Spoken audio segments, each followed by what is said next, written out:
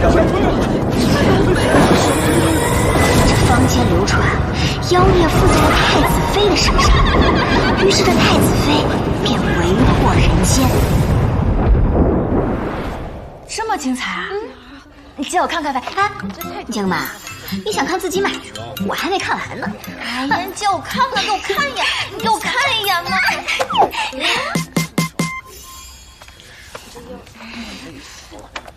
学法医的还信这些？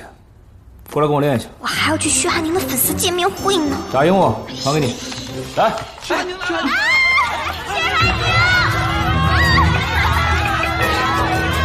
大家好，我是薛寒宁，今天很高兴和大家在这里见面。以后呢，我也会继续努力，成为更好的自己。希望大家可以继续支持我，多多关怀。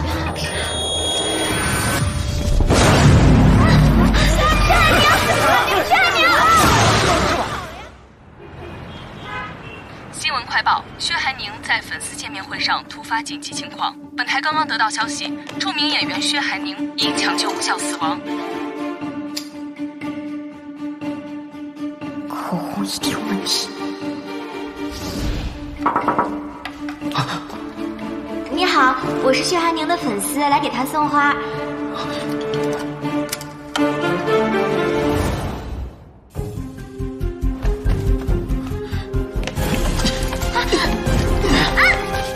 原来是你！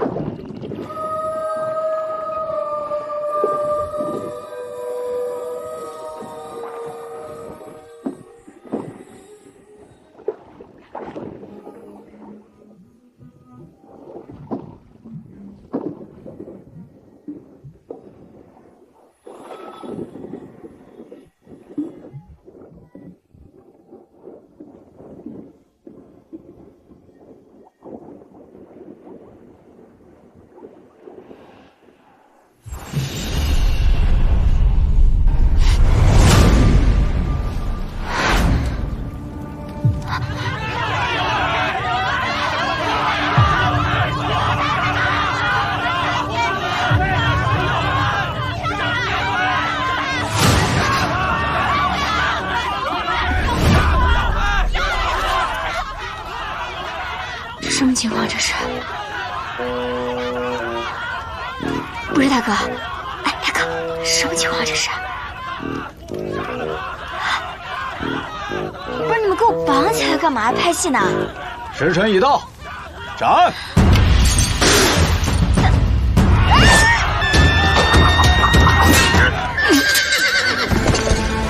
撤！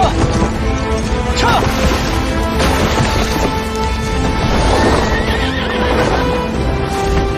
何人敢进法场？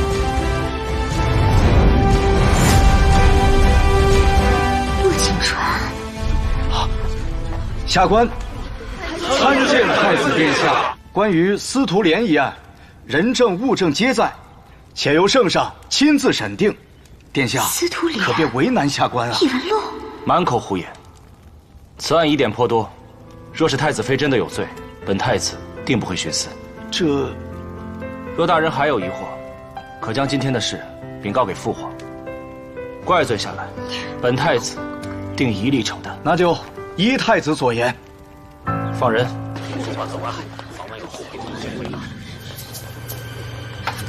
啊！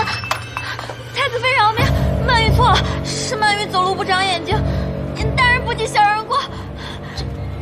席小小，席小小，你和陆景川你俩搞什么呢？太子妃，您说的奴婢听不懂啊。别闹了你！薛寒宁的案子我发现了新线索，我现在必须去公安局给他们提供线索。这里不是说话的地方，线索的事情回头再说。哎，不是。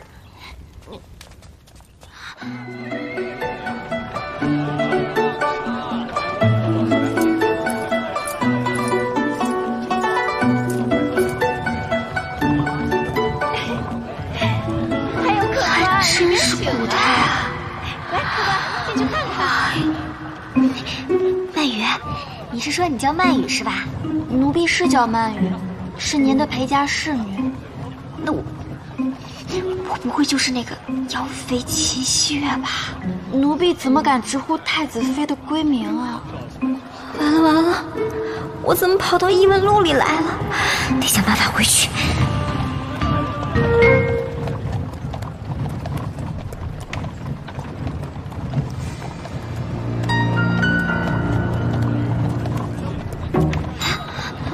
水有了，停车！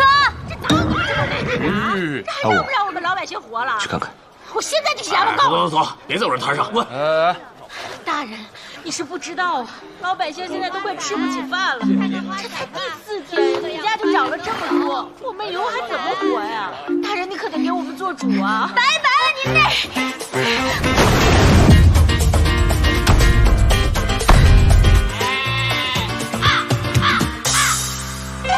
岂有此理！西月自有顽劣，也是老臣教女不善，才让西月铸成大错。虽然很多民众看见司徒莲死亡当日，西月从仙阴房出来，可是当日我与风儿也是真正的看着西月与我们一同吃家宴呐。是啊，这便是疑点所在。只是您与秦侍郎都是西月的亲属，所说的证词都不能作效。况且。 西月中途离开了半个时辰，从距离上来说是足够他往返仙阴房一次的。但是，以我对西月的了解，他不可能想出如此周密的计划。殿下此言极是啊！太子殿下，那就拜托你为我秦家主持公道。是啊，慌斩杀西月一事，我怎么还在这里？岳阳所致，还请岳丈大人。我懂了。 看来必须要查清司徒莲的案子才能离开。君要臣死，臣不对，死。穿越小说，老臣都是这么写的。该有怨言。我要去看尸体。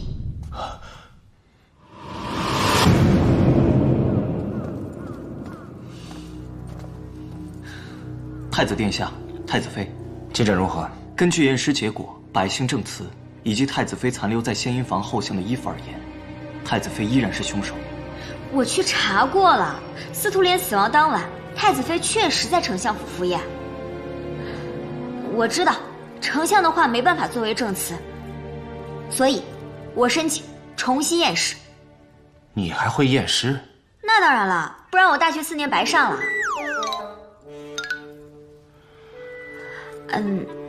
我的意思是，会那么一丢丢。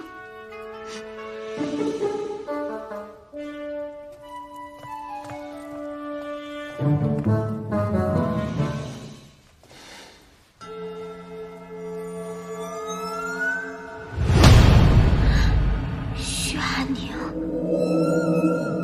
你叫他什么？他不是司徒莲吗？不会，这就是你说的重要线索吧？啊，我瞎说的。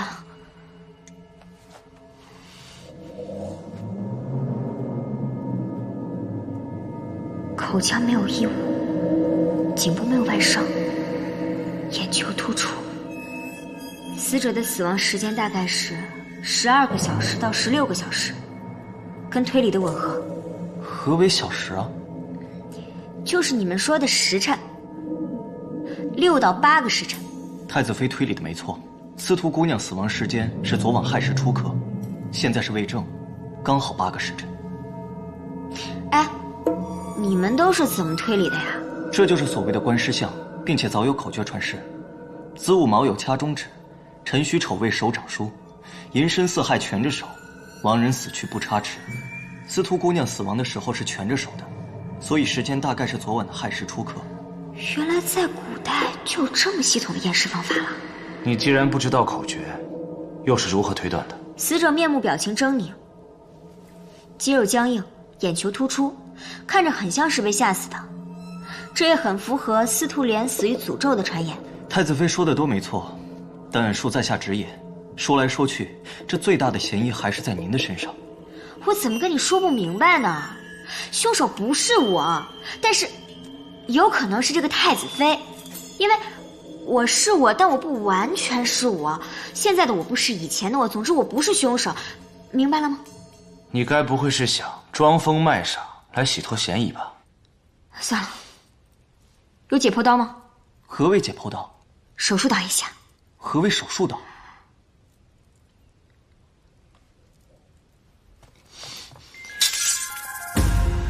你这是干嘛？解剖。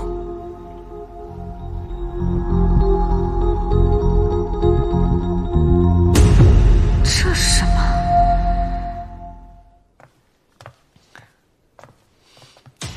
死者的胃里有一小块白色的结晶，肺部也有一些红肿，但是这里没有专业的仪器，需要以后再慢慢调查。咱们先去一趟献阴房。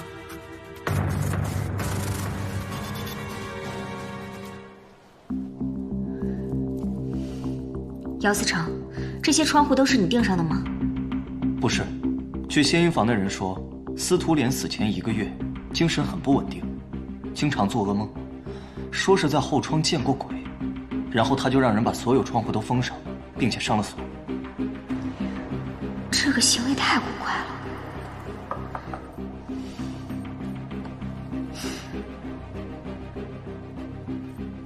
但是现场不可能什么都没留下。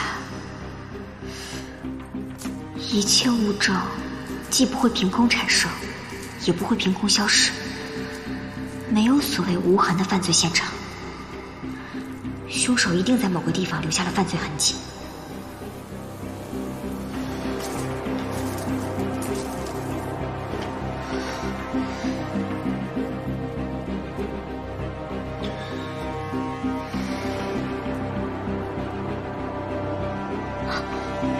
找到了。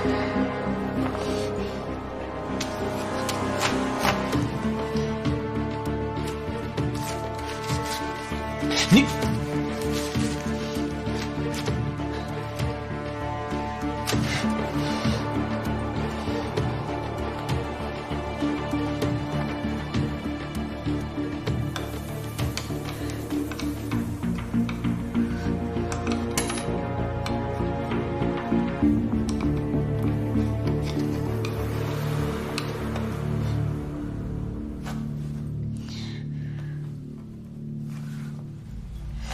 这是半截断针。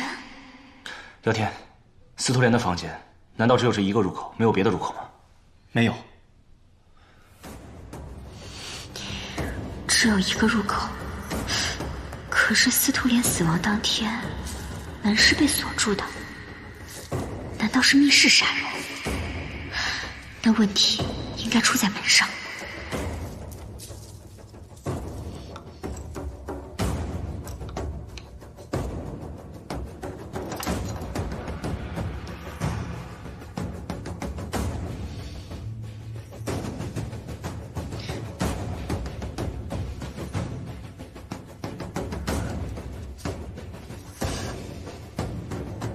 这不是寻常的灰尘，似乎是某种灰烬。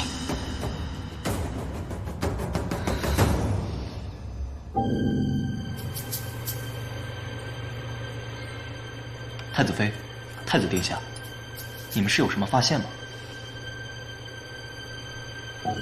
去露台看看。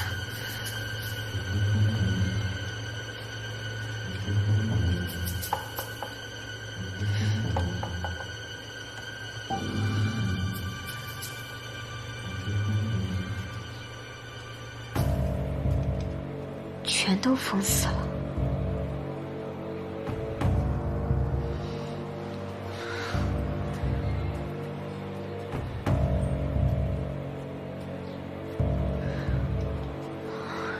这楼挺高的，可是是没听说那个太子妃会武功啊，她是怎么逃脱的呢？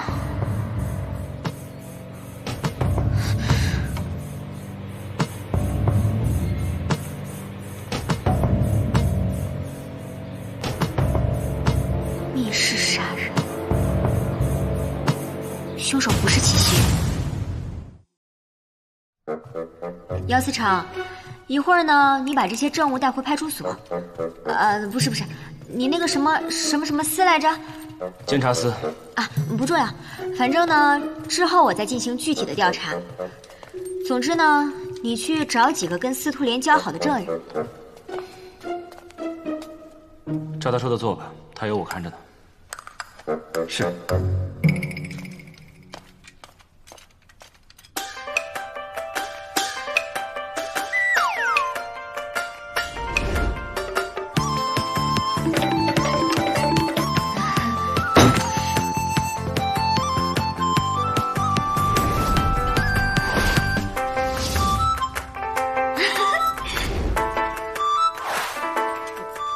那天他好像跟司徒姑娘吵起来了。你是说吴三跟司徒莲发生过争执？嗯。乖乖听话啊，要不然老子饶不了你，听见没有？还想跑啊？过来你！还敢咬老子？你那吴三人呢？有段时间没见过他了。有段时间是多久啊？差不多1个月。1个月。行，你下去吧。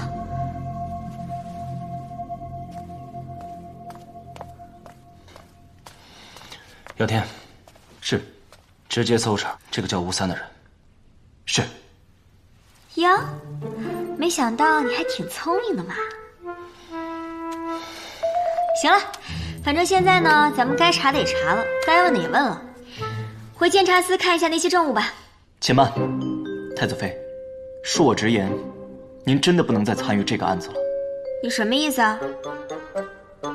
啊，我明白了，你是不是怕我抢你功劳啊？你放心，到时候呢，圣上要是问起来，我肯定说全部都是你姚思成的功劳，行了吧？您误会姚天了，我并不想要什么功劳，我只想还死者一个公道。只是，您尚与此案交错不清，实在不适合再继续查下去了。那刚刚不都查过了吗？这样吧，天色也不早了，随我回府里，边吃边聊。要去皇宫里吗？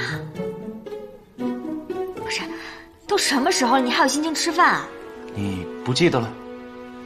自从父皇把督办案件的事情交于我以后，为了行动方便，就一直住在郊区别馆。啊，还有啊，如果你没有心情吃饭的话，你大可随姚思成回大牢里去。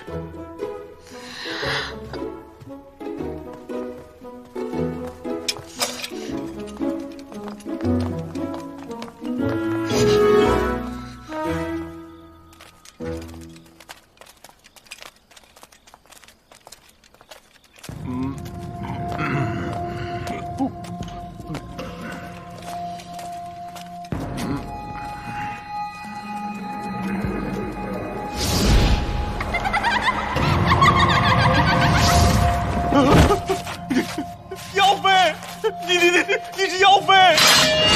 大胆，敢对太子妃无礼！无妨无妨，我以前确实做过不少错事，百姓怕我也是应该的。别，放过我！你有妖法！太子妃，是卑职的错，我定会让监察司早日制止谣言。就算你把监察司所有的人都叫过来，就能堵住百姓的嘴吗？再说了，姚思成，我是不是妖妃这件事儿，恐怕你自己都不太能确定吧？走吧。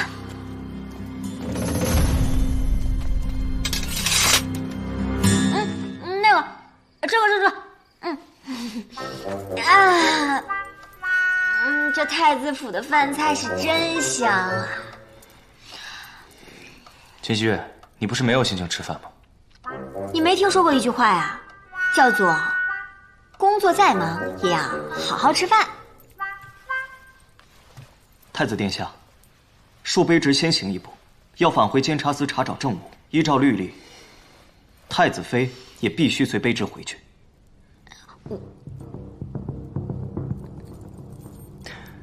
不愧是姚天啊，忠勇刚正。我且问你一句，1个月之前，太子妃可有作案动机？没有，太子妃与司徒莲相识尚不足1个月。所以呀，这个司徒莲他表面上是死于诅咒，但其实呢，他1个月之前就已经找人订好了窗户。这说明什么？说明他1个月之前就已经受到了威胁。不管呢，说这威胁是来自于鬼神，还是来自于某个人，那我的嫌疑无非就是因为当晚有人目击了我在那个犯罪现场，坊间传闻我被妖孽附身，那还不是因为我平时品行不端正，百姓才会相信的吗？没错，行凶者在1个月之前就已经制造好了谣言，正好太子妃10几日前大闹了仙阴坊。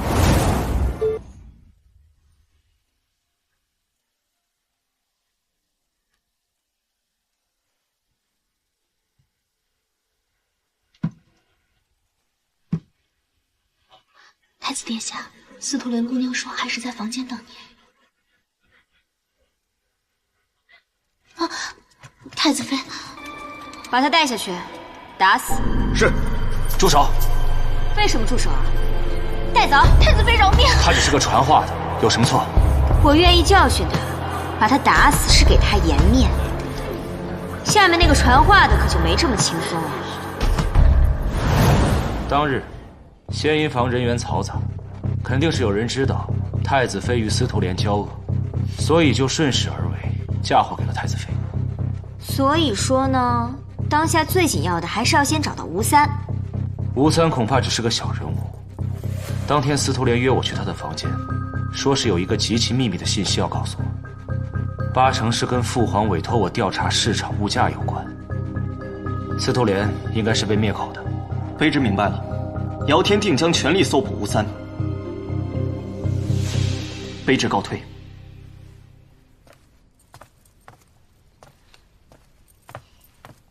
人倒是个好人，就是有点轴啊。他是在恒国出了名的刚正不阿，品行端正，所以这么年轻就当上了司城。走吧。去哪？回房睡觉。睡觉？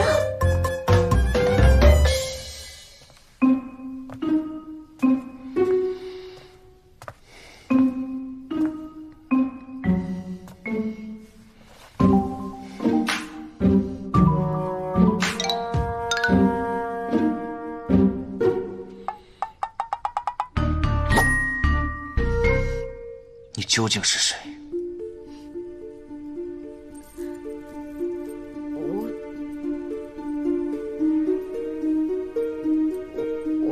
我是秦希月啊，我是谁啊？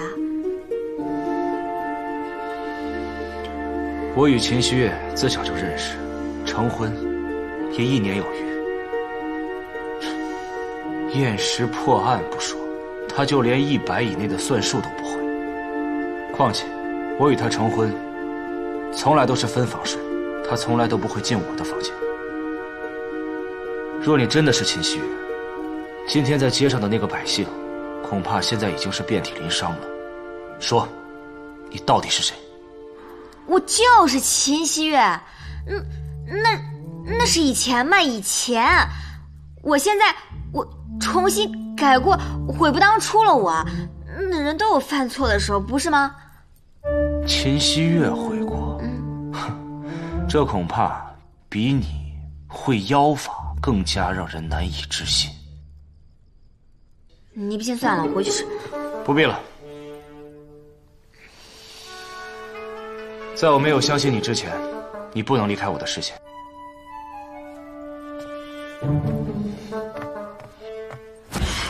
你要干嘛？我关灯睡觉啊。不熄也能睡。不熄灯怎么睡啊？我睡不着。哎，总之不行。我熄个灯怎么了？倘若一熄灯，就有人知道我就寝了，万一有刺客怎么办？事儿可真多。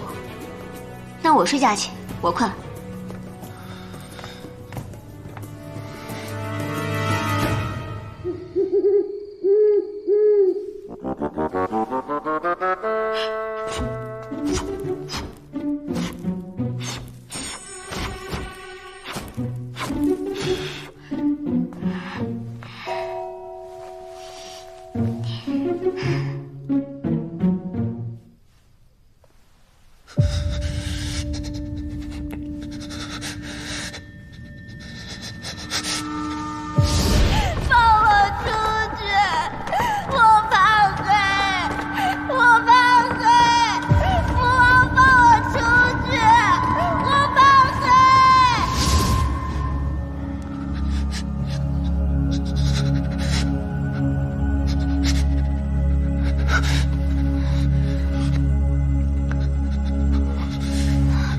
怎么回事啊？啊，你怎么了？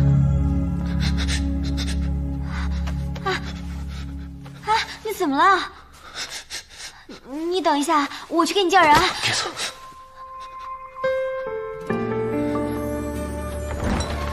太子殿下，太子妃，蜡烛怎么灭了？那你继续。啊！辗转之间，刻骨了爱你的无限。听落雪，听缘分也在哽咽。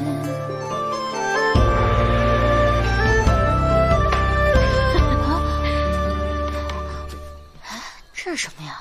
娘，你看这是什么？哎呦，我来解，我来解。快跑！太子妃，您慢用。太子妃，这是按照您给的方子做的菜。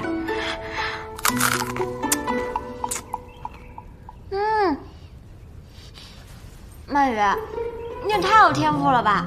我才跟你说了1遍，你就做出来了。哪有？还不是太子妃的菜谱写得好。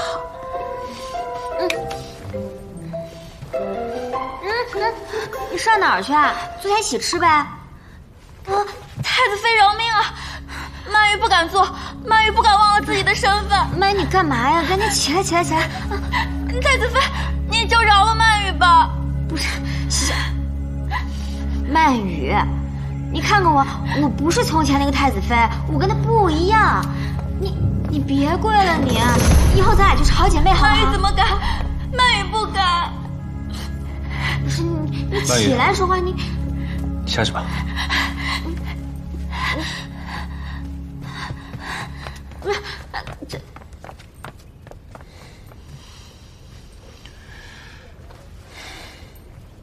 这什么呀？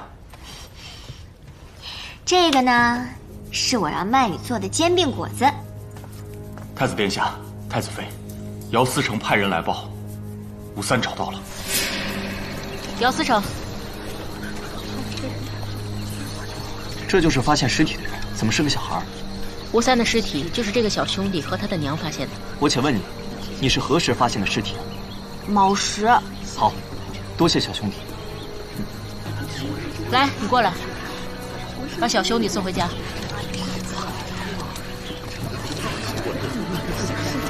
让让。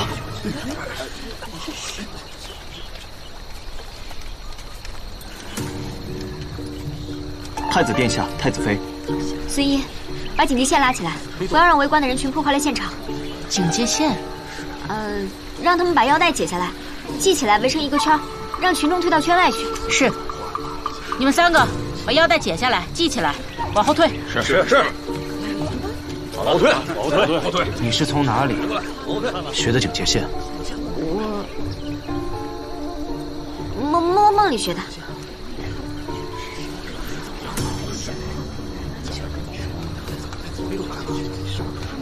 鼻腔里有泡沫，眼结膜与典型出血，皮肤皱缩发白。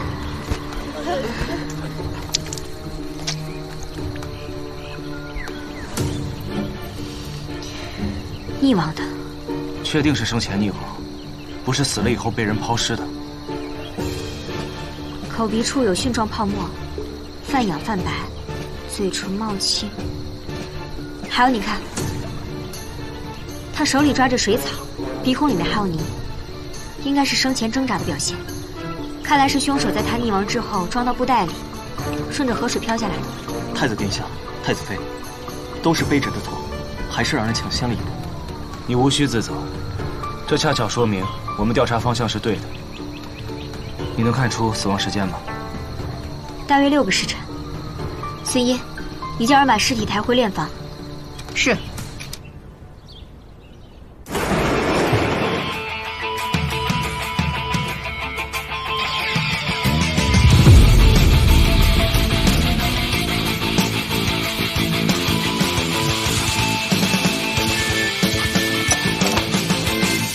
太子妃，您这带的都是什么呀？尸体身上有大量的细菌，为了安全起见，我做了防护措施。来得太匆忙了，就只让曼玉准备了这些。您这都是跟哪儿学的呀？这与我之前所见过的仵作大有不同。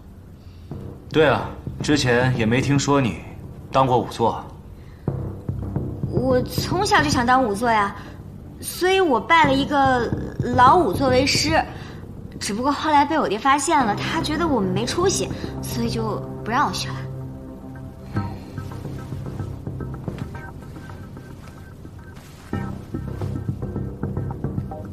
是打斗留下的。姚思成，这应该是被会武之人所伤。我不懂武功，你来看一下。行刺之人内功深厚，武功高强。那就不排除这个吴三是被人打伤之后失去了反抗能力，然后被推下水溺亡的。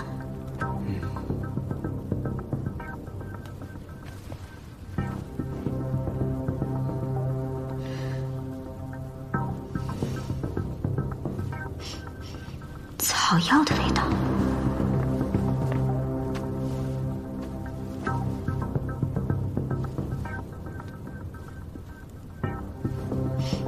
这只手也有。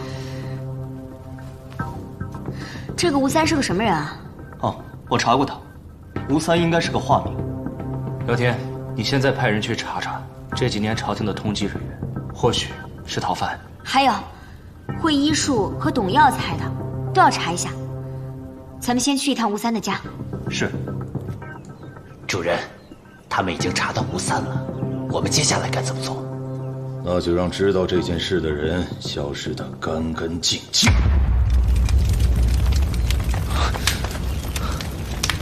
是吴三家，不好！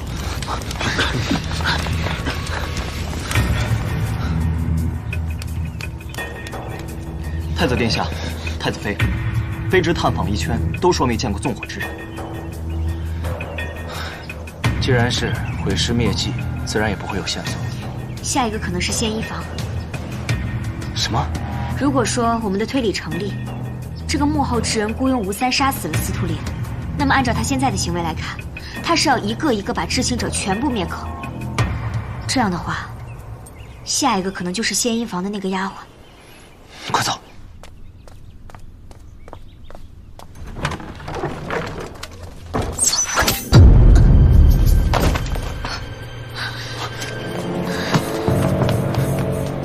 怎么样？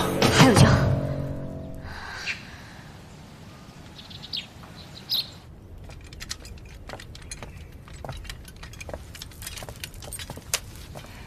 太子殿下，卑职无能。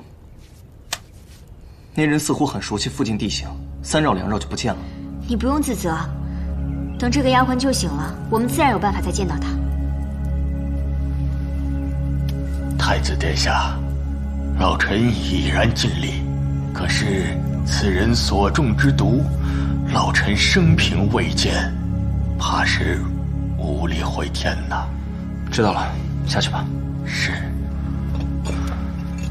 中毒。对呀，我怎么把他给忘了？太子殿下，太子妃，姚思成，午膳已经准备好了。你来的正好，正要去找你呢。你快看看，你对此毒可有了解？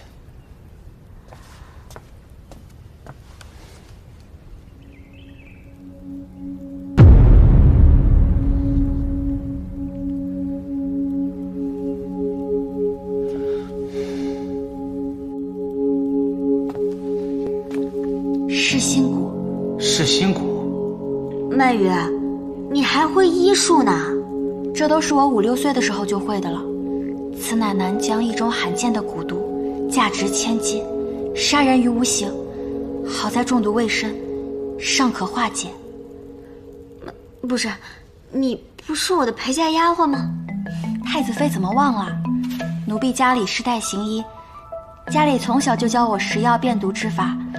只不过，爷爷为了报答丞相，便把我送到你身边做丫鬟了。他爷爷就是名震天下、医毒双绝的毒手药王。不做神医做婢女，有钱任性是吧？曼雨姑娘，既然你认得此毒，可有解毒之法呀？以银针放血，药浴辅之，不出3日便可解毒。只不过南疆的蛊毒极为阴狠，一旦进入人体，就会成结晶状，除非常年服药，否则无法根除。结晶。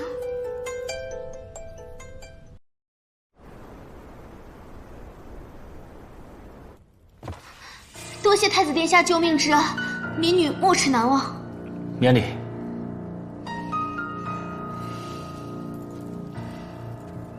这位姑娘，你可是知道什么跟司徒莲有关的秘密？各位大人，民女就是个打杂的，我什么都不知道。不知道就不知道，你慌张什么呀？明显就是知道。是，你还不如实招来。这位官爷，我真的什么都不知道啊。罢了，我看你担惊受怕的样子，想必你是真的不知道吧？回去吧。太子殿下，就这么放他走了？没事啊，让他走吧。就这凶手啊，没杀人成功，肯定在仙衣房等着他。这姑娘可怜了，回去之后啊，可能得好好的跟那个人斗上一番了呀。各位大人救命啊！民女不想死。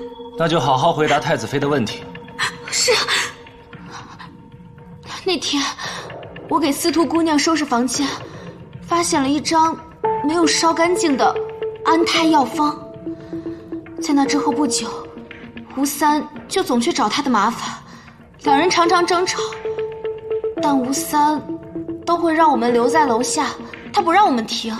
之后司徒姑娘貌似中邪了，有一天她起床后流了好多血。那段时间她好像有点疯了，整天说屋子里有鬼，还让人把窗户都钉上，也没有演出。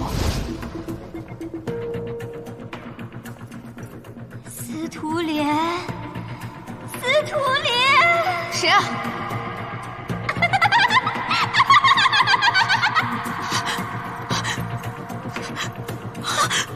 司徒莲！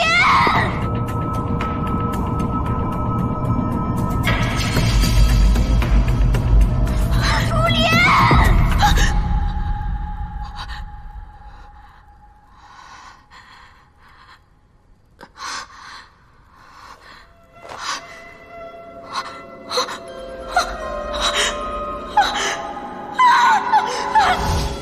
他的身体越来越差，直到太子殿下去的那天，司徒姑娘上台前突然找到我，给了我一些钱，说如果太子来了，就趁着大家都注意他表演的时候，让我借送茶水的机会，给太子爷传句话。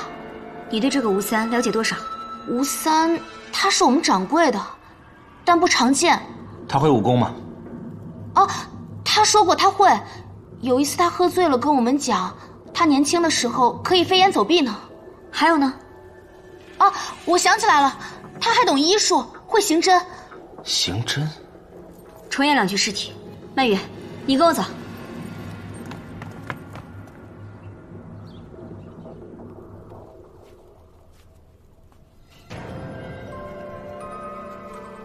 曼雨姑娘，你要是不舒服，我可以陪你去外面等。没关系，我能忍住，还是帮太子妃要紧。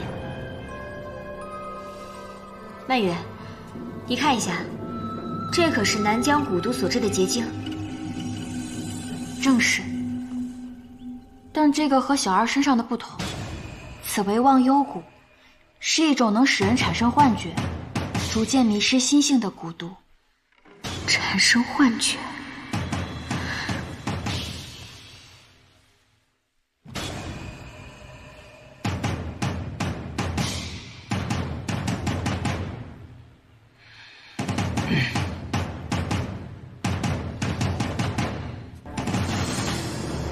确有落胎的迹象。司徒莲应该是怀孕不久，又受到惊吓所导致的滑胎。只是这幕后之人，如果只是要打掉司徒莲的孩子，那他做的这一切似乎不合理啊。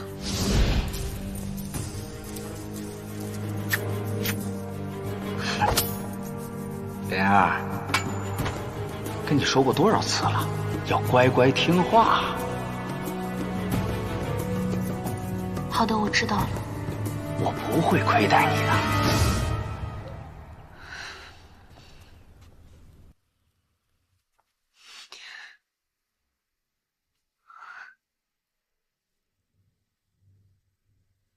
曼雨，你看一下，这是否也是蛊毒所致的伤口？这个应该不是。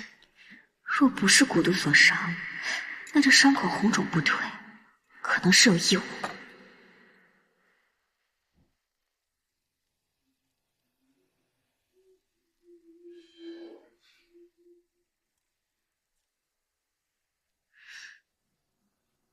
半截针。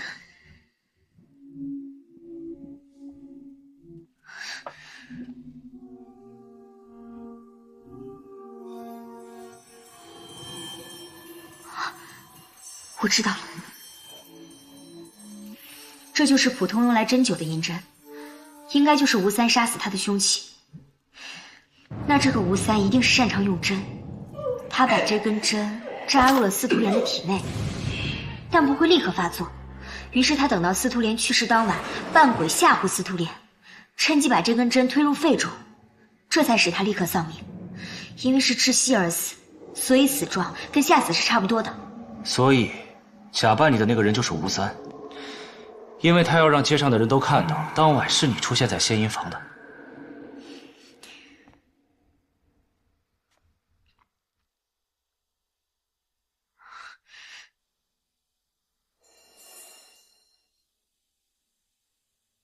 这是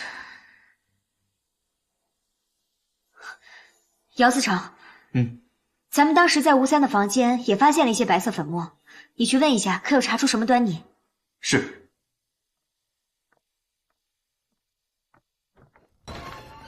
你之前说在吴三的手上闻到药味，加上他会用针的线索，以此推断，他迷惑司徒莲的蛊毒和试图杀害丫鬟的蛊毒，都是出自他的手，对吧？不会。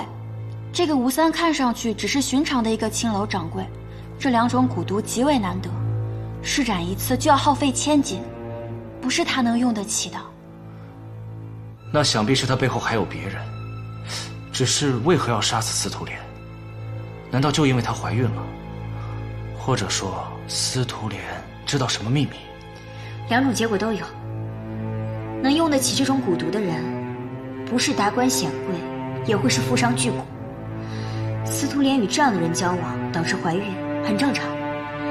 而且长期交往，他肯定会知道他许多的秘密。于是司徒莲便以此为要挟，想保住这个孩子，但是那个人肯定不会同意的。所以落胎之后，司徒莲心生报复，想去找你报信，拼个鱼死网破，可最后却落了个被灭口的下场。有结果了，白色粉末是干涸的鱼胶。另外，我们在吴三的床下还发现了一大管丝线。你们先去仙音房，我去取酒来。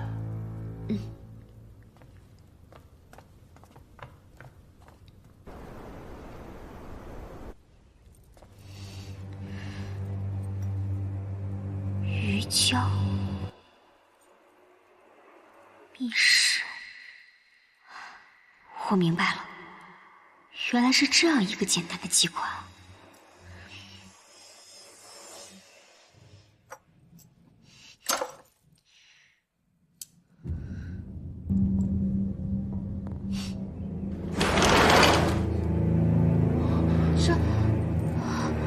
姚思成，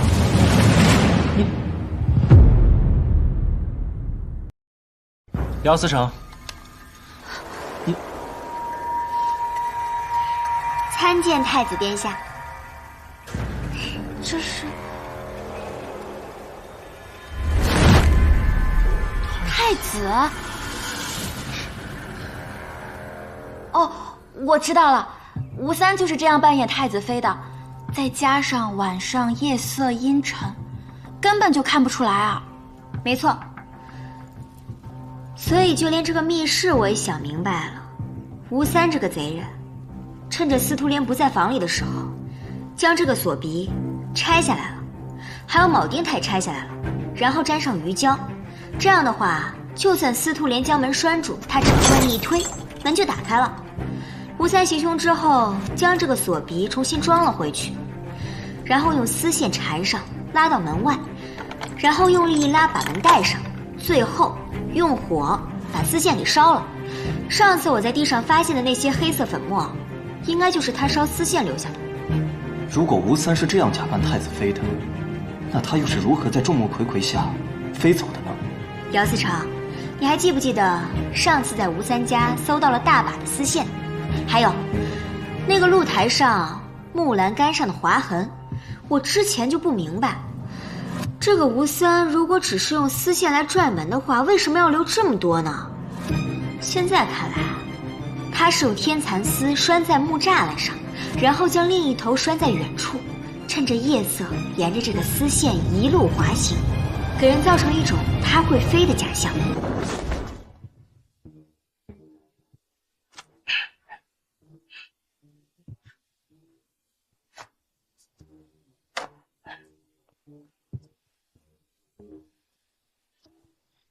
太子殿下，太子妃，二位的推断鞭辟入里，在下犹如听了一场大戏。姚天在此，谢过殿下和太子妃。不是你个大木头，你就谢我们两个吗？哦，姚天谢过曼雨姑娘。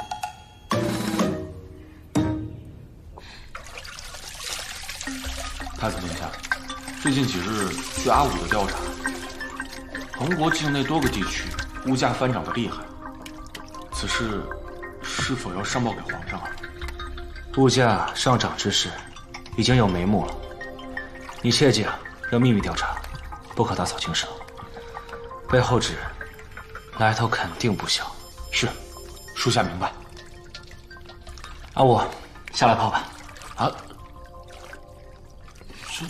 属下不敢。没关系的，都是自己人，下来吧。是。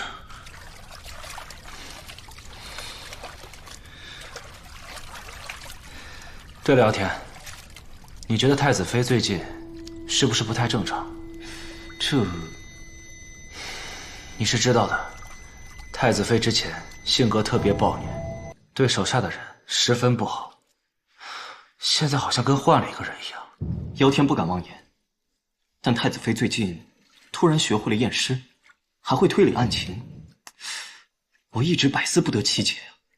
是啊，不仅变得十分聪明，而且对老百姓也十分友善。他居然还会教曼雨做饭。太子妃能够及时改过自新，是百姓之幸，也是恒国之幸啊。只怕是没有那么简单呢。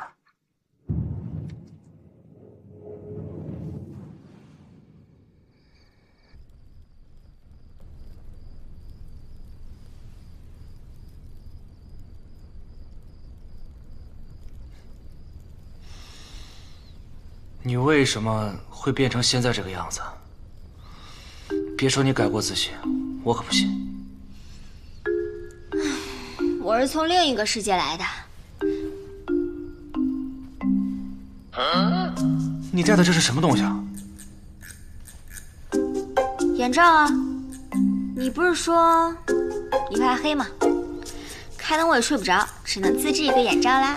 谁说我怕黑了？对对对，你不怕黑，你呢就是怕刺客而已。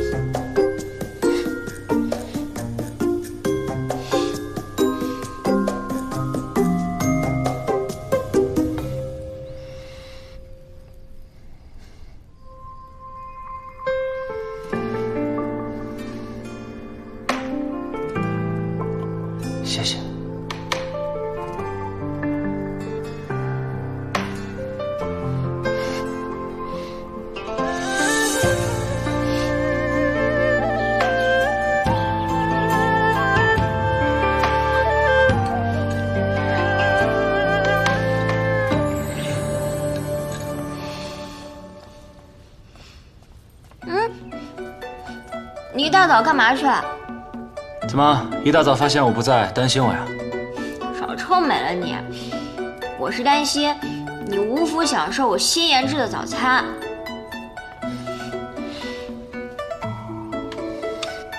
今日我已向父皇请旨，还你清白。谢谢你。太子殿下，姚思成，你来了，没吃饭的吧？一起吃。哦，谢过太子妃。太子殿下，这是今早有人交给监察司的。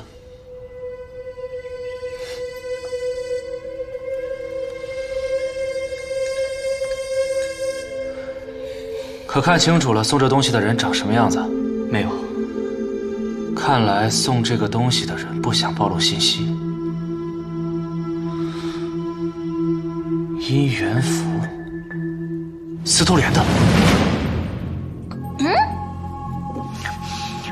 司徒莲，该不会是他给那个男人求的吧？哎，姚思成，你可知道这姻缘符出自哪个佛寺或是道观吗？这个我还真不知道。但若是说求姻缘，还是那姻缘树最为灵验。姻缘树，这么清楚？去过？我可没去过。姚思成好，今天来的有点晚啊。姚思成好。姚思成好。哎，王叔。姚思成，不是说没来过姻缘树吗？怎么大家都跟你这么熟啊？哎，刚刚路过的时候，那小狗都朝你多喊两句。来这棵树的人大多心有愿景，所以会求一块牌子挂在树上。据说这块古树很灵的。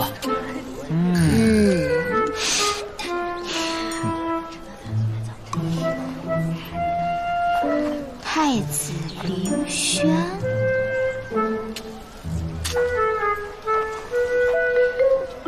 这看来想嫁给太子的人还真不少呢。太子妃，你是不是吃醋了？我才没吃醋。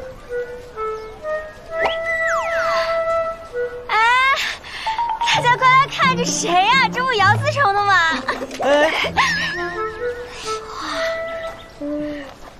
姚天，你大可放心，以后本太子一定给你找一个好姑娘。谢过太子，但耀天相信，缘分天定。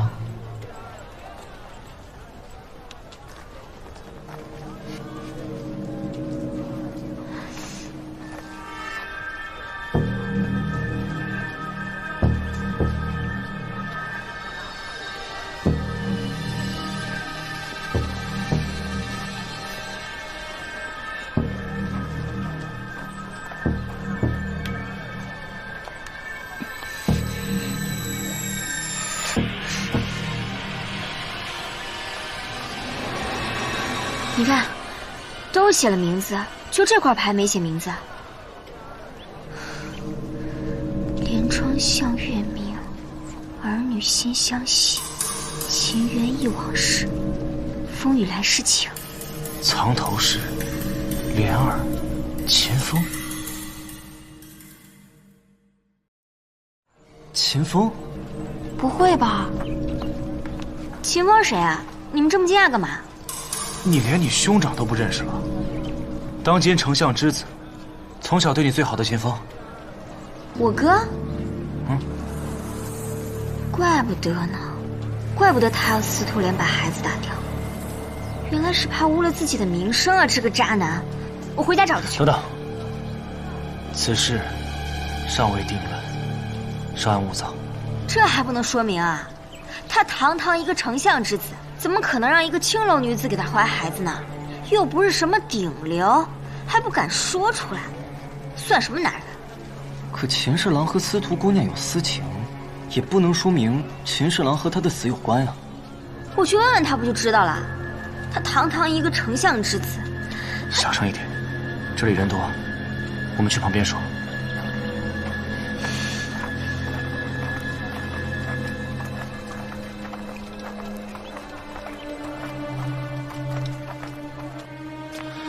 秦侍郎的确符合我们的推断，但是现在证据不足，尚不能定论。你不敢问，我去问。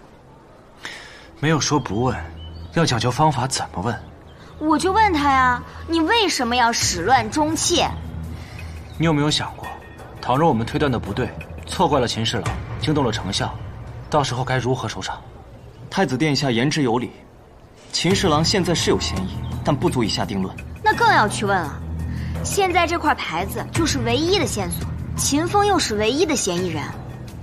这样，自从你出事以后就没回过娘家，我们打着探亲的名义侧面打听。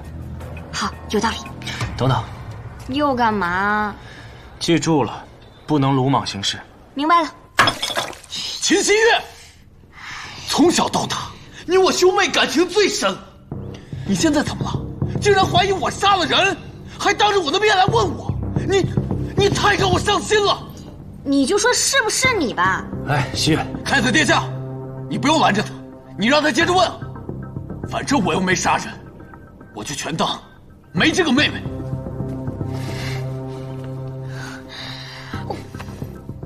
不是说让我来问吗？现在搞成这个样子。那个秦侍郎，你消消火。希月呢，也是破案心切，所以说的话有点冲，你就别跟他计较了。查案子是你太子妃该做的事情吗？你从小就为非作歹，本以为你嫁给太子，兴许能收敛一些，没想到还变本加厉，还胡乱冤枉到兄长头上来了。你想想，前几日你被人冤枉要砍头的时候啊，是什么滋味？好了，秦侍郎，我们也是看到司徒莲的姻缘牌上的确有你的名字，过来也是想找你问线索的。如果真的是怀疑你，那过来的就不是我们俩了，而是姚司成。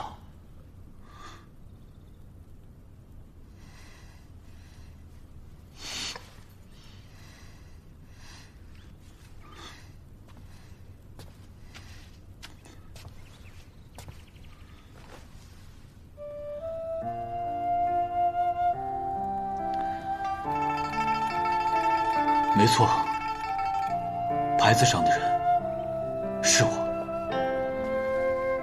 我与莲儿是真心相爱的，只不过我们门不当户不对。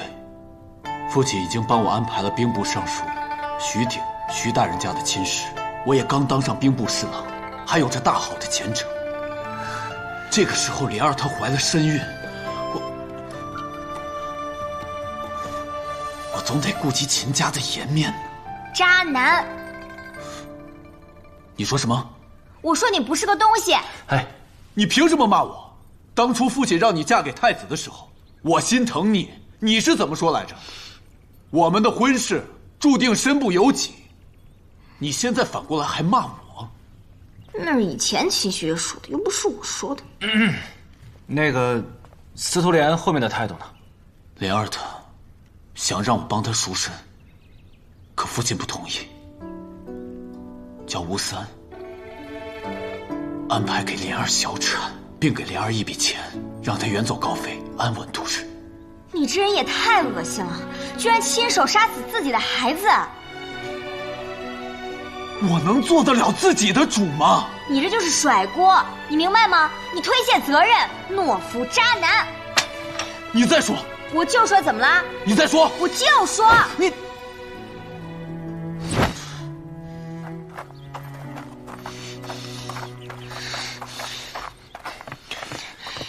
希月，你还想不想查案了？查呀，当然要查了。好，那你就别生气了。你又不是不知道你父亲什么性格，古板又爱面子，让一个青楼女子进家门，断然是不可能。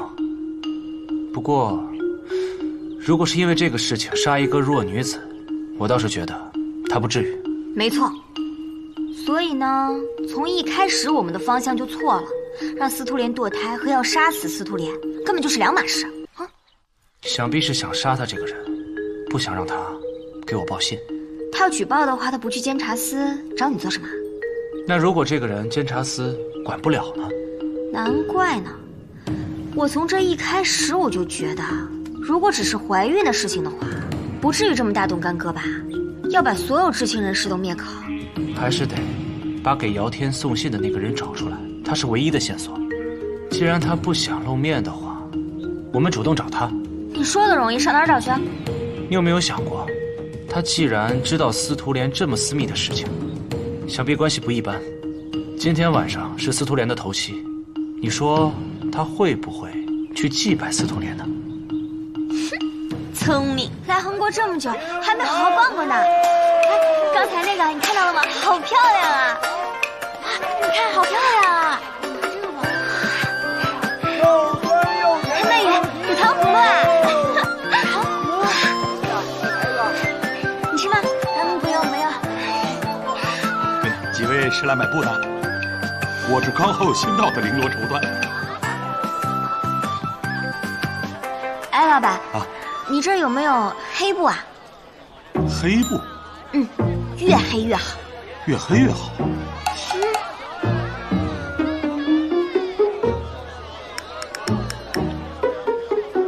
您看这个够不够黑？这可以，就这个。老板，这个，还有那个，这几匹包起来吧。不用这么多，这多浪费啊！只要你喜欢，这条街不都是你的吗？这个数又涨价了。没办法，物价天天在涨，不但我这儿涨了，整条街的布匹米面都在涨，不涨价如何吃得上饭呢？没关系，按这个价都包起来吧，老板。好嘞。走，我们去前面看看。哎，安总啊。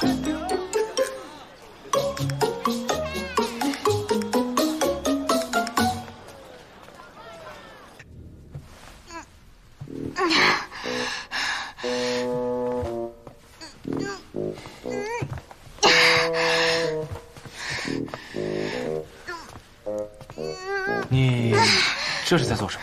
不是，曼野做的东西太好吃了，我的小肚子都出来了。你都这么瘦了，也不用减。不行，我起不来，你帮我把腿按一下吧。你按在这儿，那这样按住这里，对，按起来啊。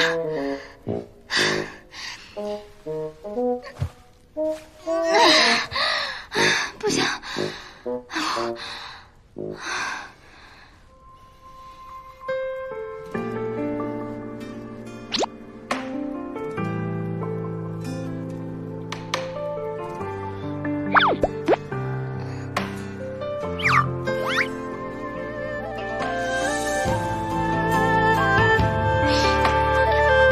不是，我还要接着运动呢，我这。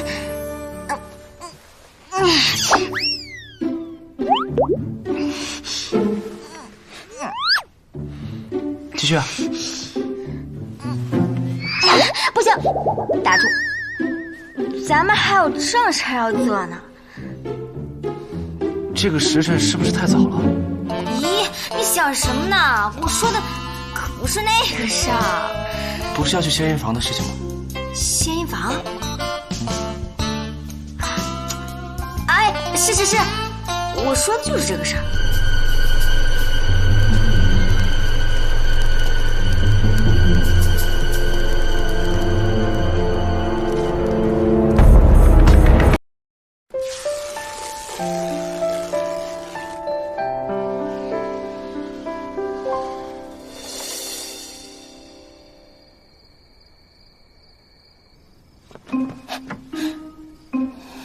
我们这样会不会看着很奇怪？走。哎，这么黑也不说打个灯笼啊！咱们是来偷偷做事的，又不是打个灯笼不被人发现了。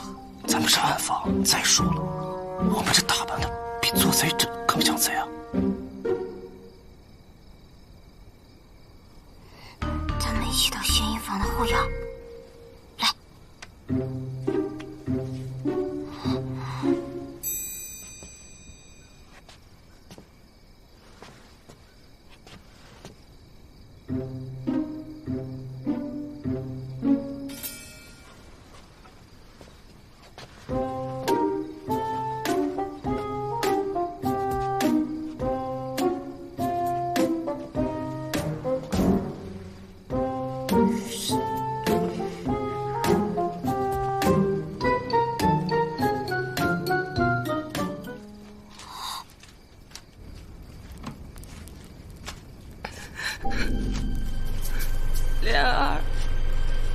对不起，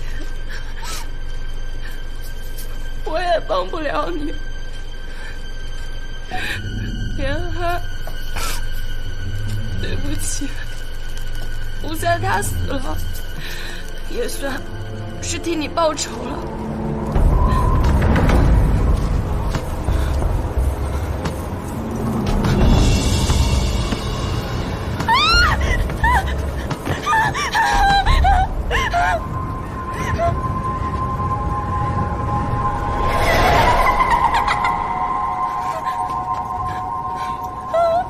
别来找我！不是我，如意。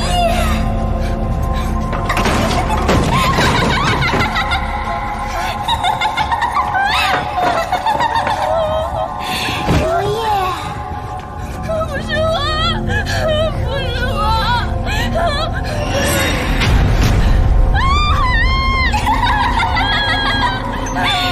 如意，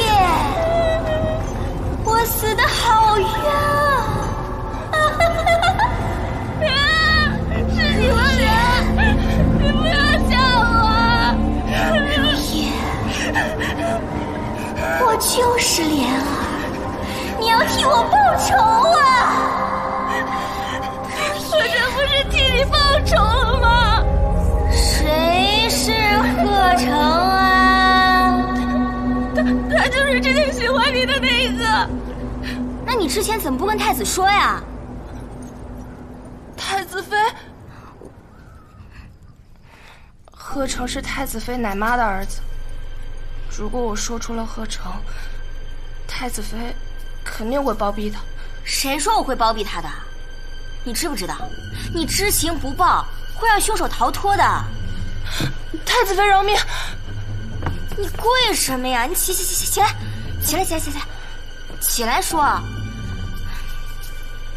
如意姑娘，你大可把你知道的全都说出来，我们不会徇私包庇，定会秉公执法的。莲儿怀孕后，秦大人不肯娶她，还逼她把孩子打掉，莲儿很伤心。莲儿，既然你决意要留下这个孩子，那我去跟吴三说，我给你赎身，娶你，然后养大这个孩子。不，此生我除了秦风，谁也不嫁。你有你的人生，不必为我牺牲这么多。我劝莲儿答应，因为这是脱离苦海的好机会。可是他说，贺大人是好人，不能欺负好人，所以他拒绝了。这下可把肚子里的话都说完了？都说了，我知道的都说了。如意姑娘，你拿着这块玉佩去见查司，他们会保护你的。嗯。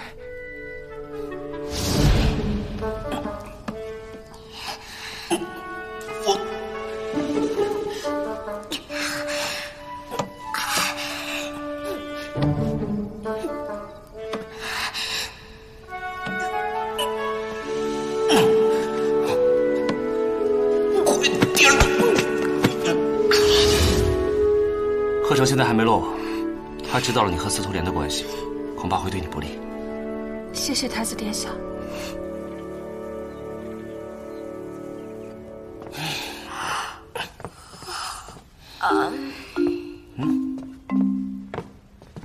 曼月，这是什么？太子殿下，这是一早惠妃娘娘给您送的生辰贺礼。那为何不叫醒我？惠妃娘娘特别交代，太子忙于国事就不必谢恩了，说是3日后，陛下为太子准备了生辰宴，到时候再谢恩也不迟。这么傲娇，你该不会是处女座吧？你在说什么呢？我怎么可能是？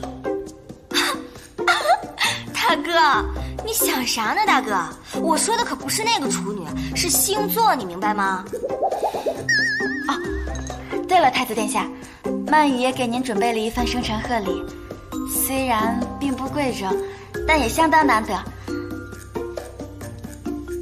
这是药神谷独家培育的凝烟虫，曼羽想大家以后查案难免会遇到危险，到时候只需要捏破这虫子的外壳，就会释放大量的烟雾，足够逃命了。哇，真的会冒烟？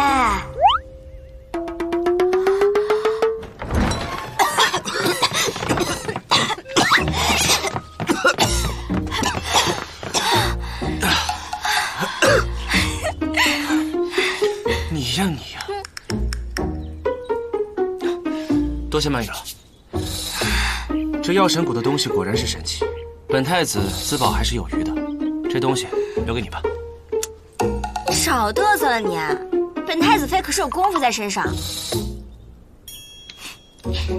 不跟他说了，大爷，我带你去个地方。哎，不是，你们去哪儿啊？这是？卖糖葫芦喽！卖扇子，上好的折扇啊！客官，来点糖葫芦吗？卖扇子啊，上好的折扇啊，各种款式都有啊！啊，来看一看。姑娘要灯笼吗？10文钱一个。放这上吧。哎，您看。糖葫芦，来看一看啊。这个。曼爷，来。哎，姑娘，看一看，选一选。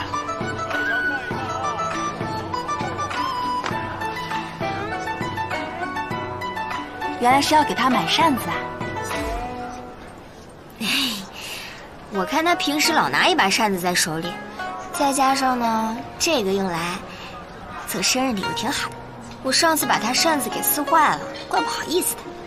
哎，我看这个就不错，夫以诗经，尊笔汝焚，讲述的是妻子对丈夫的思念之情。不行，这也太恶心了，这一看就不是我说的话。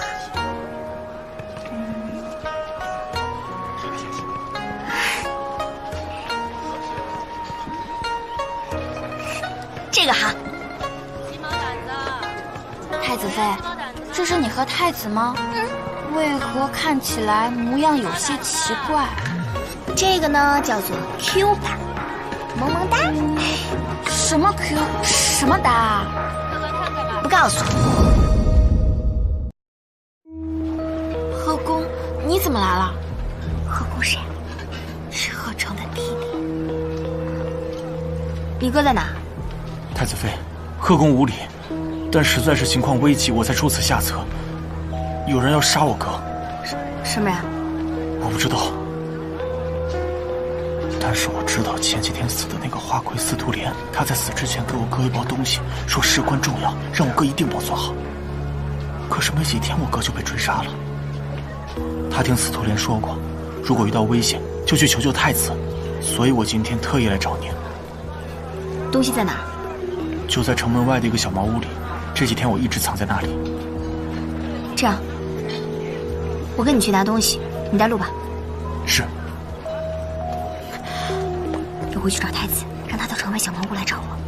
太子妃，速去。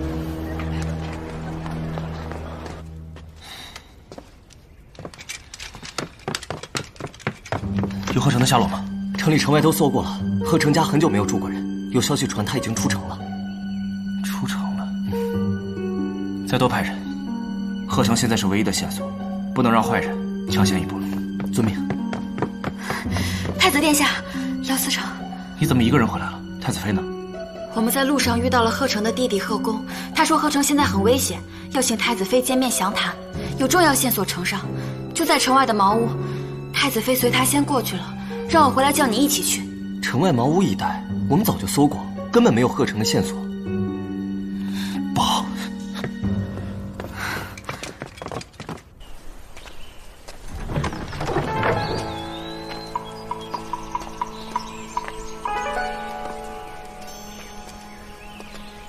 太子妃，就是这里了。我在门外替你把风，我哥就在里面等你。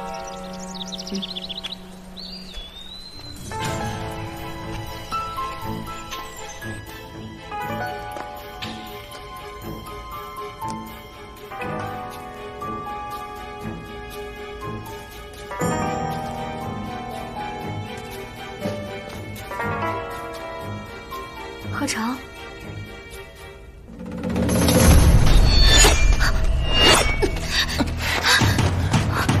太子妃，别怪我，要怪就怪你知道太多了。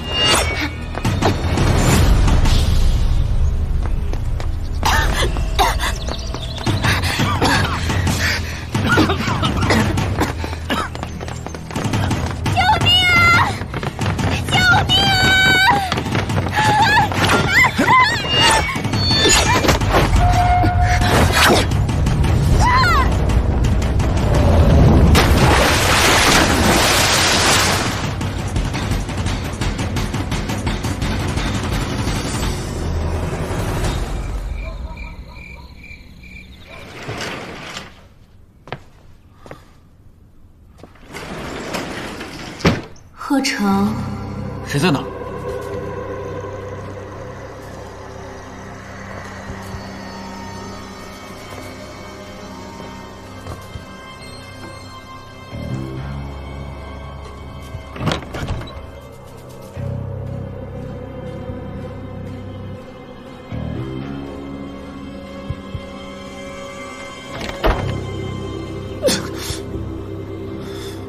贺成，你为何抛下我？莲儿，53已死，我已经替你报仇了。可是我在下面好孤单呀，要不你下来陪我呀？过来陪我，过来，来嘛。莲儿。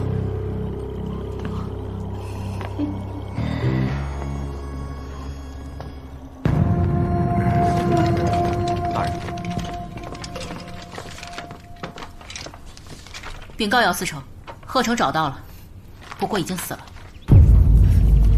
死了？怎么死的？死在哪儿？刚刚接到子时县县衙的消息，子时县昨晚发生了一起女鬼索命案，死者正是贺成。子时县县衙不敢妄断，连夜差人进京汇报。女鬼索命？你速带人前去，在我和太子去之前，不可轻举妄动。是。哦，对了，把太子妃的那个警戒线带上。是。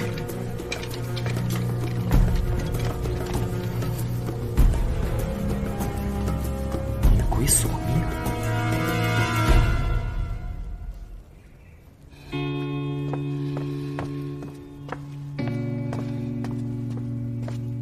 太子殿下，药熬好了。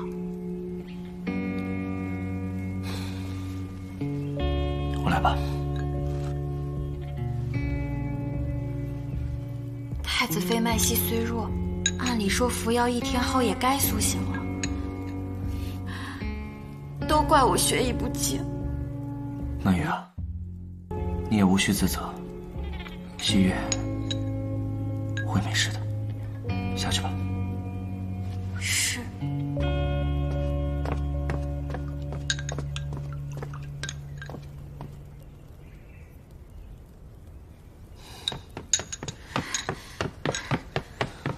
太子殿下，姚大人来了，说有要事。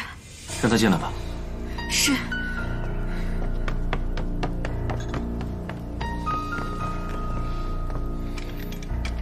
太子殿下，太子妃情况如何？还是老样子。说吧。回殿下，贺成死了，死在子时县，县衙来报说是女鬼索命。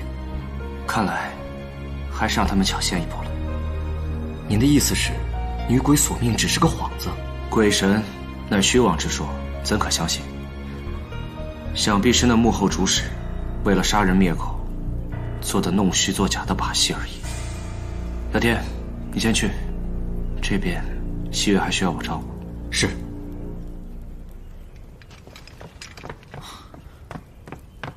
太子殿下，姚大人，进来说。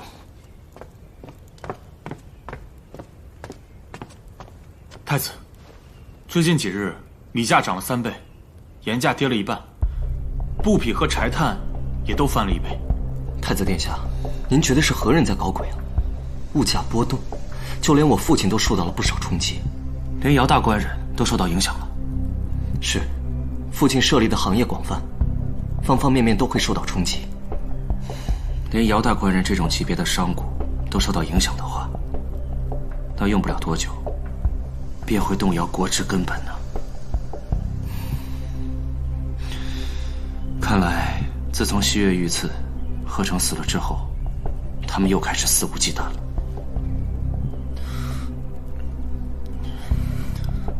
还有什么要说的？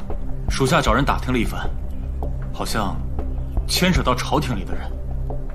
那是自然，要扰乱民心，必然会里应外合。你继续查，不管牵扯到谁，给我一查到底。是。有天，你记住我说的，等西月好一些了，我就立刻前往子时县。是。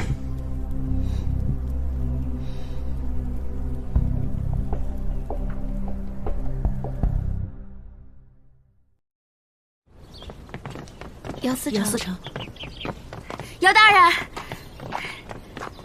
曼雨姑娘。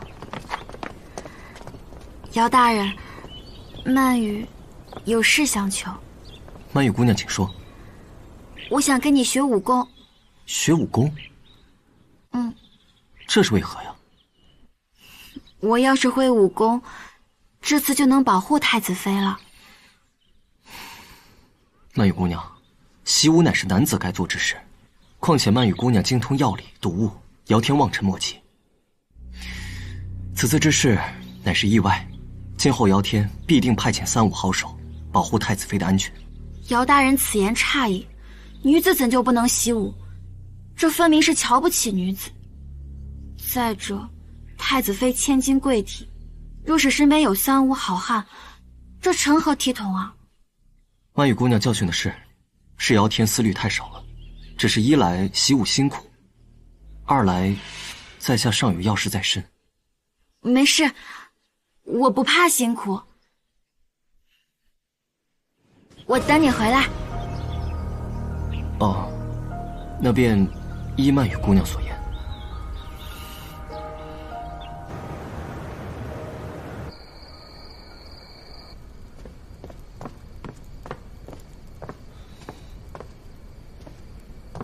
太子殿下，快3更了，您吃点东西去休息吧。太子妃由我来照顾。我没事，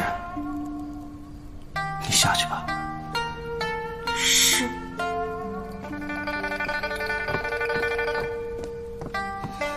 西月，你何时才能醒来？待太子命令你醒过来。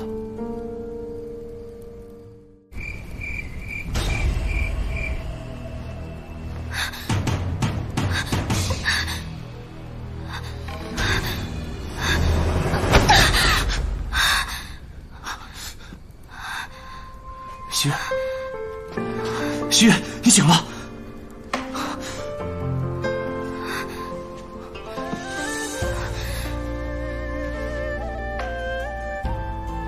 你怎么流血了？谁打的？没事，不重要。你现在感觉怎么样？我以为我再也见不到你了。已经没事了，以后你也不会有危险。只是你要答应我，以后不准一个人到处乱跑。嗯，那我还不是……你又不舒服了？曼雨，我没事，没事。我昏睡几天了呀？7天了。7天？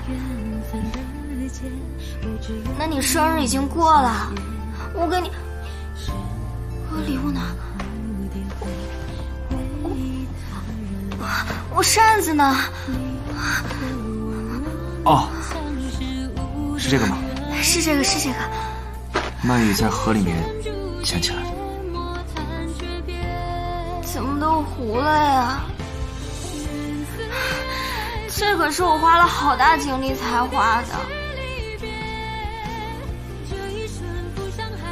你那天跑出去，就是为了给我买这个？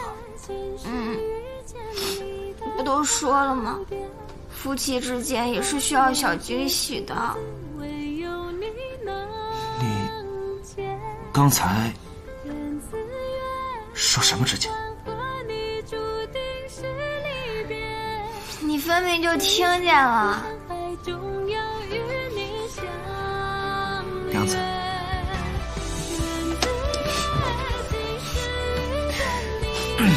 来，叫一句官人听听。不，那你就别怪我，我可要掀被子了。那我就来了。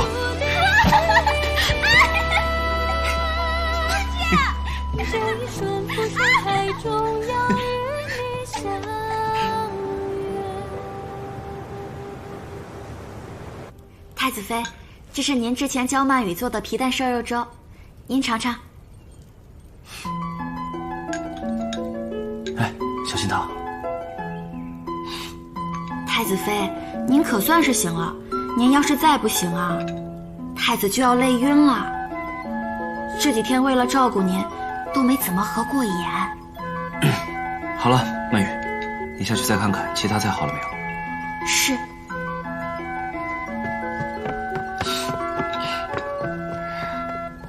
对了，你有看清楚那几个人长什么样子吗？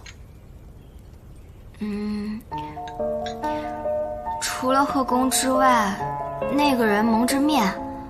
我想起来了，那个人的右肩上有一块淡青色的胎记。只可惜还是让他们给跑了。不过，从市场上这几天物价变化来看，应该跟他们是脱不了干系的。走，咱们去紫石县。去可以，但是你得保证，不准离开我的视线。我知道了，我保证不再这样了。从我醒来到现在，你都让我保证多少遍了？我保证。太子妃，曼雨要跟您一起去。姚思成答应我要教我学武功保护您，我怕日子久了，他就不认账了。好，咱们一起去啊。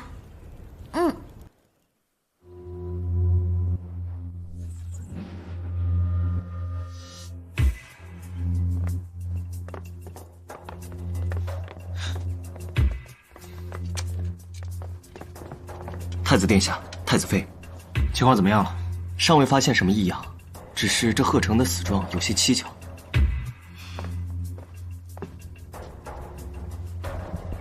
曼雨，工具箱拿来。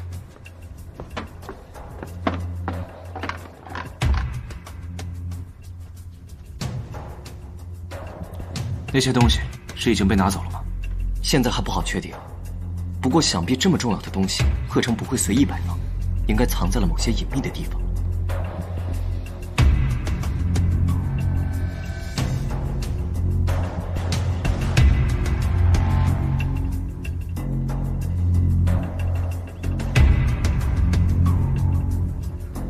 把证人叫过来，我有话要问。是。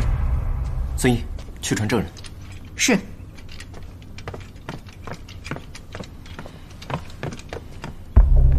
把尸体带去殓房。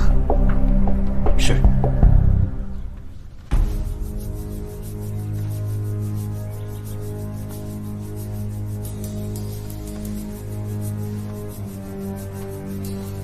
没有明显的外伤，死亡时间大概是昨夜，距现在4到6个时辰。曼雨，打更人是什么时候发现的？子时。那应该差不多。细小的地方我也检查过了，没有类似于针孔这样的小伤，具体的结果恐怕要等到解剖之后才能知道。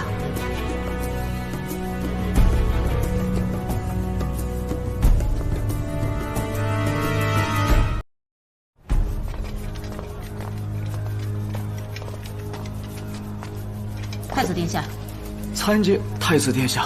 刘二，我问你，当晚是什么情况？那天夜里，我刚打完3更的锣，就听见水波家附近有悉悉嗦嗦的声音，我以为是闹贼呢，我就过去看了看，结果我看见了一支送亲队伍，那轿夫那都是纸人，边走还边撒钱呢，还看我呢。虽然说我们打更人经常碰见一些怪事，可这么怪的还真是头一回。你放心，我既来此，便代表的是天家威严。还请您替我们做主啊，太子殿下。本太子小时候曾得一人教授仙法，什么鬼怪都能除掉。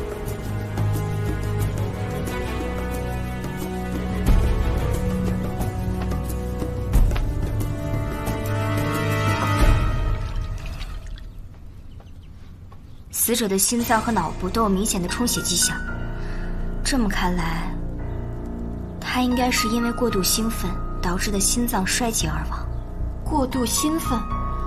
贺成来此处是为了躲避追杀的，有什么值得开心的事啊？不一定非要什么事儿，药物也可以让人兴奋，甚至是发狂。也对，光是我知道的就不下几10种。可是太子妃，不论是什么药物，死者生前都会十分的痛苦，绝不会像现在这样面带微笑而死的。那就更对了，说明这种药物不仅可以让他兴奋，甚至还能让他产生幻觉。他一定是在死前看到了什么让他特别开心的事情。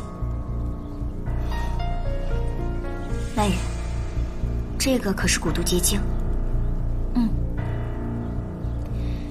这是从他鼻腔和肺部里面取出来的，那说明他就是吸入了这种蛊毒而死的。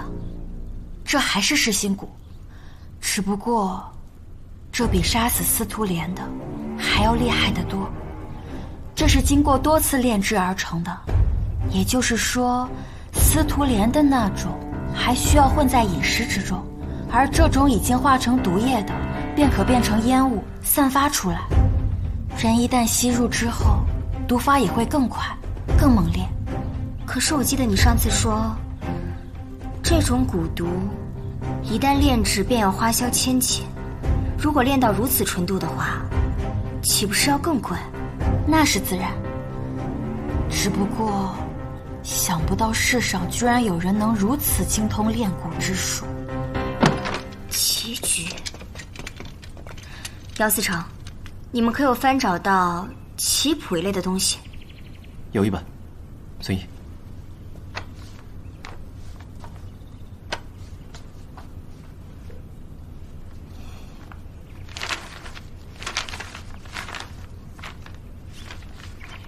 没错，这就是破解棋局的密码本。这里面记载了很多的棋局，但是这一页明显翻看的次数最多。咱们可能要重新推演一下这盘棋了。来，我陪你。好。炮2进7，车7进1，炮4平3，车7进3，车2进8。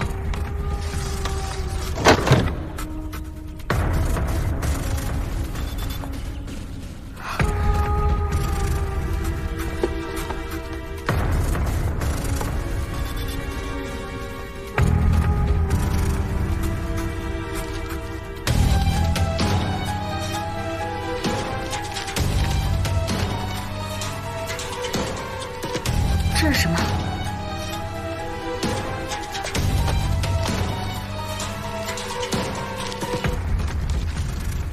这是官盐的进货清单。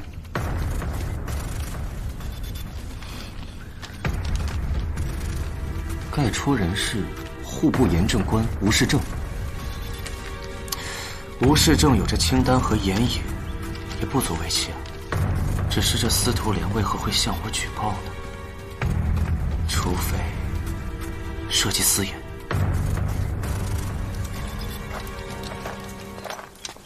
参见太子殿下，参见姚司成。吴世正吴大人呢？回太子，姚司成，吴大人前天下午便离京巡盐矿去了，大约2、3日便回。即刻召吴大人回京，我们要。无碍。我们本是路过，想找吴大人闲聊几句。若是不在家，我们改日再来便是。走吧。太子殿下，我们刚刚要问吴世正私盐的事，您为何那样说呀？吴世正巡查盐矿本是正常之事，只是现在不是月首，也不是月末，你不觉得蹊跷吗？您的意思是？你刚刚严厉的语气，恐怕已经打草惊蛇了。啊，那我是否要去盐矿，拿他回来问罪啊？不必了，现在证据还不足，以后再说吧。是。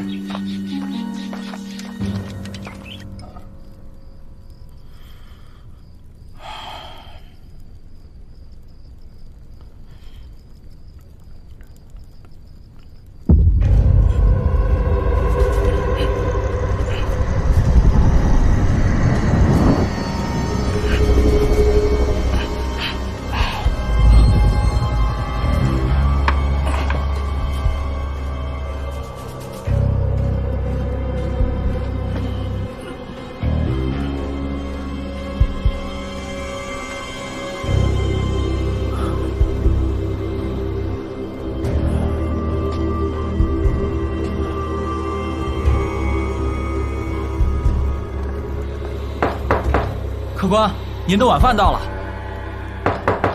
客官，我进来了。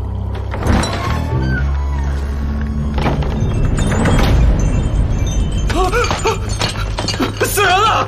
死人了！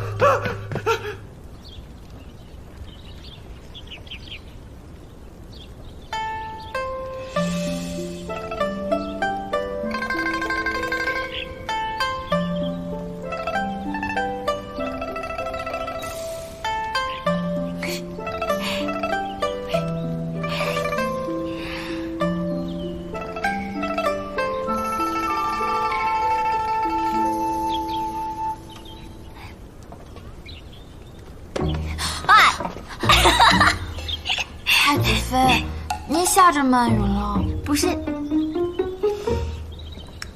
一个人在这傻乐什么呢？没什么，没什么。我看你这个表情吧，谈恋爱了。恋爱？就是说，有心上人啦？没有没有。啊，没有没有。没有，没事啊。我来告诉你一个消息，礼部尚书的女儿好像马上要跟姚思成定亲了。啊？什么时候的事儿啊？给你炸出来了吧？喜欢聊天是不是？很明显吗？我又不瞎。那你天天的往那个监察司跑，姚天来太子府吃饭的时候，你招待的比谁都热情。我去监察司是为了跟姚天学武功，以后好保护您啊。学武功是吧？阿武也会武功，怎么不找阿武学啊？你因为什么呀？哎呀，你喜欢就喜欢，害羞什么呀？你既然喜欢他，你就要光明正大的去跟他表达。可是他可是姚思成，曼雨与他身份地位悬殊。你说什么呢？姚思成怎么了？你可是药神谷谷主的孙女，你这上得了厅堂下得了厨房的，配他个木头还不绰绰有余啊？真的？你放心，本太子妃给你做担保，别怕，你大胆的去。那我应该怎么做啊？怎么做呀？大家不都说要抓住一个男人的心，首先就要抓住他的胃。事情就是这样。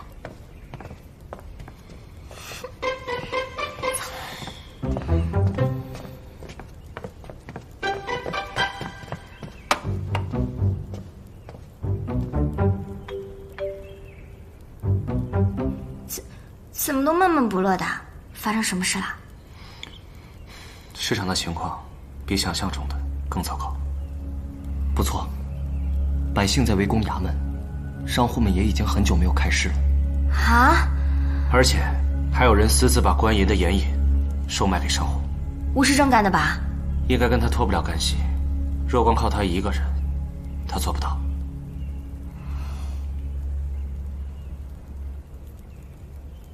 这是何物啊？啊，这是饼干。吃的？哦，一定又是太子妃的奇思妙想吧？我尝尝。哎，你别吃了，一会儿吃饭的时候你又该吃不下了。你吃，姚思成，你尝尝，这可是曼雨特地为你做的。是吧，曼雨？都是太子妃做的，我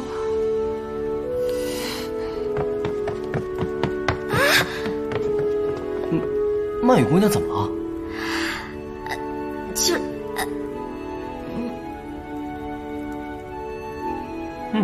味道还可以啊。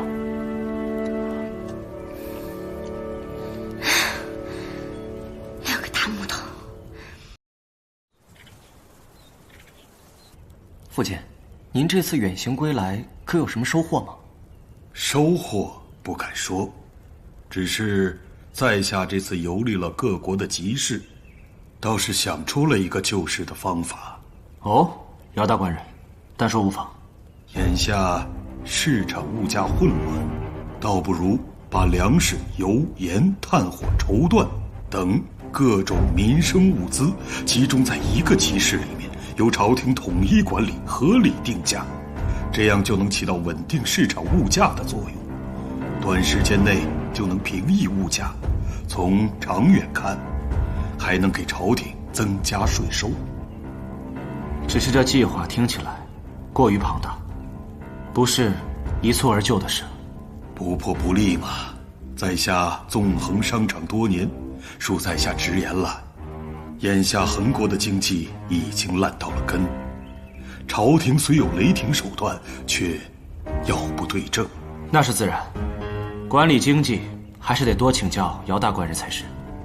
这样，依我看，咱们找个地方作为试点，若是失败了，就地解散；若是成了，咱们就将此办法推广到恒国各地。只是这试点应该放在何处？姚大官人可有建议？不妨设在恒国和安西国的边境。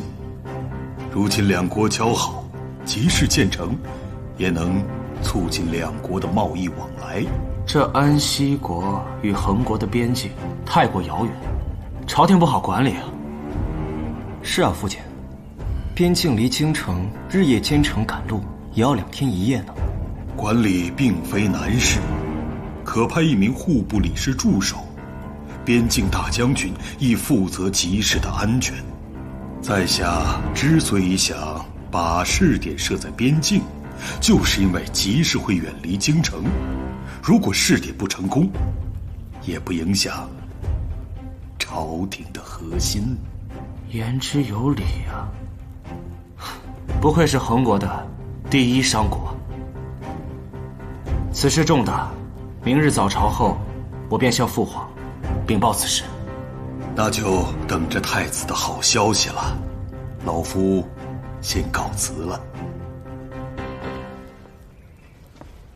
太子殿下，我先送父亲回府。去吧。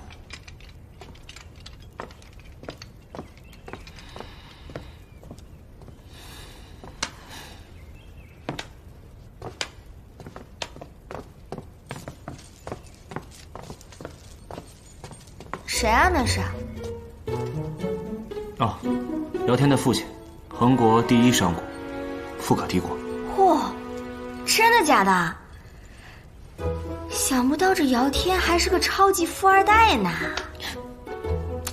不过我这么一想的话，他倒也还算是配得上我们曼玉吧。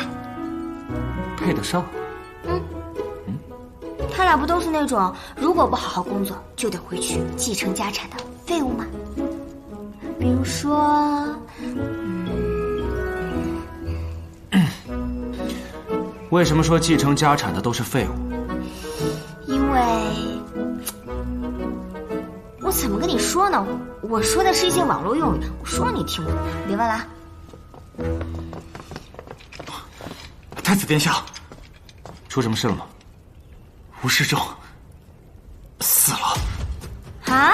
我不是让你看好他吗？太子殿下恕罪。起来说。我先是去了盐矿，可吴世正并不在矿上。后来我一路打听，才知道他投诉了一家客栈。可我到那儿之后，吴世正就已经死了。去报案的小二说，那家客栈不干净。他说吴世正死亡当晚，他看见了鬼。但当地的仵作说，吴世正确实是自杀的。又是鬼魅杀人，可为什么是自杀呀？哦，我知道了，定是他被鬼魅迷惑了心智，自杀而亡。我看根本就不是自杀，就是单纯的杀人。吴世正的客栈离京城那么远，我们前脚刚拿到线索，消息不可能传得这么快。再说了，他就算要自杀，干嘛跑到荒郊野岭去啊？他一走了之，岂不是来得更容易？事不宜迟，我们立即出发。阿武，你通知当地的府衙，我们没到之前保护好现场。我现在就进宫，向父皇禀报急事之事。你们都各自准备好吧。保护现场，学的倒是挺快。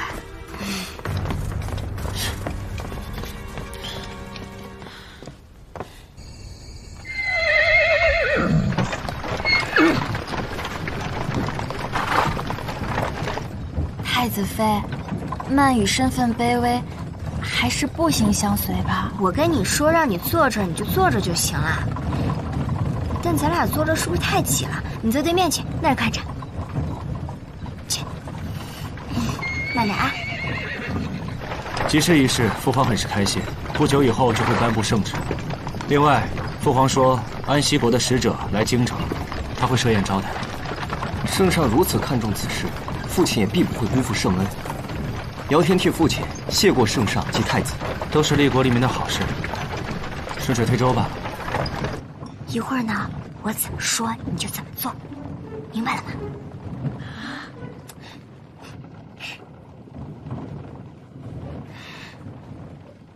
车夫，等一下咱们行车的时候慢一点啊。太子，姚天，你们俩骑马也怪累的，正好呢，我跟曼雨在里边特别无聊，你们要不一起进来坐呗？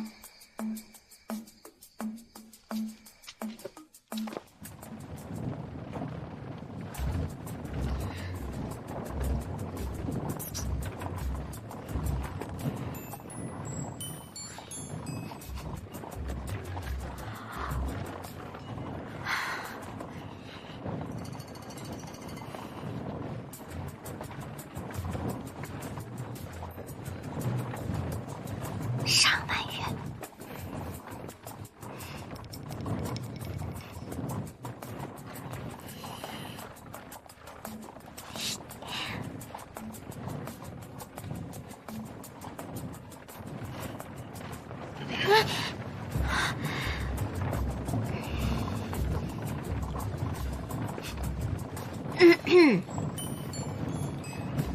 哎呀！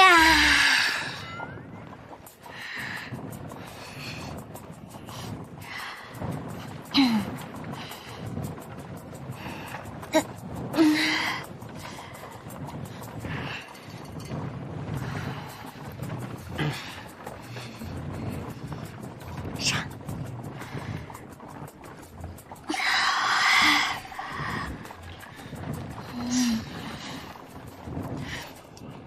曼雨姑娘，你若是觉得马车里太挤，姚天可骑马前往，你就可以伸展开。啊，我不是，我只是，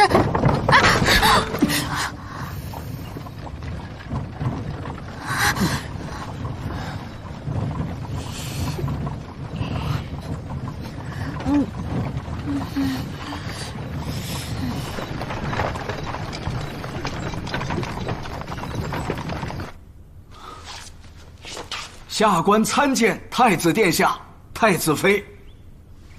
免礼。谢太子殿下。刘县尉，吴世正的尸体在哪儿？劳烦带个路。太子殿下一路辛苦，下官已备好酒菜。安康县虽是穷乡僻壤，但当地的特色安康鱼还是别有一番风味。不必了，查案要紧。遵命。筋骨断裂，死于机械性窒息，除了脖子上的勒痕之外，没有明显的外伤，甚至没有过多挣扎的痕迹。从外表来看，确实是死于自杀。曼雨，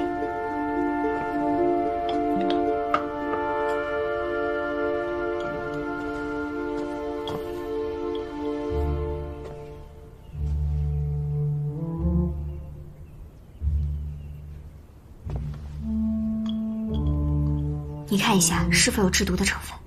是。诸位出去吧，我要开始解剖了。解剖？解剖是啥？就是把死者开膛破肚，查验内脏。开膛？破肚？刘县尉，借一步说话。是太子殿下。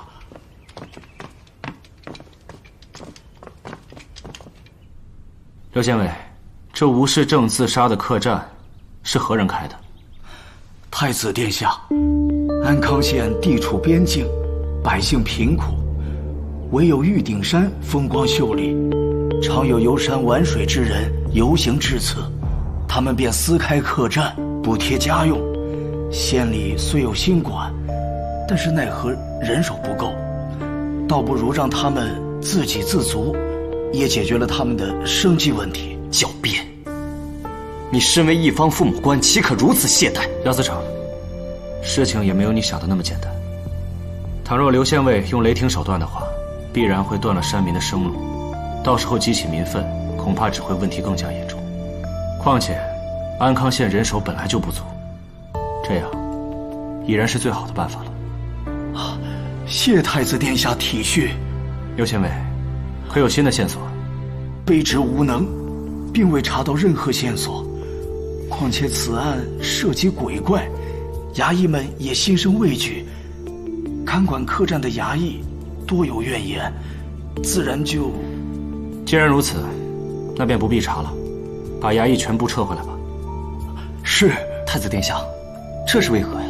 此案真相未明啊！刘县尉，你叫人给我画张地图。本太子要亲自探探这客栈。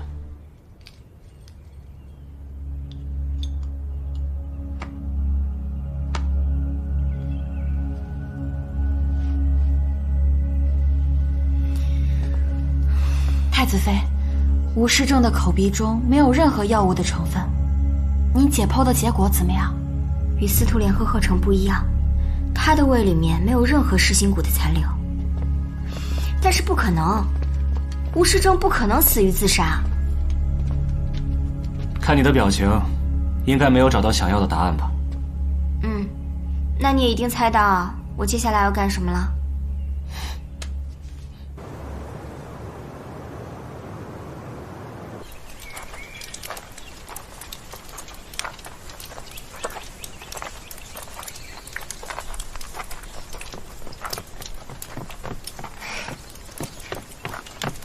哟，四位客官，是打尖呢，还是住店呀？我们住店，顺便上一些酒菜。哟，四位客官，是打尖呢，还是住店呀？我们住店，顺便上一些酒菜。哦，那快里面请，跟我来。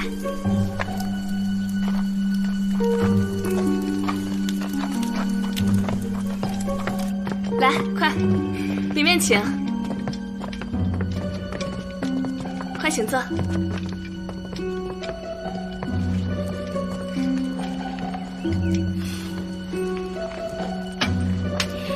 我们赶了一天的路，都累死了。你赶紧给我们上一些你们特色小菜什么的。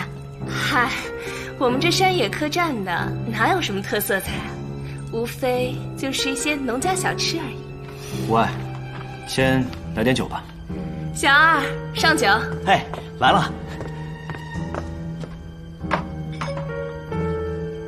这么点够谁喝？换坛大的。小二，上坛大的。好嘞。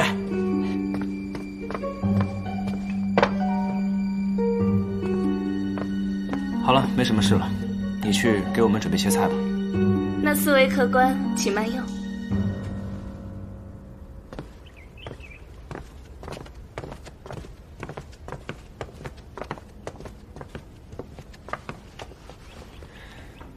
曼雨，你看一下这酒里面是否有毒。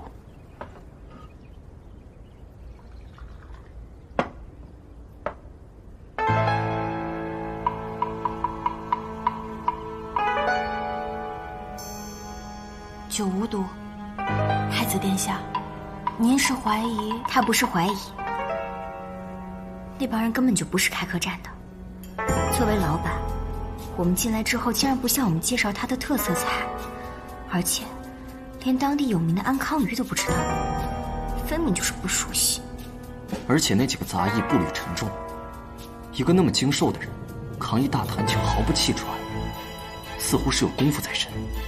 这莫不会是一家黑店吧？刚刚那个老板娘我好像见过，但是我想不起来了。今晚大家都先别睡，以免会有事情发生。以防万一，我这儿有防毒的丹药，大家可以提前服下，可保一夜无虞。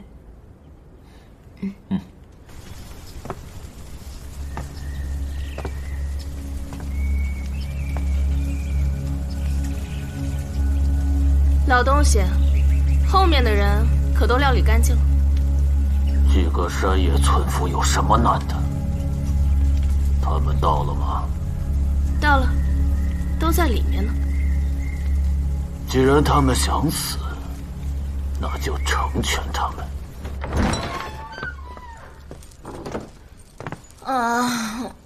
今天赶了一天的路，我都累死了。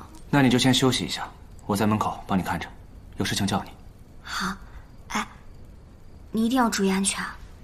放心吧。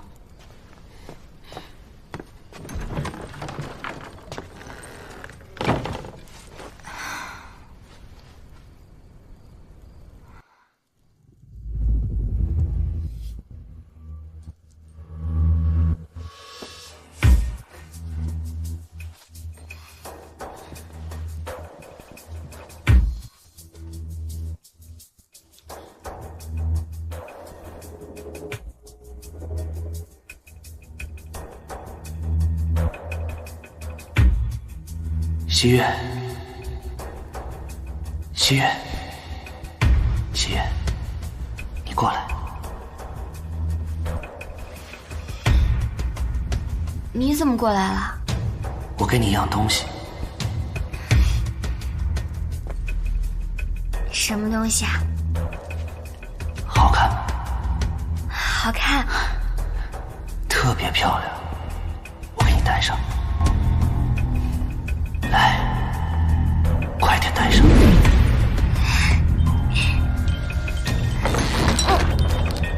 徐月，徐月，你没事吧？徐月，你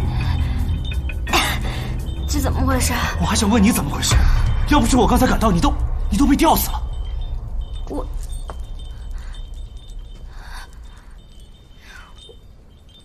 咱们的晚饭没有毒啊，而且你也一直在门口巡逻，怎么会？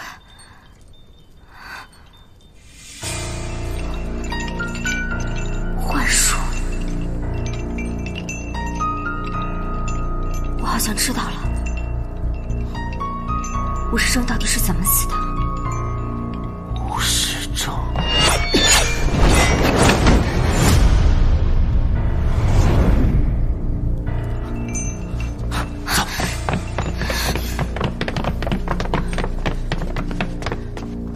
装神弄鬼，束手就擒吧！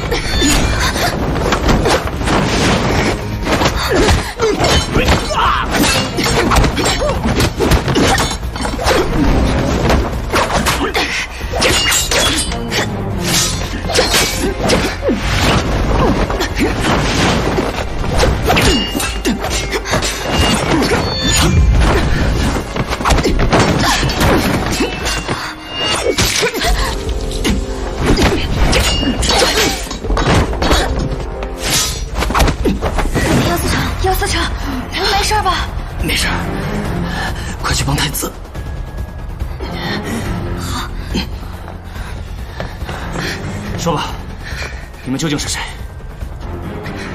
你就是那天刺杀我的那个刺客。我刚在客栈门口看到你就觉得眼熟，说，到底在为谁做事情？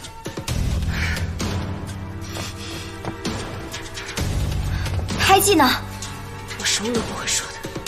好，你不说，你说，谁是你们幕后指使者？说了，我饶你不死。好，我说。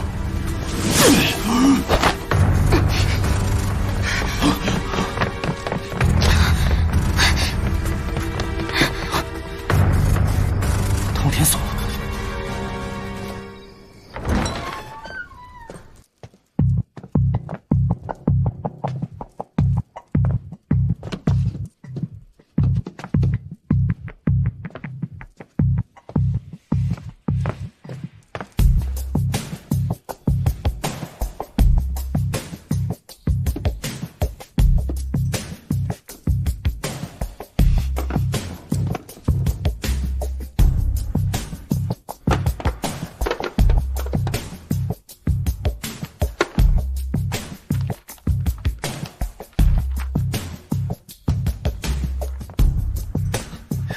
西月，在后堂发现了几具尸体，应该就是之前的掌柜的和伙计，他们应该就是冲着我们来的。不错，按照他们现在这个狗急跳墙的程度，咱们应该是摸到他们的命门了。啊，对，你看，这个是吴世正的账本，从他随身携带，还有刚才那帮人拼命的程度来看，这里边的信息肯定特别重要。如此一来的话，那朝廷就可以有的放矢，收缴所有非法盐引了。但是我怎么感觉事情越来越扑朔迷离了呢？你看啊，我们到现在对于幕后之人还是一点头绪都没有。私盐一断，他们一定按耐不住，露出马脚。不过有你在，我有信心的。应该是刘县尉到了，走。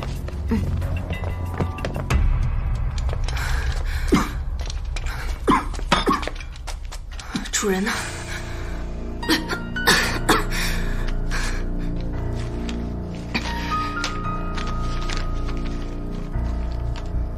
主人已经知道我们的事，但他还有要事在身，就先离开了。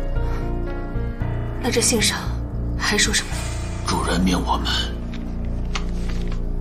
杀了吴世正的妻儿。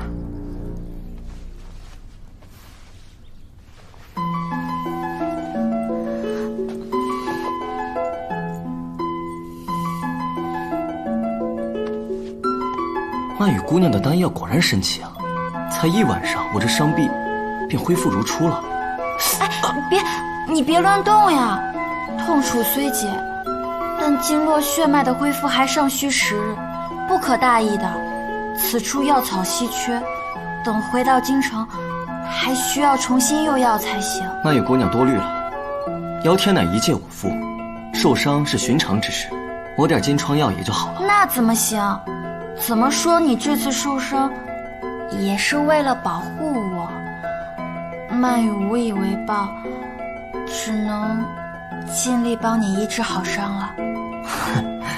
别放在心上，姚天身为男子，保护女子乃是分内之事。你脸为什么那么红？我没有。真的很红。刘县尉，你命画师按照我说的造像，下发海捕文书。这2个人武功的确高强，我回到京城后会让朝廷加派人手协助你。谢太子殿下。下去吧。是。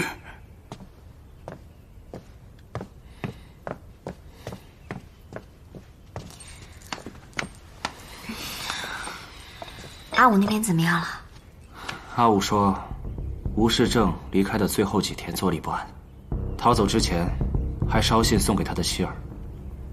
捎信人说是送到京城的郊外小屋。郊外小屋？不对劲，这吴世正像是突然听到了什么消息，然后紧急逃跑似的。你说他一个堂堂盐政官，妻儿放着这京城府邸不住，跑到郊外小屋去做什么？你跟我想的是一样的。这吴世正养尊处优惯了，就算是逃跑，也不可能是去住郊外的客栈。想必是那个人故意诱骗他过去的。没错，而且那个人还知道，如果说吴世正被杀了，我们一定会去追查。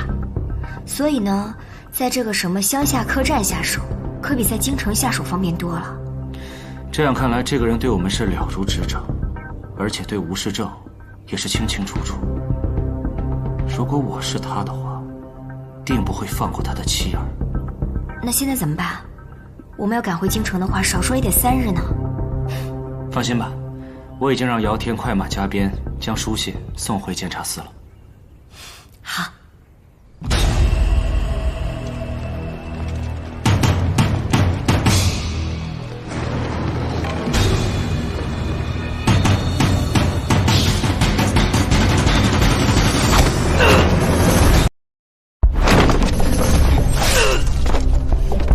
太子果然神机妙算，中计了，快撤！兵分2路，是。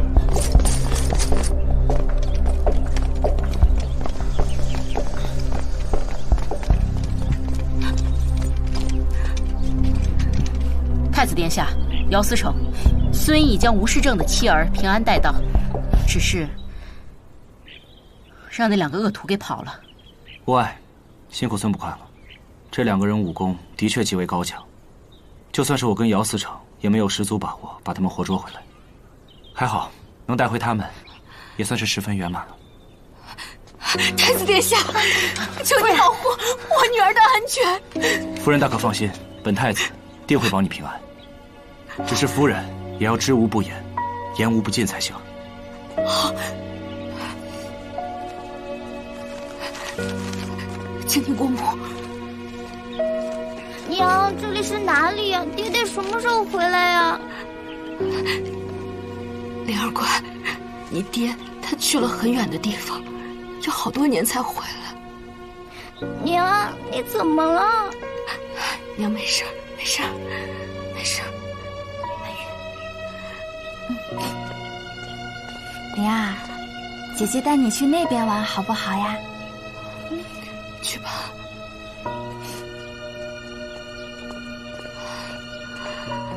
夫人，屋里请。好。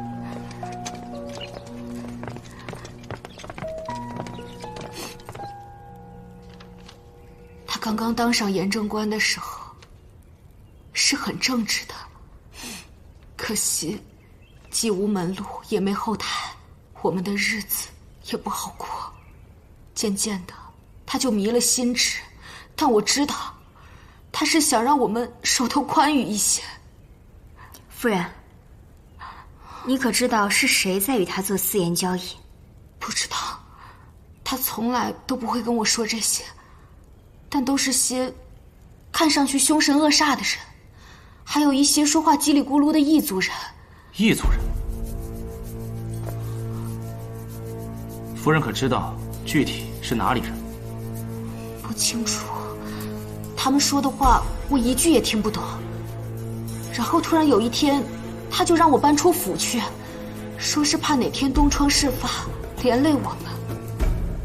我们就拿着他那点月俸，过了1年多的苦日子。我们查过他的账本，他每个月都给管家几千两的补贴。管家？我们没有管家。他在府中的时候，家事都是由我来料理，我们从来没有雇过什么管家。难道说，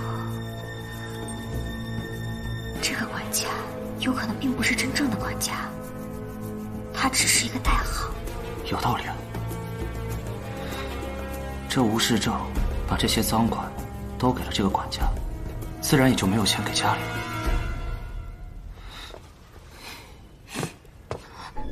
夫人，人死不能复生，但也不能让吴大人白死。您刚才说那笔钱款，他为什么之前不提？因为这次他说，他生意上的一个熟人从京城得知他的事情败露，要拿他问罪，他要暂时躲起来很长一段时间，所以他让我去把那笔钱拿走，还让我开价。果然跟我想的一样。夫人，你也辛苦了，回去休息吧。我想了解什么，自然还会找您。多谢太子殿下。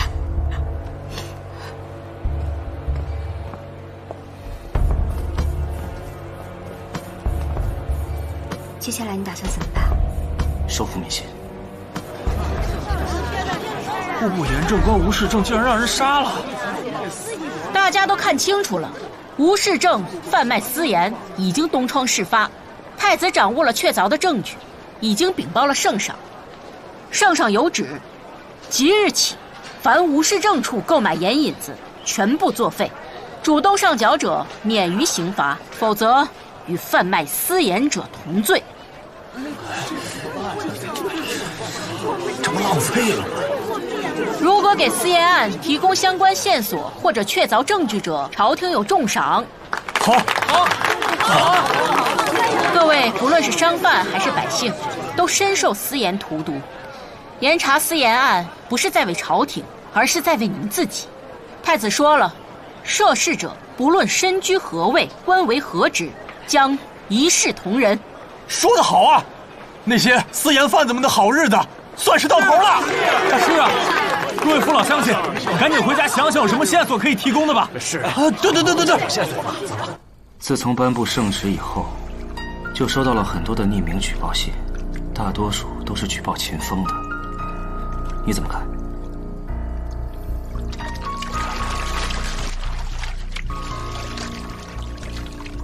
我觉得不是没有可能。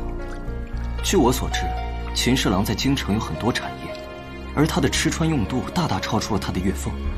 在京城，这件事是人尽皆知的，可是大家好像因为他的身份，都习以为常。我觉得他没有这个脑子，就算是他，他也是一枚棋子罢了。朝廷6部都归丞相掌管，您的意思是，丞相？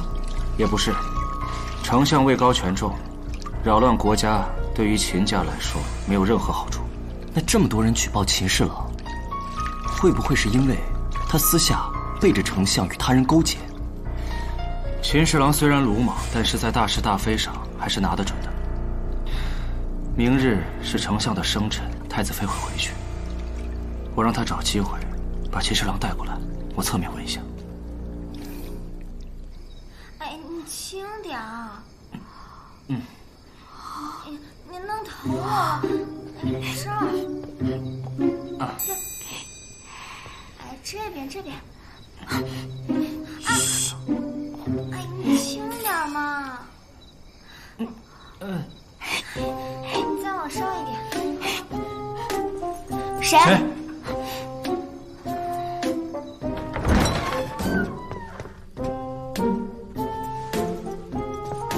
曼雨，姚天，你俩干嘛来了？太子妃，原来你们在梳妆啊？安娜，都是我调教的好，谁让他平时老嫌弃我出门慢的？我呢，就让他好好明白一下，一个女人出门到底有多不容易，尤其是古代的女人。自己的女人嘛，再困难也要宠着。是。想不到太子殿下还蛮有天赋的。那当然了，我出门啦。哦，对了，记住我跟你说的。OK。闪开！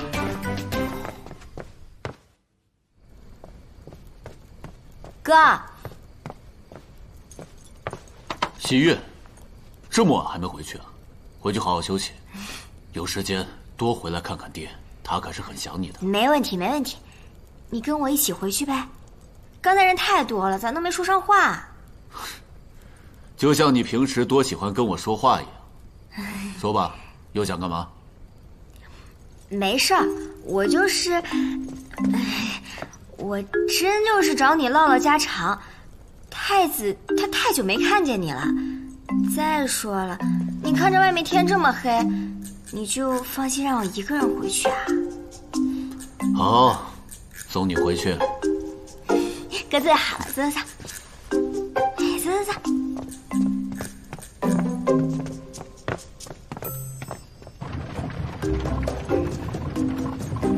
哥，我有点事儿想问问你。就知道你有事找我，说吧，什么事儿啊？那个，你认识吴世正吗？吴世正？啊，你是说前几日死的那个户部盐政官吗？啊，没错。我知道他，之前朝堂上见过，但不熟。真不熟啊？你想问什么？没事儿。有话你就直说。不是，我就是担心你嘛，担心你。我有什么好担心的？我说了没事儿。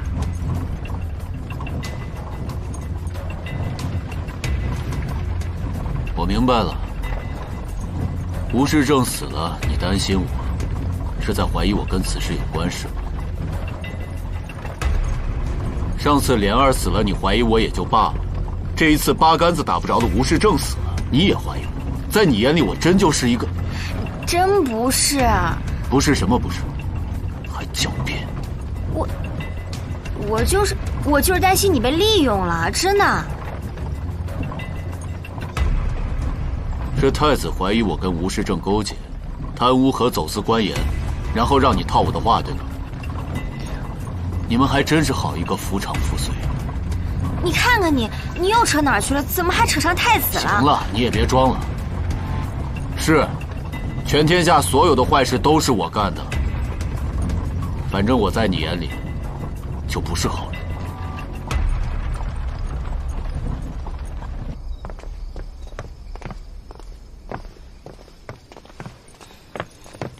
回来了。我们进屋坐。太子殿下不必了，有什么事的话，就在这儿说吧。徐，过来。秦风这是怎么了？我不知道。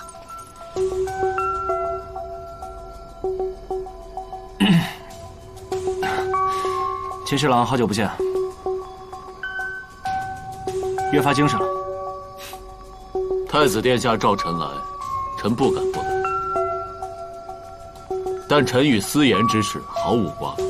太子殿下既然怀疑臣，那就一查便知。秦侍郎这话是何意啊？今日因为本太子得到了2坛好酒，邀请你共饮一杯而已。太子殿下，这我可担待不起啊。你要有什么事情想问的话，臣定当知无不言。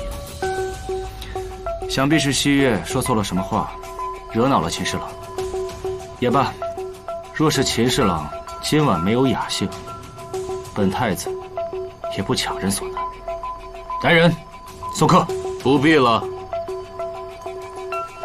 臣告退。哥，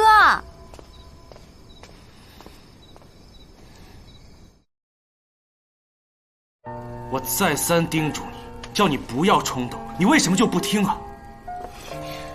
我还不是想帮你吗？你没有铁证啊！你空口无凭，换谁不生气？再说了，就算是他，那你这也是打草惊蛇，真是成事不足。败事有余是吧？来啊，你接着说呀。对，我就是成事不足，败事有余，我没用，行了吧？我这人就这样，我肚子里藏不住话。我关心则乱不行吗？我担心他被人利用不行吗？我也不是那意思，我是在跟你讲道理。你这是讲道理的态度吗？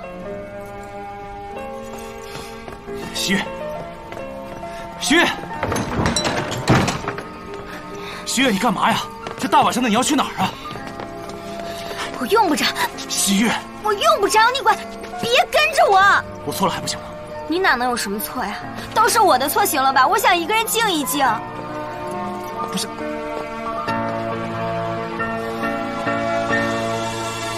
徐月。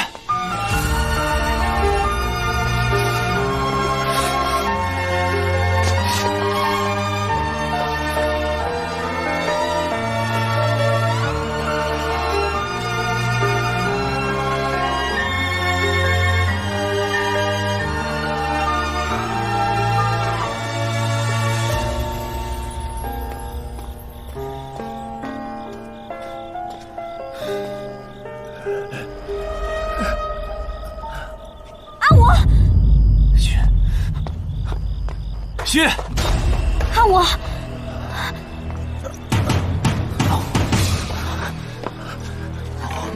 阿我，你这是怎么了？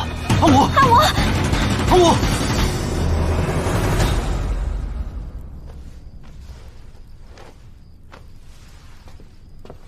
太子妃，阿武伤势虽然重，但好在未伤及要害。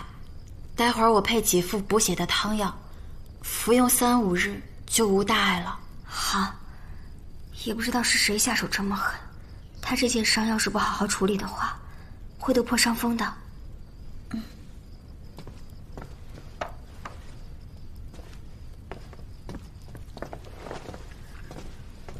太子殿下，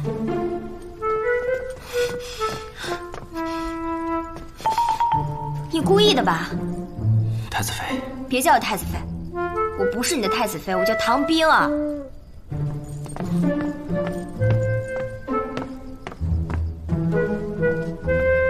唐冰儿，唐冰儿是谁？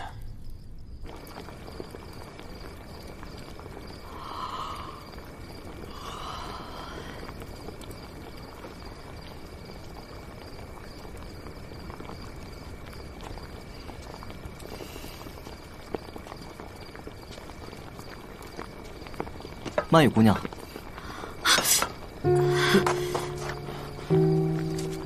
是姚天不好，吓着你了吧？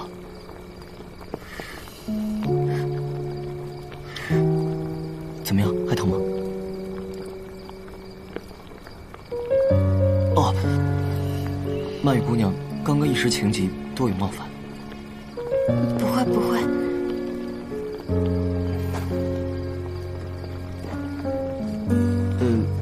阿武的事你费心了，其实你大可不必这么辛苦的。煎药这种事交给下人去做就好。我身体还有哪里不舒服吗？没事没事。最近发生这么多事，我想为你，为太子殿下、太子妃分忧。比起你们，我也只能做这些了。那怎么会啊？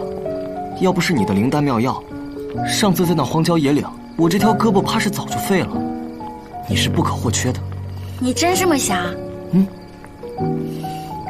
谢谢你，姚思成。哦，我去看一下阿武。哦。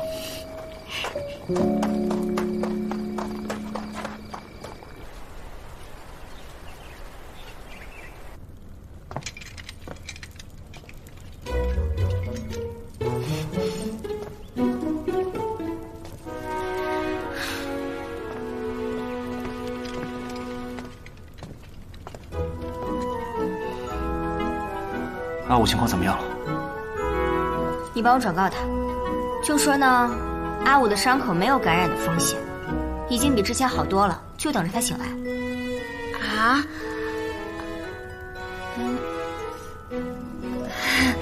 回太子殿下，太子妃说伤口没有感染的风险。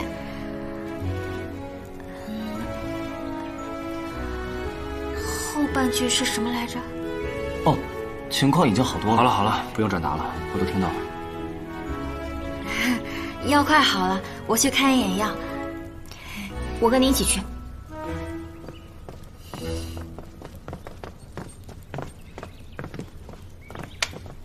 太子殿下，您跟太子妃这是……之前说了些严重的话，惹她不开心了。哦。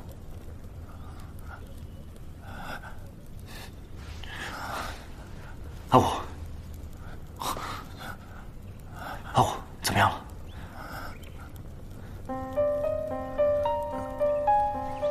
阿武，太子殿下，眼眶有夹子。不着急，你慢慢说，慢慢说。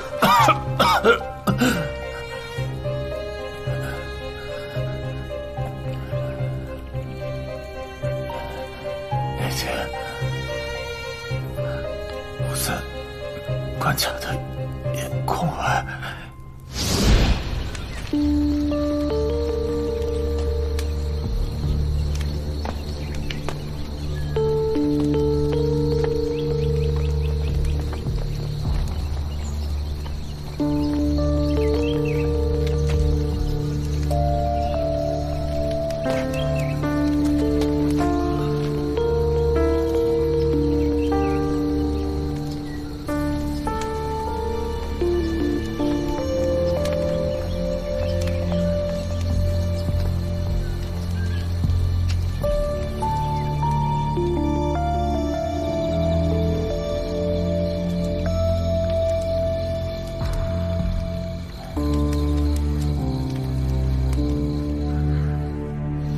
哎，等会儿。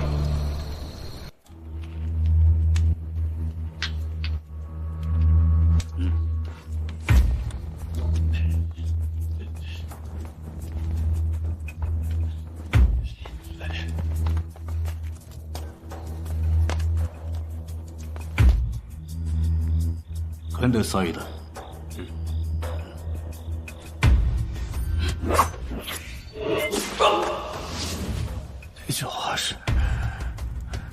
那句话是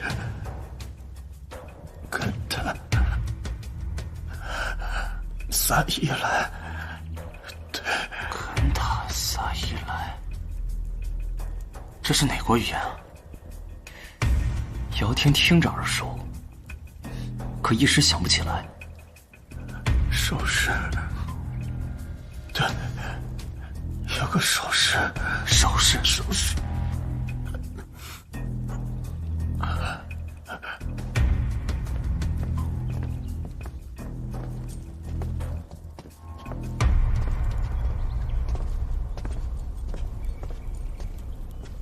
他这是在找我比心？啊，对了，吴世正的妻子之前说过，吴世正曾经跟一伙异族人是有过交往的。您的意思是，袭击阿武的很有可能就是那伙异族人？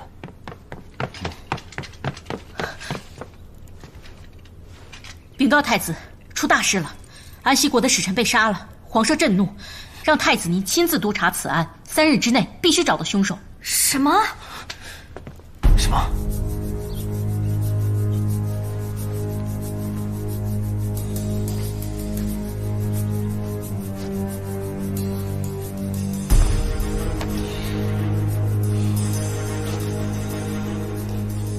曼玉，别怕。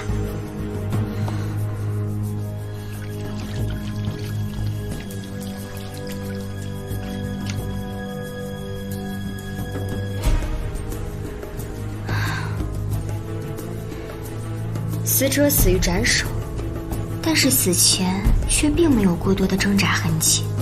使臣遇害的时间刚好是当晚宫宴以后，也许是醉酒后杀的。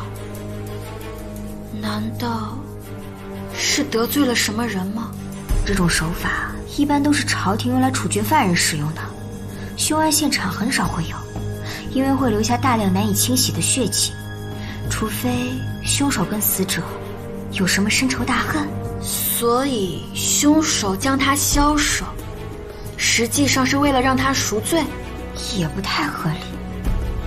为什么是这个时间，这个地方？事情可能没有这么简单。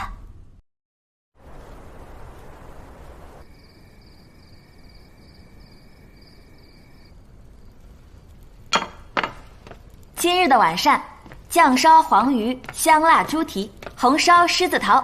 哟，都是硬菜啊！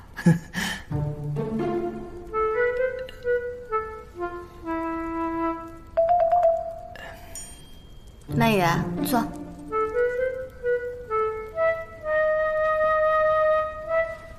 是啊，大家查案这么辛苦，自然要好好补一补。太子殿下，这个红烧狮子头可是太子妃最喜欢吃的。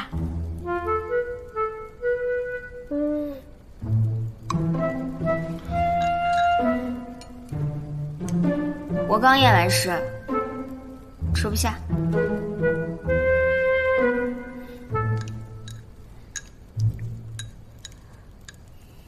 那查得怎么样？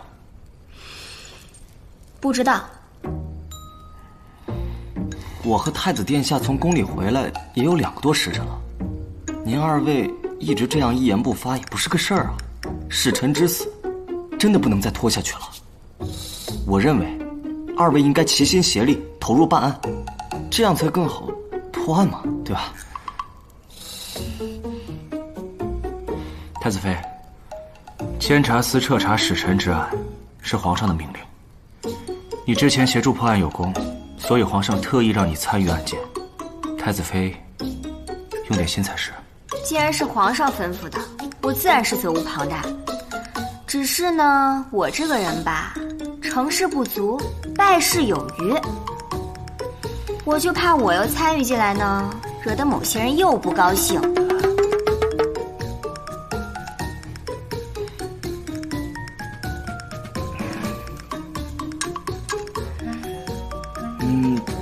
大家不如早点歇歇吧。养精蓄锐。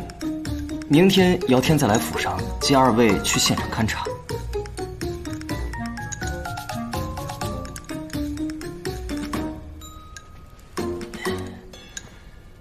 姚思成慢走。姚天告辞。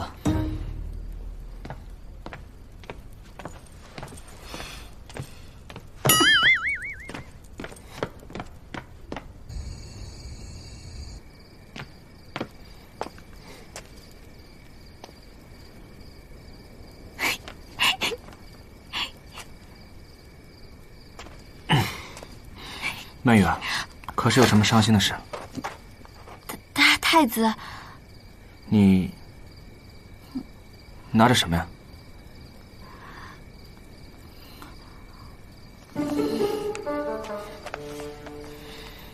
这什么东西啊？这是太子妃写的，和集市上卖的画本大不相同，很有气。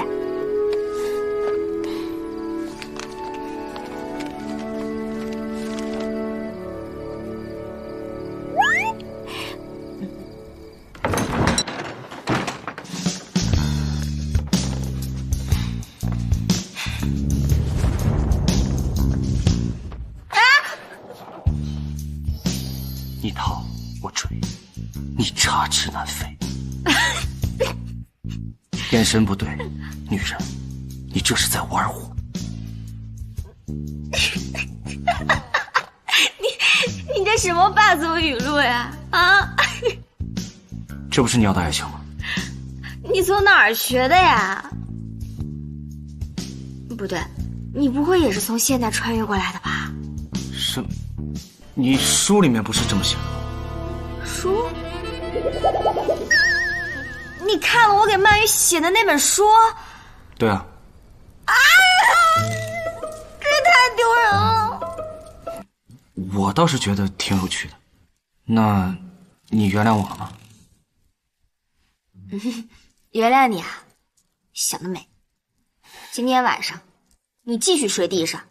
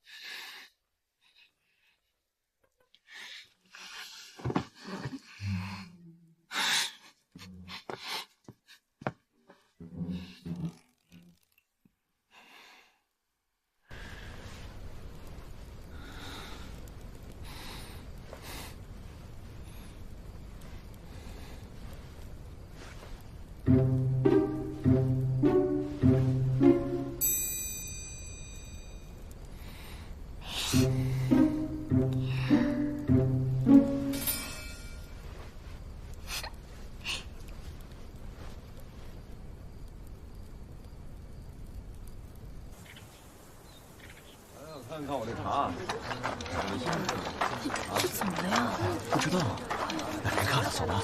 太子殿下，太子妃，这里就是使臣府了。那我们进去吧。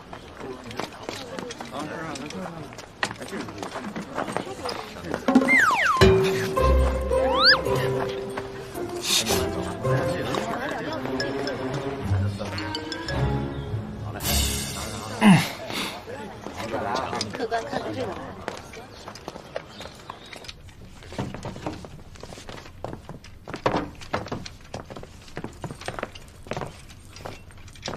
太子殿下，姚思成。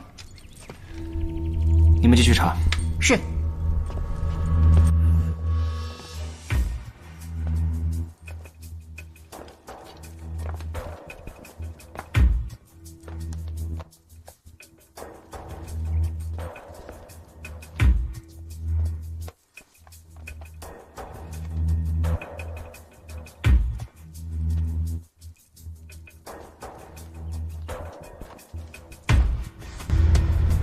那边还有很多。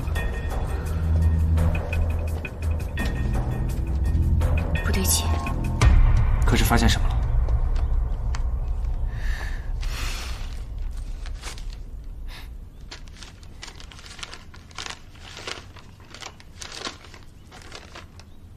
尸检报告。死者死于斩首。按道理来说，会有大量的血液喷溅，但你看这些墙上，一点血迹也没有。如果说凶手想清理掉这些血迹，那肯定要用大量的水。这史臣府虽然说不上戒备森严，那也是人来人往的，他没有可能会这么做。可是这死者的头颅的确被砍掉了。还有你说？我四处看看。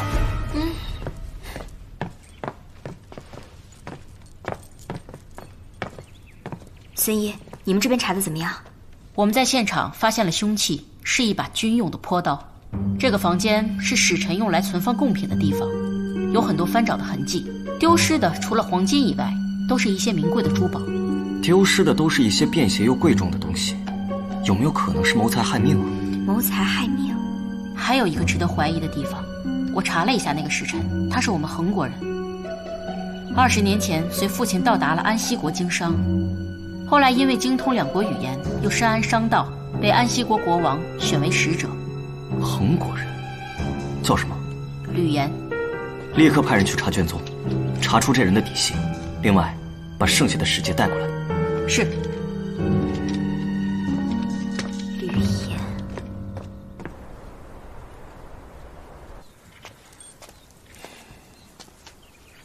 我刚才看了一下，依我看，谋财害命只是假象。何以见得？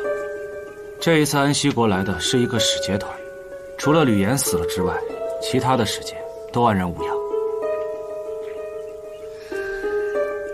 再加上处决杀人的死法，这起案子看似合理，但其实呢，处处都透露着刻意。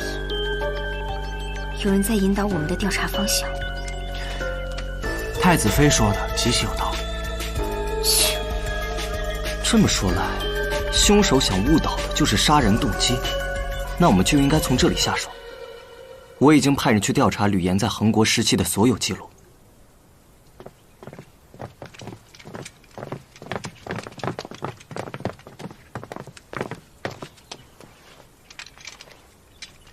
太子殿下，姚思成，这些剩下的使节已经排除嫌疑，他们说这里已经不安全，希望给他们重新安排住处。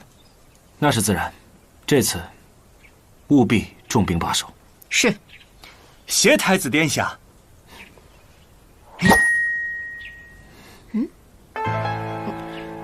使节阁下，请问这个手势是什么意思？哦，这个手势是我们安西国的，用于表达谢意、尊重以及认可的意思。还有一句话想请教你，伊肯他撒一来。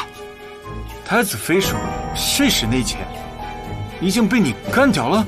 所以这句话的意思是，我干掉了内奸。太子妃说谁是内奸，已经被你干掉了。所以这句话的意思是，我干掉了内奸。孙捕头在，带他们回去休息吧。是，请。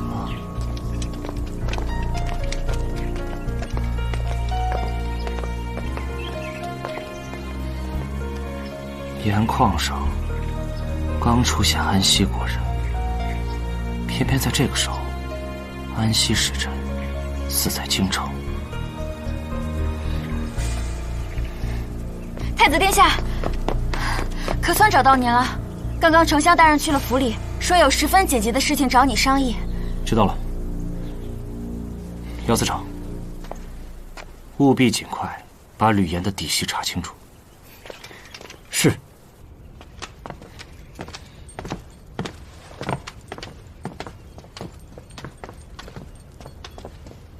爹。太子殿下，边关急报，安西国得知使臣被杀，斥责我朝傲慢无礼，已经派兵进犯边境。边境守将岳信快马加鞭进京报信，说是情况10万火急，要求朝廷派遣援兵啊！老臣刚刚进宫觐见了陛下，陛下让我与你商议此事。怎么会这么快？像是事先安排好了一样。是啊，使臣被杀一案，老臣也略有耳闻，其中确有不少蹊跷。可是无论如何，边关不可失守啊！我恒国地处4战之地，四周边关都需要驻守，再加上这几年经济凋敝，税赋减少，兵力十分不足，恐怕暂无良将可用。是啊，我意将朝廷今年刚招募的新兵派往前线，再选一位将军前去领军。这样的话可以鼓舞士气。我再亲自修书一封，送给岳信。老臣的想法与殿下不谋而合。老臣想推荐犬子秦风领兵驰援。我哥，他上过战场吗？他能行吗？朝中大事岂有你说话的份儿？殿下，犬子虽缺乏实战经验，但正如殿下所说，朝廷遣将多为督战，提振将士士气之用。前线指挥仍应以岳信为主。秦风身份尊贵，倒是符合条件，而且他又在兵部任职，也需要一个实战的机会。我认为甚妥。如此，老臣谢过太子殿下。不必多礼。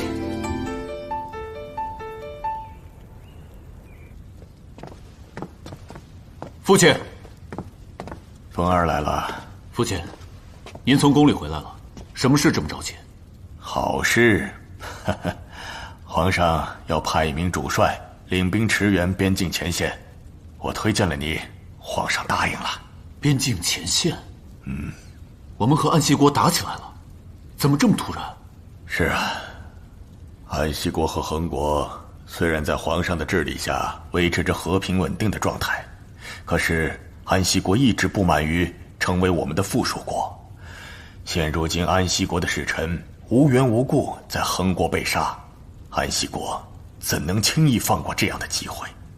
虽说儿子身为兵部侍郎，领兵前往前线是分内之事，只是儿子资历尚浅，恐怕难以担任主帅大任呢。哎，岳信将军有勇有谋，你去了只要当好这个3军主帅就好，其他的放心交给他。再说了，为父岂能不知打仗有危险呢？但是朝中关于你当上侍郎颇有争议啊。现如今正好利用这个机会，好好在皇上面前证明一下你自己。父亲说的是，儿子全听父亲安排，这就去准备。去吧。哎，对了，你去趟太子府，找太子拿去调运军需的手信。是。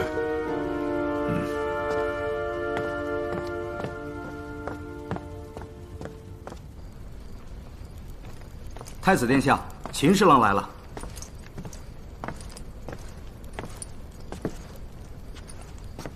秦风见过太子殿下。免礼，我正在给岳信将军写信，你稍等一下。哥，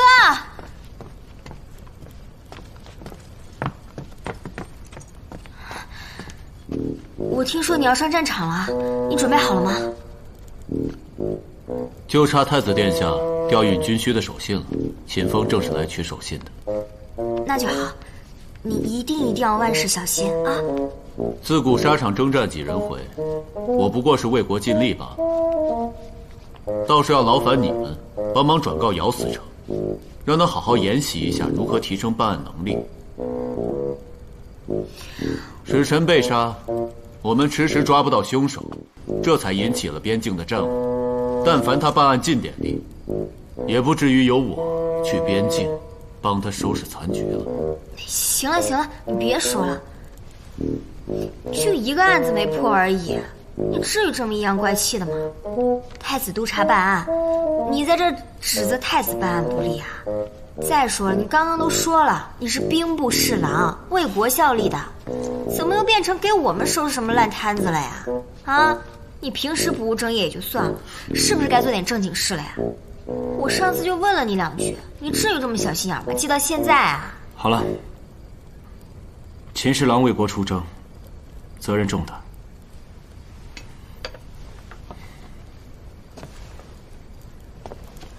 守信在此，你面见岳信的时候，记得提醒他，此次安西国看似来势汹汹，不过是一帮乌合之众而已。我国兵少，切记不能正面交战，多用计谋。安西国久攻不下，必会退兵。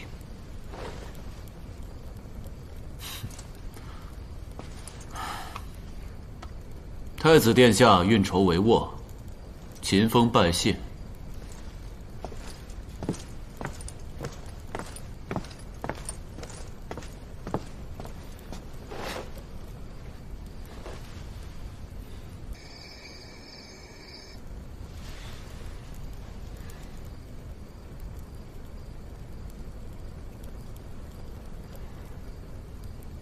谢谢你，方才替我说话。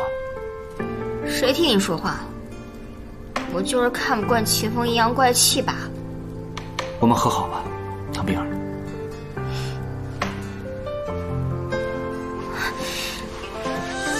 你叫我什么？你不是说你叫唐冰儿吗？的确，你跟之前的太子妃是截然不同的2个人。虽然不知道为什么，但是没关系，我更喜欢现在的唐冰儿。睡吧。哎，那个地上有点凉，我能……不行。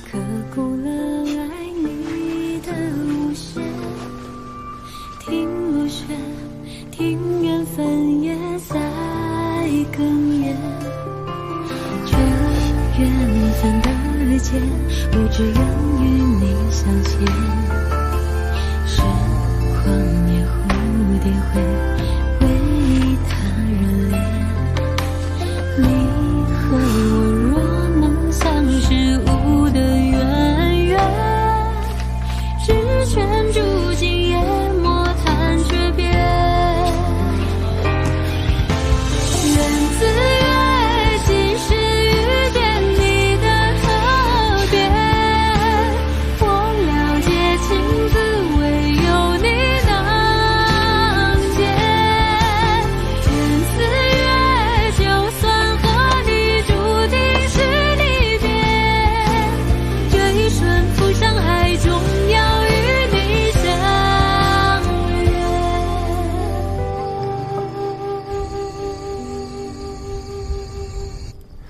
周坚，不错，我在监察司连夜翻找卷宗，发现这个周坚20年前和吕岩有死仇，而周坚这次正是使臣府的卫兵。那现在他人呢？连夜逃跑了。这周坚20年前向监察司报过案，称吕岩霸占周家田产，此案后来不了了之，也没查出个所以然。仅仅5天后，周家一家人就死于一场大火。此案最后以意外结案，说是周家的下人在做饭时，不小心引燃了灶台旁的稻草，而周坚此时刚从军，正为国征战，所以幸免于难。他得知此噩耗后，连夜赶回京城，天天当街喊冤。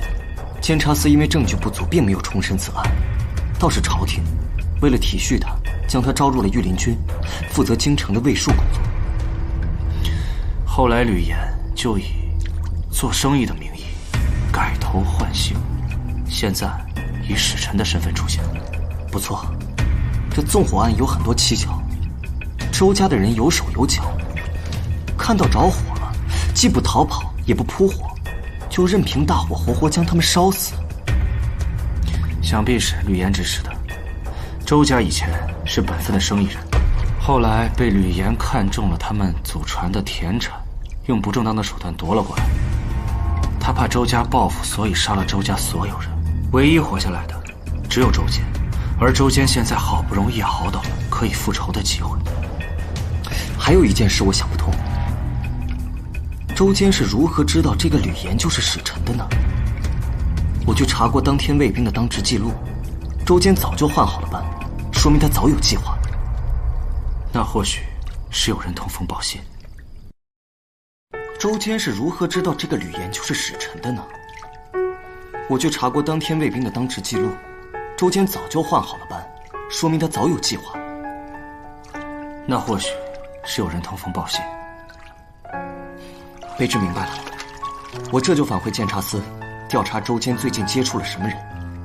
去吧。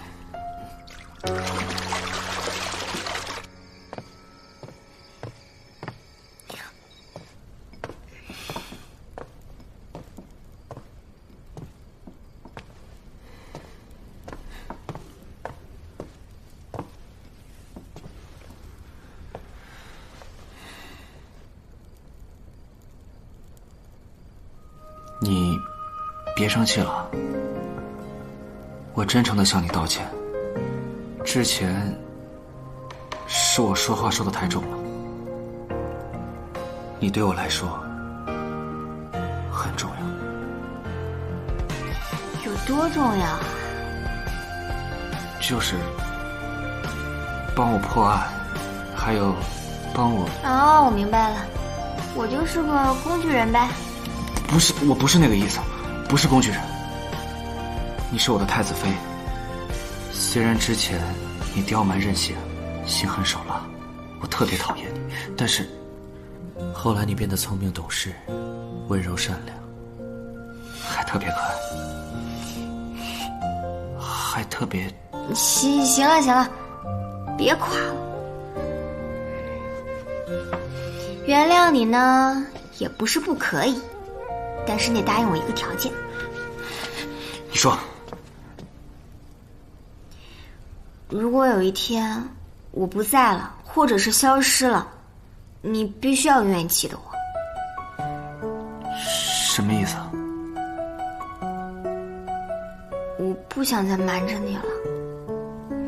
其实我是从1000年之后过来的，我也不知道怎么回事，我就突然穿到了这个秦希月的身上。不知道什么时候会回去，而且我回去了，可能就再也回不来了。我知道啊，我说这些你很难相信的，但是我真的没法。不信，只要是你说的，我都信。真的？不过，你看我在这待了这么久，我也还没走呢，我也不知道还能不能回去了。我在这儿待的这段时间很开心，我以后会让你更开心的。既然不知道什么时候会离开，那以后我和你的每一天，我都会更加珍惜的。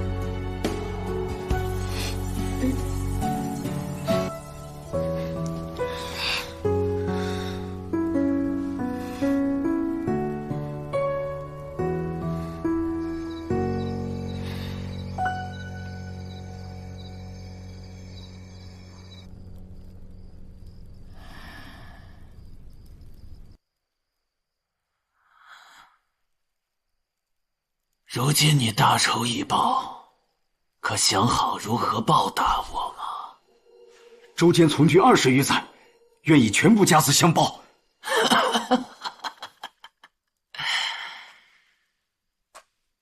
你不过是个低级士兵，你这点钱，我还看不到眼里。可是，东西你们已经拿到了。我也算帮了你们了。既然如此，那就再帮老夫一次吧。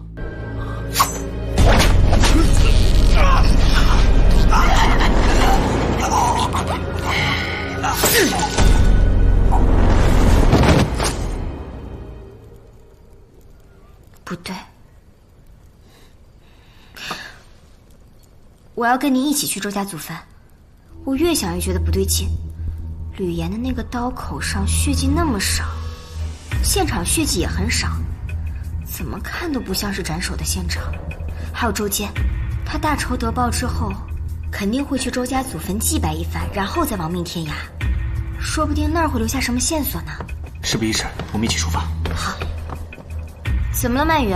太子殿下，太子妃，那几个使臣深夜造访，似乎有很着急的事情。丢了东西？不错，案发当晚，库房也遭到了盗窃。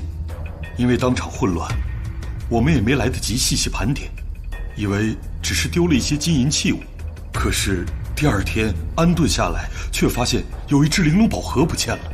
丢了这么多金银，为何丢个宝盒如此惊慌？太子殿下有所不知，那宝盒并非这次的进贡之物，里面装了我们商会的一些机密账务。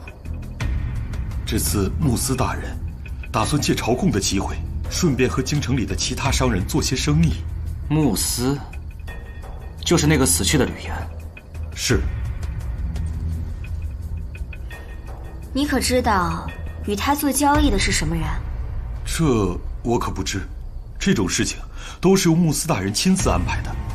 不过，老骆驼曾经帮穆斯大人送过几封信。那老骆驼何在？上次穆斯大人被杀的时候受了重伤，圣上派了太医医治，不过还未醒过来。使臣无需惊慌，本太子定会帮你们找回宝盒的。那便谢过太子。所以这个凶手看似在乱翻一通，其实是在找宝盒。我们必须马上找到周坚。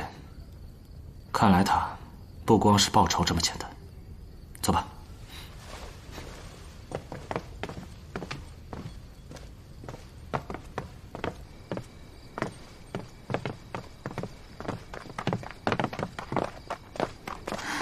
太子殿下，太子妃，你们今天都折腾了一天没吃饭了，这些带着路上吃吧。好。出什么事了？太子殿下，太子妃，周坚死了，就吊死在祖坟之上。尸体何在？还在现场。姚天正欲邀太子殿下与太子妃一同前往。太过寻常了。你说什么？周坚大仇得报，自知死罪难逃，于祖坟自尽告慰先人，落叶归根。寻常的也太过蹊跷了吧？正好我们也准备去周家祖坟，咱们赶紧出发吧。太子妃，也让曼雨去吧。若是死者有什么中毒或者服药的经历，我也帮得上忙。不错，若论这药理，全京城似乎都找不出比曼雨姑娘还厉害的人物了。姚司长，我没说不带曼雨去，这么紧张干嘛？你马车已经备好了，出发吧。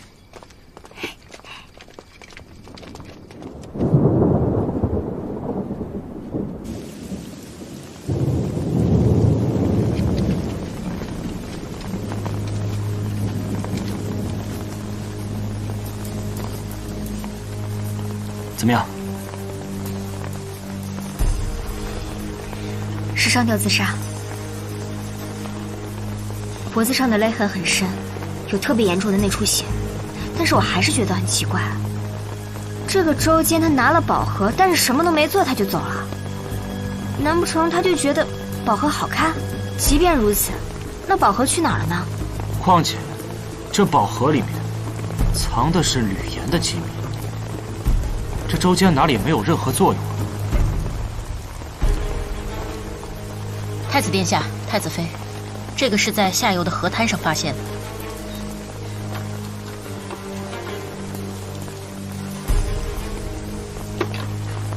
宝盒是空的，谁会对这机密感兴趣呢？我怀疑跟上次袭击阿武的那帮人有关。你还记不记得使臣说的话？吕岩这次过来是要做几笔生意的，那嫌疑人很可能就在跟他交易的对象里面。先把尸体运回殓房吧，这里没有解剖的工具。姚天，把所有证据都拿回监察司。是。你轻一点，扯坏了证物，不要你好看。这绳子太怪了，根本解不开啊！等一下。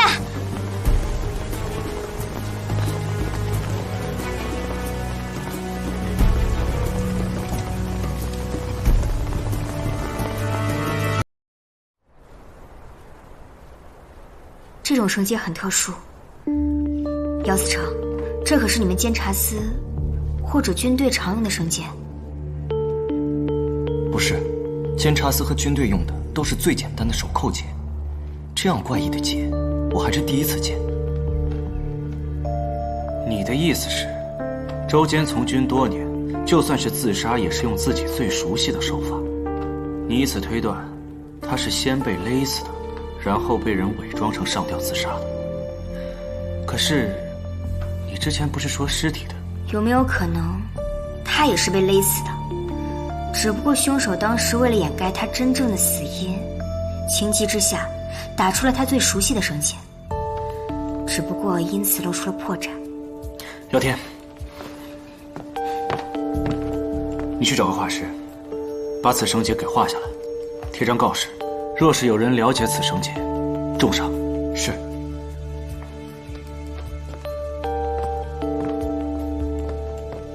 你觉得会是谁啊？不确定，不过能感觉是老对手。我们不能这么干等下去了，去找老骆驼，问出跟吕岩交易的真正对象。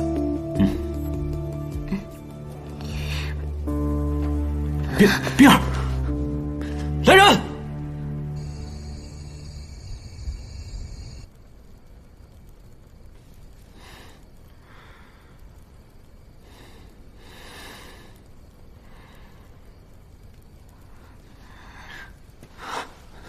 你醒了，感觉怎么样？我这是怎么了？曼雨说你一夜没睡，加上没有吃东西，操劳过度，你都昏睡了4个时辰了。4个？你不要勉强，破案的事情有我在呢，你不用担心。你一直都在这儿陪着我呢。我担心你回那个世界就不回来了。你放心吧，我或许就再也不会回去那个世界了呢。你若想回去，本太子定会帮你想办法。若是不回去，我便一直在你身边。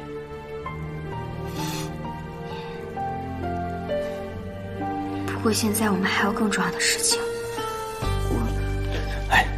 你还是好好休息吧，身子还没好，不能下床的。我的身体我清楚，只是圣上只给了我们3天的时间，我哥还在前线，我没有资格休息。我们现在要赶紧去到客栈，找到那几位使臣。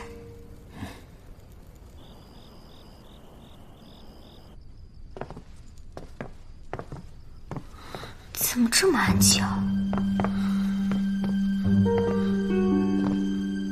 不对啊，现在才刚过酉时，一点声音都没有。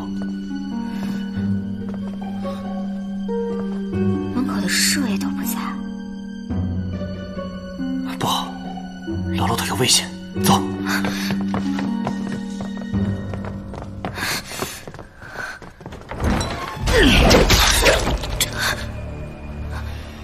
又是你，上次没杀你，这次可就没这么幸运了。快！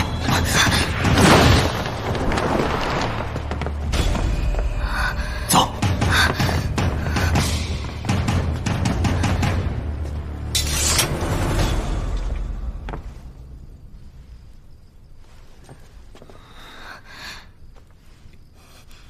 怎么样？还有呼吸。廖天，你去追刚才那个人，务必抓回来。是。你没事吧？没事，你安全就好。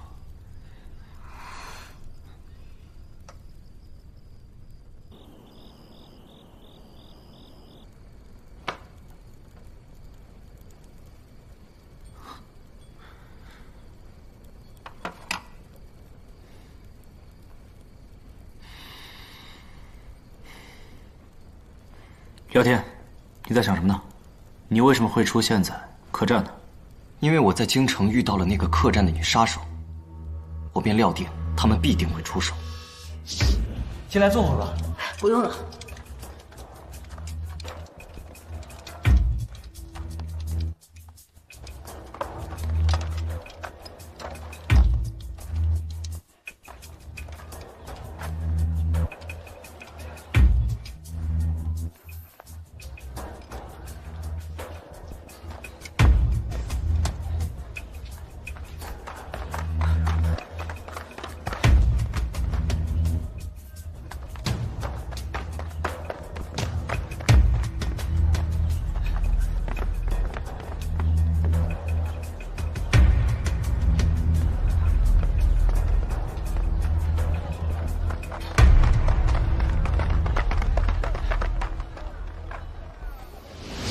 汇通钱庄，你确定？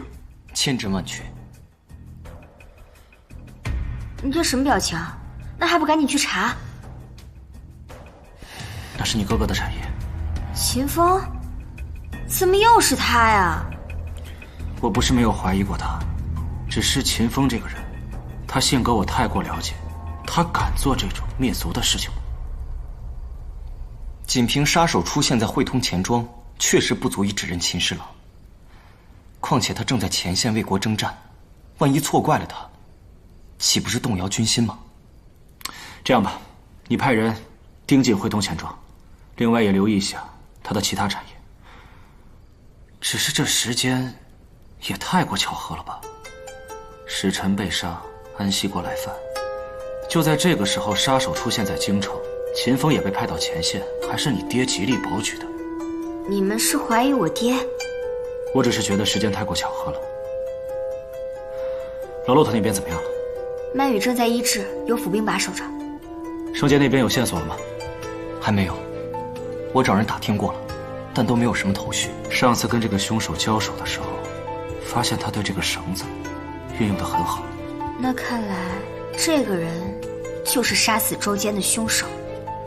你们还记不记得，上次在客栈，他逃脱用的那个通天锁？咱们只要找到这个杂耍班的班主，肯定会有线索的。有道理。哎，你就别逞强了，我跟姚思成去就行了。有他在，你放心吧。我的身体我知道，更何况父皇只给了3天时间破案，你哥还在前线，我没有资格休息的。怎么说句话还学别人呢？主人，属下无能，没能杀死老骆驼。你无能，并不是因为你没杀了老骆驼，而是因为你被人撞破了踪迹。主人，老东西差点就要成功了，可没想到太子却突然降临了，老东西还差点杀了太子呢。您就饶恕他吧。你还有脸说？被人跟踪了都不知道。要不是汇通钱庄密道隐蔽，你们此刻人怕都已经在监察司了。属下该死。既然暴露了行踪，京城是万万待不下去了。你们把这几箱金银秘密送到前线，到时候会说动朝廷增兵，之后就会有人来联络你们。是。这件事如果办砸了，你们都不用活着回来了。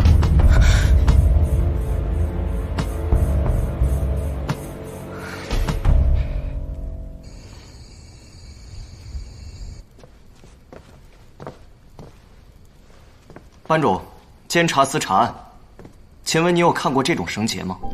不认得，大人，小人从未见过这种绳结。你们平时杂耍或者表演的时候，可会用到这种绳结？根本用不到。那可有通过这些绳子表演的戏法吗？我想想，安西国有一种绳子戏法叫绳术，不过早就失传了。可是能让绳子变长变短、变软变硬的。对对对，想不到您对戏法有这么深的研究。哎，这种绳结好像是绳书里的一种结，小人只是小时候在书中见过，你要是不提，我也早就忘记了。好了，你先回去吧。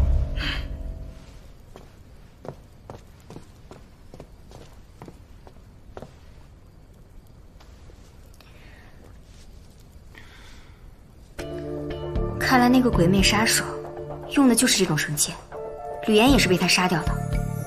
只不过当时他很好的隐藏住了这种绳结，然后他又去找到周坚，告诉了他吕岩的真实身份，让周坚去砍掉了吕岩的头，否则的话，周坚没有可能会被灭口的。当时屋里只有隐隐的月光，尸体被绳子吊着，保持坐姿，一刀下去，绳子断了。这样的话，他只要返回现场捡回断绳即可。这样一来，就连周坚自己都会觉得是他杀死了吕岩，然后拼命逃亡，接着被吊死，一切就顺理成章了。只不过，绳结露出了破绽。想必这应该就是案件的真相了。还好，我们3天之内把案件给破了，总算是没给恒国丢脸。我这就进宫向父皇禀报。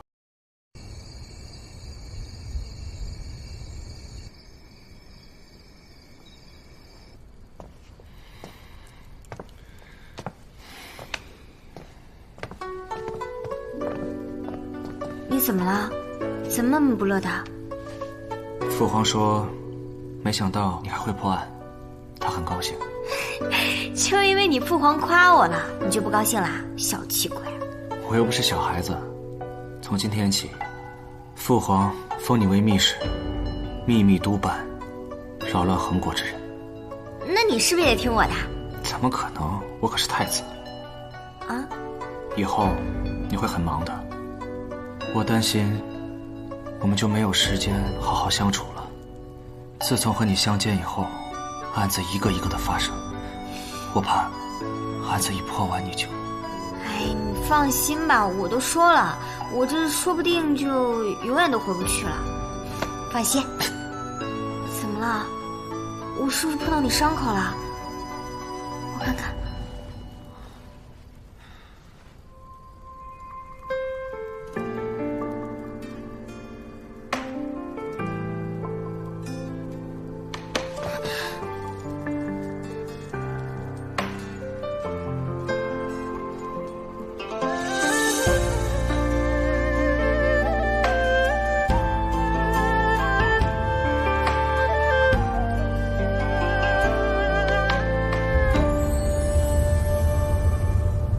监察司最近日夜盯着秦侍郎的产业，发现他们活动很频繁，似乎有大量货品流动。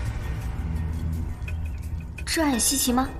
蹊跷的地方有2个：第一，他们很少在白天运货；第二，他们只走北城门，且都是每隔1天运一次。城门值守的规矩是1个城门2个城门关，隔天当值。那看来他们只买通了1个城关。没错，而且这个城门关我已经查过，似乎日子过得非常不错。那你意思是，我哥买通了这个城门关，每天夜里往外运东西？应该是，不然的话不至于这么鬼鬼祟祟的。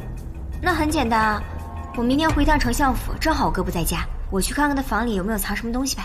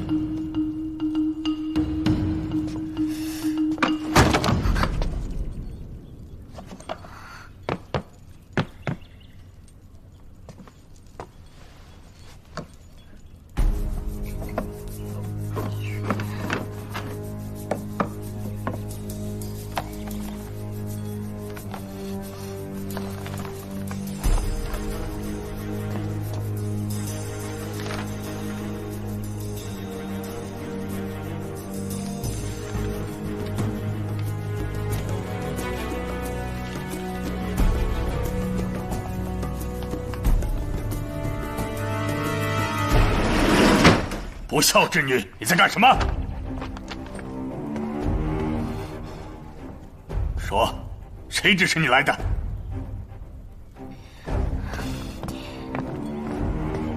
没有人派我来，爹，你怎么是非不分呢？我哥他现在很有可能跟一帮叛国的人混在一起，您不管管他呀？就算他是被冤枉的，那他是不是应该站出来说清楚？说清楚？你哥他在前线打败仗了，你知道吗？啊！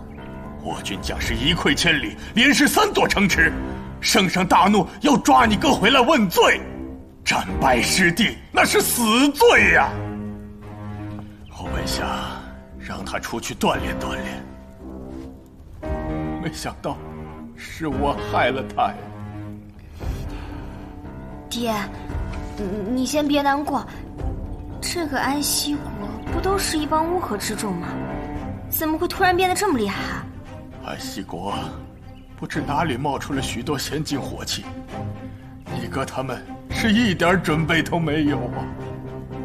那这么说来就不是我哥的错了。我去跟太子说清楚，让他去禀告圣上啊。但是你看，这账本的事情总要解决吧，就算打败仗说得过去，这个也躲不掉的呀。你是不是查案查疯魔了？你干脆连你爹也送去检察司审一审好不好？不是爹，你别激动，你听我说嘛。你别说了，你哥跟那几个狐朋狗友是做了点生意，也就是赚了点小钱，这事我知道也查过，没什么大事。可你作为秦家的儿女，就当以秦家为重啊！你以为当初为何将你嫁给太子啊？还不是为了太子他日登基，你能母仪天下，我们秦家能跟着你沾点光啊！可你哥一旦获罪，我便是罪臣之父，你便是罪臣之妹，后果不堪设想。此事就到此为止，听到了没有？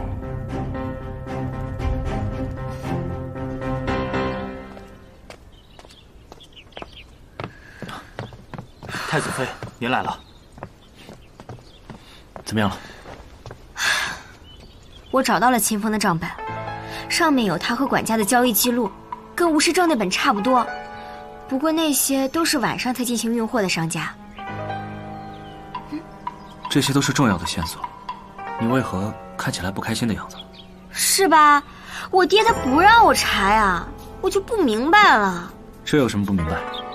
第一，你又没有直接证据可以证明秦侍郎与范思言的那帮人有勾结。第二，你哥现在遇到了大问题，这一点你应该知道的。我知道，但是我觉得很蹊跷，这个安息国怎么会突然多了这么多的火器呢？我调查过，这火药极其贵重，我衡过也没有多少。从一开始的物价上涨到思言，再加上你哥的产业，形成了一张巨大的网，其目的就是收敛巨大的财富。你的意思是说，有人赚钱给安息国打仗？没错，钱赚够了，就差一个开战的理由，于是便有了吕岩被杀案。那就更不可能是秦风了，他怎么会明知道安息国多了这么多火器，非要赶上去送死啊？所以我们得知道，这背后操纵店铺的人是谁。那只有老骆驼知道。走。走。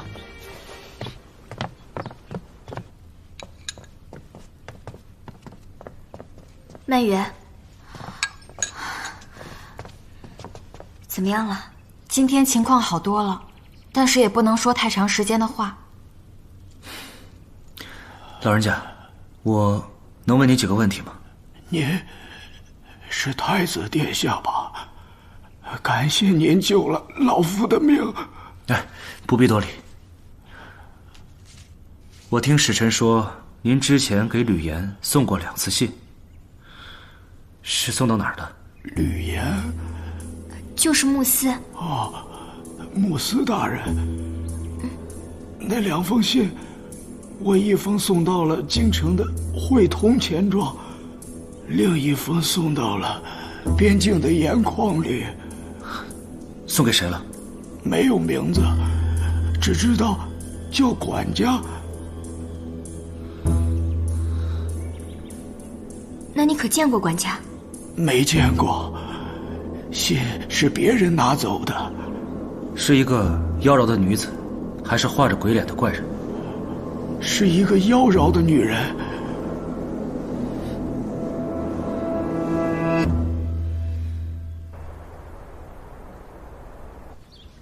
看来这一切果然是管家操控的。我现在就命人去把你哥召回来。他若是清白的，就应该把事情说清楚。如果供出了重要的人，也可以将功补过吧。谢谢你啊，为了我那个不争气的哥哥。我这也是怕你难做。圣旨到。诏太子凌轩携监察司丞姚天、太子妃秦希月共赴安西国前线，调查主将秦风叛逃一事，务必将罪臣秦风押送回京。太子妃若有偏私，按叛国罪一并论处。凌轩接旨。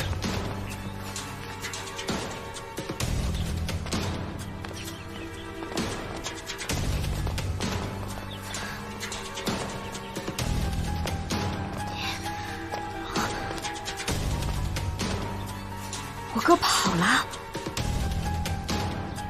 这个没出息的东西，这时候就算是死在战场上也不能跑呀。秦风现在逃跑，那就是畏罪潜逃。你说我要是管家，那会怎么做？管家会杀了他，然后把他扔在荒郊野岭。或许是秦风没有逃走，而是被抓了。不能再等了，叫上姚司长还有曼雨，现在就出发。好。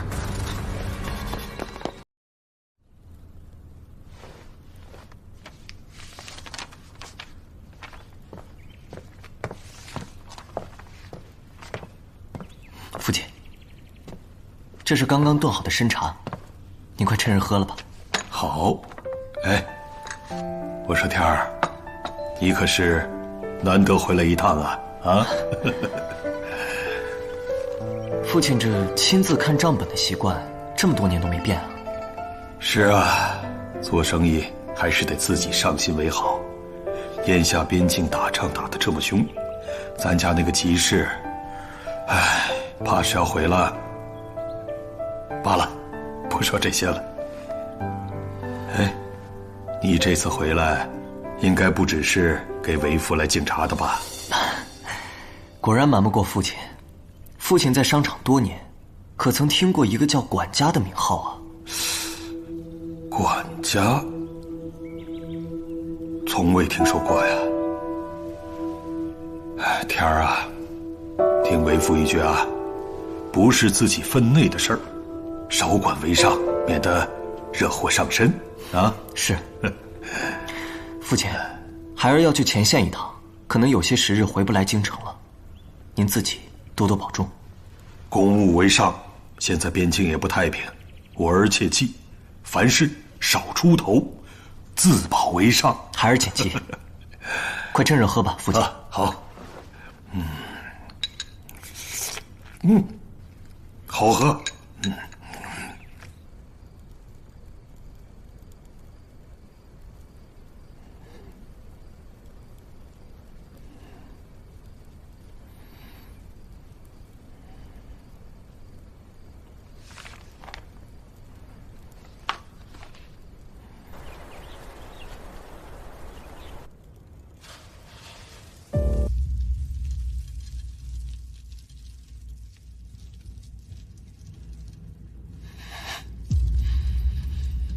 你都生虫了。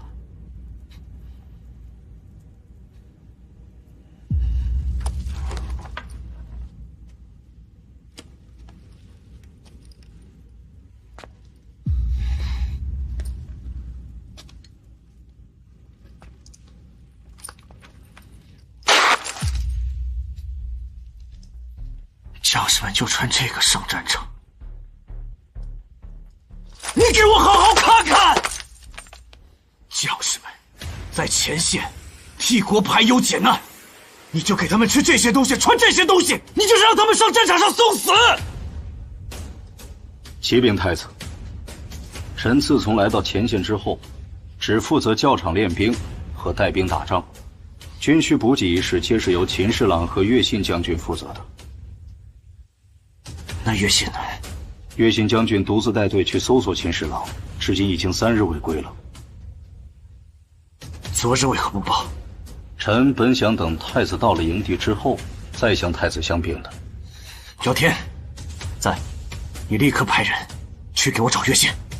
是，太子殿下，此地地势险峻，恐姚思成不熟悉地形，倒不如让末将亲自带兵去找。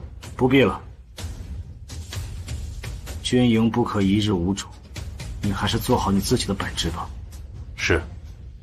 第二，随我出来一趟。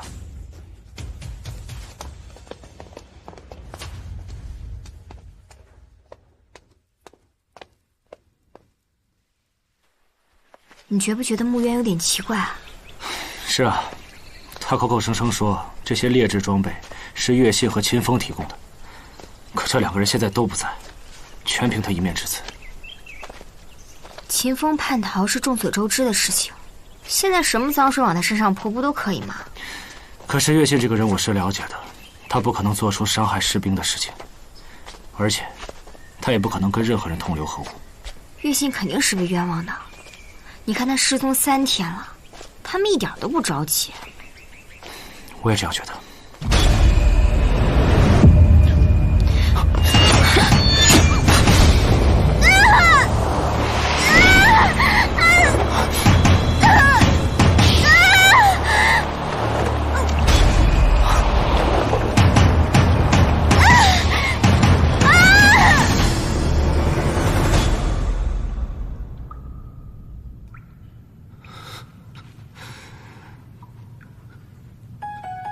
你快醒醒！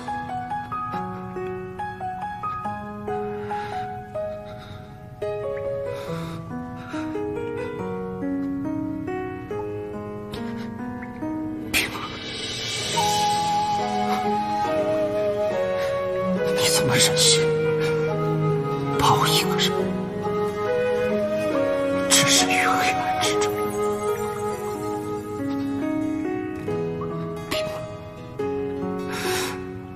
你快醒醒！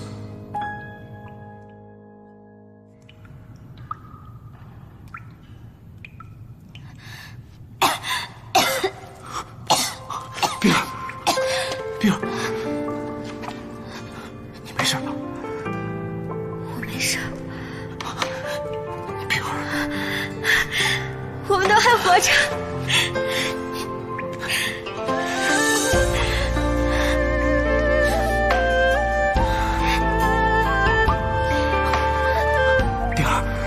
你怎么样？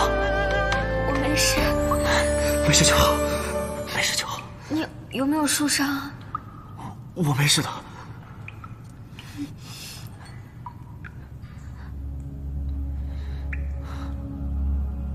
我们这是在山洞里。是啊，不过还好的是，这儿的空气是流通的，应该是有出口。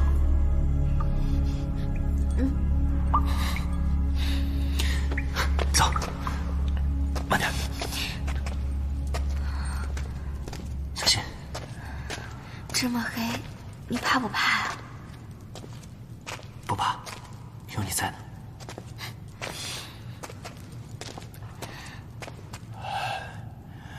谁？谁？玉信。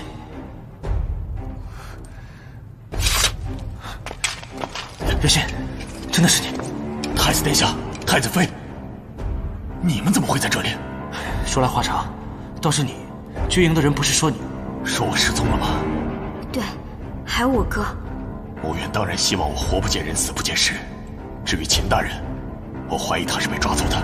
看来是我们的突然到来，打乱了穆渊的计划，所以他才迫不得已要将我们灭口的。看来还有别的势力。穆渊得到军营之后，获利最大的是谁？安息国。没错，但是我想说的是，真正获利的，应该是给安息国提供军费的人。太子，你看，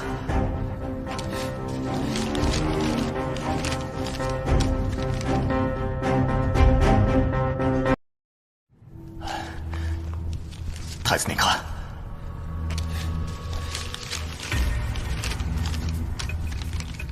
管家知悉，月信已对军需兵器供应起疑，此人是大患留不得。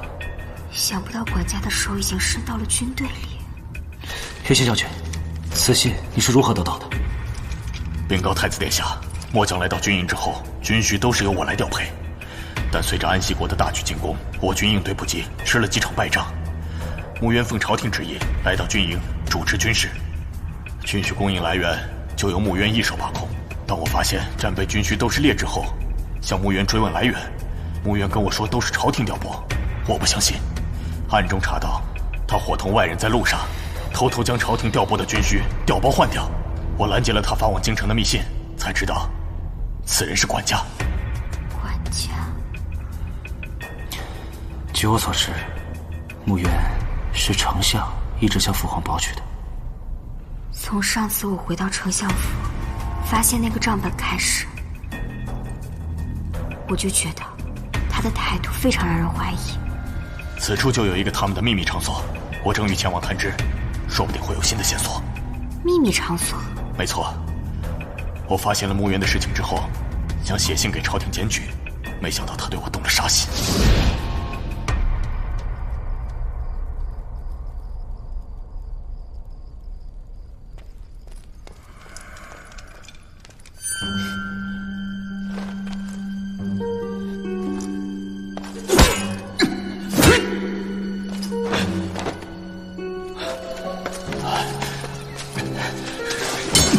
快，这边！跟上，快！追！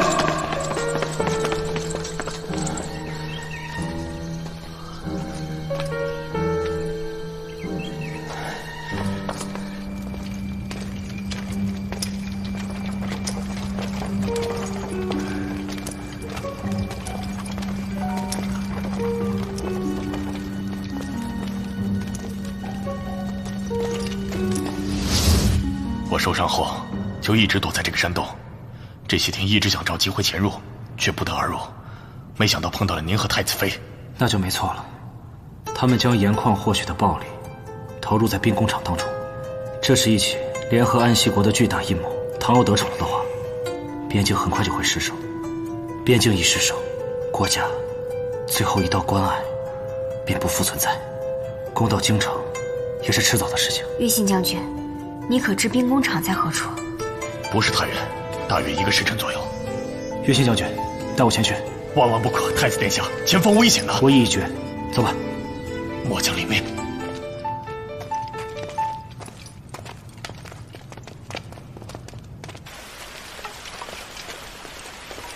那边看看。好。姚司城，咱们已经搜索1天1夜了，这山崖上下也都搜遍了。恕老夫直言，这附近多有野兽出没，恐怕这……可附近没有野兽噬人的痕迹。这边也没有。总之，我绝不相信太子殿下会遭遇不测。姚司城，像您这样的青年才俊，可谓是100年难得一遇。但是您为何要投入宫门，不继承姚大官人的财产呢？据我所知，他就您这么一个儿子，他对您是寄予厚望啊。我与父亲早有约定，他的生意与我毫不相干。我的毕生所愿便是惩奸除恶。穆将军，似乎您对我的家世很了解。这姚大官人乃我横国首富，这坊间传闻自然也不会少。老夫也就是道听途说罢了。穆将军，这里有2条路，咱们分头去找，谁先找到发个信号，如果没找到，2个时辰后在这里会合。姚司长，您初来乍到，对这附近不大熟悉，这深山路途崎岖，我看还是让我带兵去山路搜吧。不必了，还是我走山路吧。想必太子殿下定是被困在了深山里。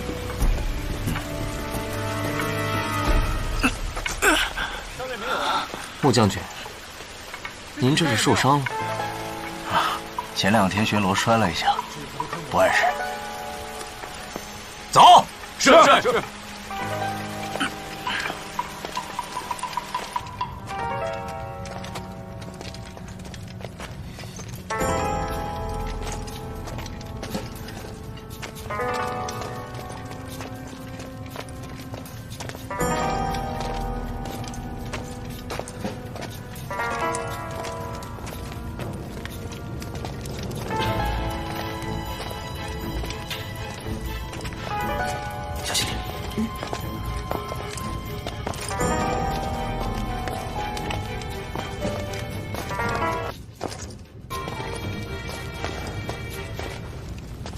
太子殿下，就是这里。左边大洞就是他们的兵工厂，右边2个小洞，一个是他们从外面把材料运进来，另一个是他们把做好的运出去。看来，他们把军需物品藏在离渡口不远的地方，等朝廷的军需一到，便在前往军营的路上将其调换。没想到，他们居然利用这里的地形，达到了走私的效果。岳信将军，军营的士兵已经不能再相信了，你赶紧出去找到姚天，去调离这儿最近的猎鹰军，我们来个出其不意，一并捣毁这儿。他们看到这个玉佩，自然会相信你。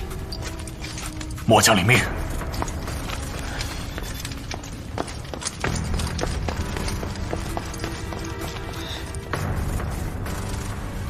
这里面的戒备一定很森严，咱们不能硬闯。我知道，跟我来。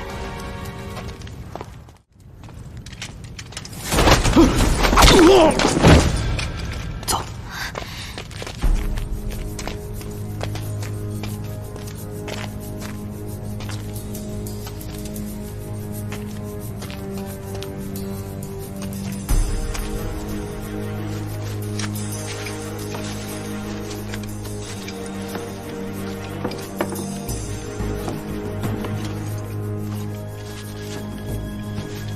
你们2个去那边看看。是。这山神庙为何如此破败啊？你有所不知，我们这里处于深山，所以本就多灾多难。直到有人捐了钱，建了这座山神庙，说是要保一方平安。可谁知道这庙建成之后，灾难反而越来越多，慢慢的上香的也就少了。捐献的人是谁？大概什么时候？不知道，像是在朝廷当官的，约摸着有个2年了。姚司城，那边发现密道，都跟我来。是。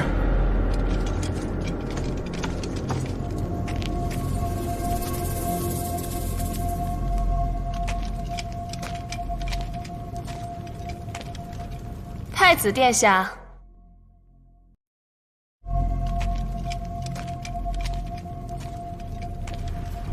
太子殿下，太子妃，你们在这里找什么呢？你束手就擒吧，只要你告诉我幕后主使是谁，我饶你不死。太子殿下，这可是我的地盘，你说这种话，你不觉得可笑吗？上次悬崖没把你摔死，这次倒主动送上门来，休怪我对你不客气。外面现在围了很多的官兵，你不要做无谓的挣扎。官兵，有官兵，那也是来杀你们的。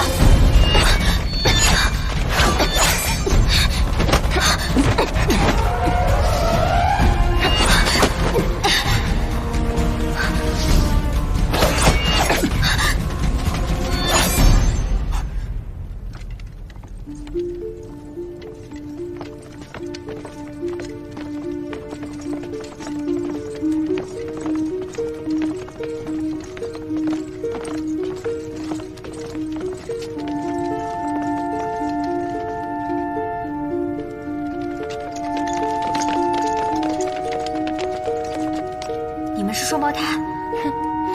太子妃果然聪明，可你明白的太晚了点吧？你放开他！你还是先管好你自己吧。太子，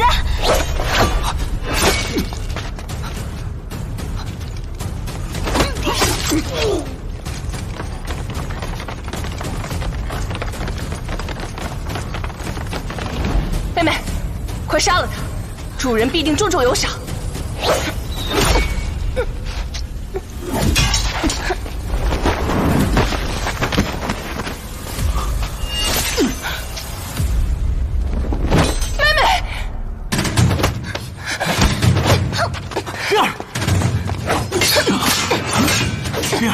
没事吧？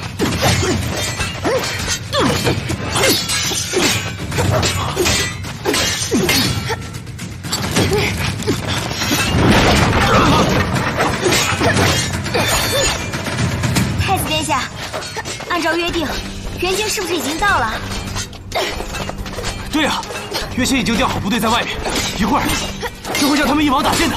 对呀，保护太子可是头功，岳信就算跑断了腿，也会来抢这个大功的。到时候，管家也一样逃不了。你们休想得逞！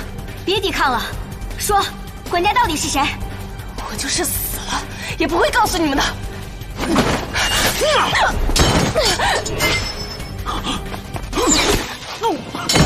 哥，快走！快跟上去！太子殿下，现在不是说话的时候，走！你们几个断后。是。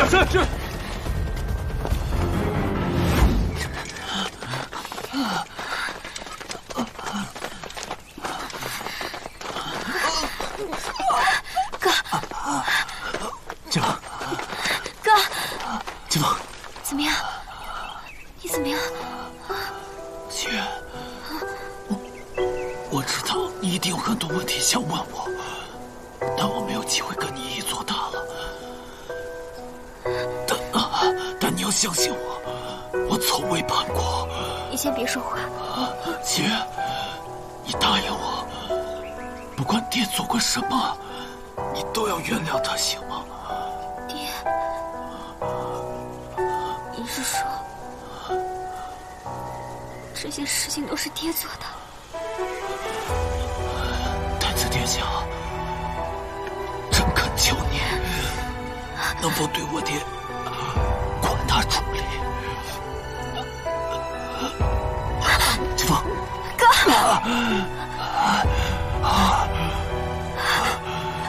神，命。哥，金凤，真是不识抬举的蠢货呀！可惜了，明明有这么好的前程，偏偏要铁了心效忠那个狗皇帝。姚思成，我劝你别冲动。山上的这些士兵我已经下了信号，只要我一声令下，万箭齐发。这弓弩可是不长眼啊！今天我要的是太子的命。你走吧。你看我像贪生怕死之人吗？都是蠢货。穆渊，我想问你，你可知谋杀太子的罪名？朝廷对你不薄，你为什么这么做？混账！我穆渊16岁参军，一路南征北战，这横国半个江山都是我打下来的。可是那个狗皇帝登基之后，有功不赏，无罪则罚，偏让我去镇守边疆，这不分明是防着我吗？既然他这么怕我造反，我就反给他看。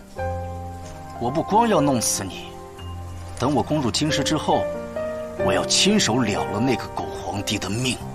当时军营叛乱，我爹力排众议保举了你，他是不是就是管家？丞相乃两朝元老，开国功臣。这狗皇帝年幼之时，若不是丞相辅佐他，他能有今天？可是他亲政之后，处处削弱丞相的权力，岂能不让人心寒？太子妃，你若是肯回头，不选你那愚蠢的哥哥，本将军也不想伤害你。我爹平时最疼我和我哥，如果被他知道我们俩都被你杀了，他不会放过你的。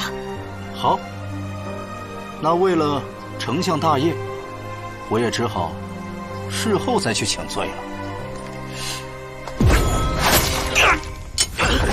什么人？穆渊，你个乱臣贼子！山上的叛军已经全部束手就擒，你若再不投降，便叫尔等死无葬身之地！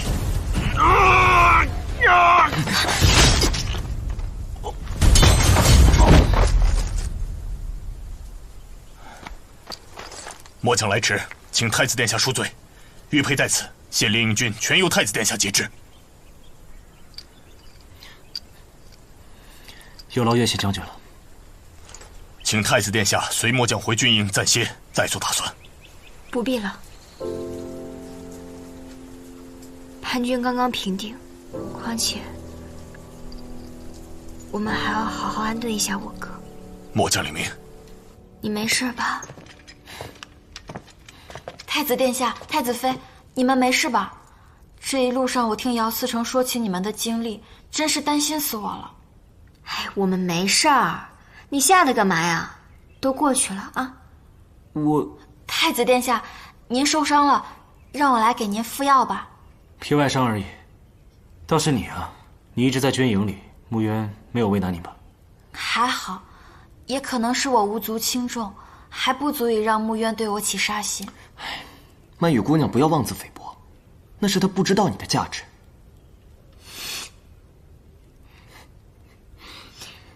对了，你说这一切真的是我爹干的吗？我也一直有在想，但是现在证据的确还不足，不能下定论。对了，你哥在死之前说了什么山神庙？或许那个地方有答案。你哥在死之前说了什么山神庙？或许那个地方有答案。我在山神庙里发现了通往山洞的密道，里面有一排血迹。刚刚查看秦侍郎尸体时，他身上有一块包扎好的刀伤，想必是在那里遇袭时留下的。秦风在山神庙遇刺，那就说得通了。他在军营发现了问题，一个人去调查，结果被人发现，追杀到了山神庙。还好秦风会武功，刺客刺杀失败了。不错，刺杀他的人应该就是穆渊。前几日我见他时，他身上有伤口，想必是秦侍郎留下的。而这所谓山神庙，其实就是管家与安息国的走私通道。山神庙建成后，山体滑坡日益严重，也是因为他们在山里大肆开凿的结果。禀告太子殿下，安息国开始进攻了。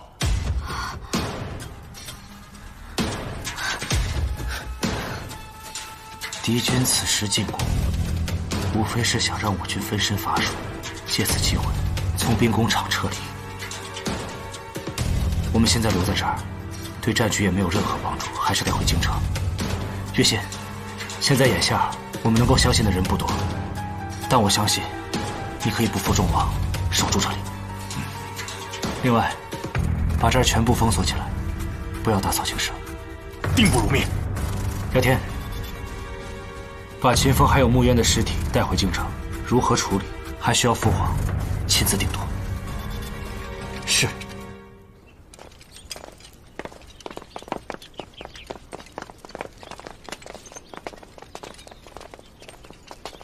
参见太子、太子妃。孙一，你为何在此？禀告姚思成，我们接到了陈州的飞鸽传书，出大案子了，当地府衙不敢审。是何案子？陈州守将穆渊1个月前被杀了。什么？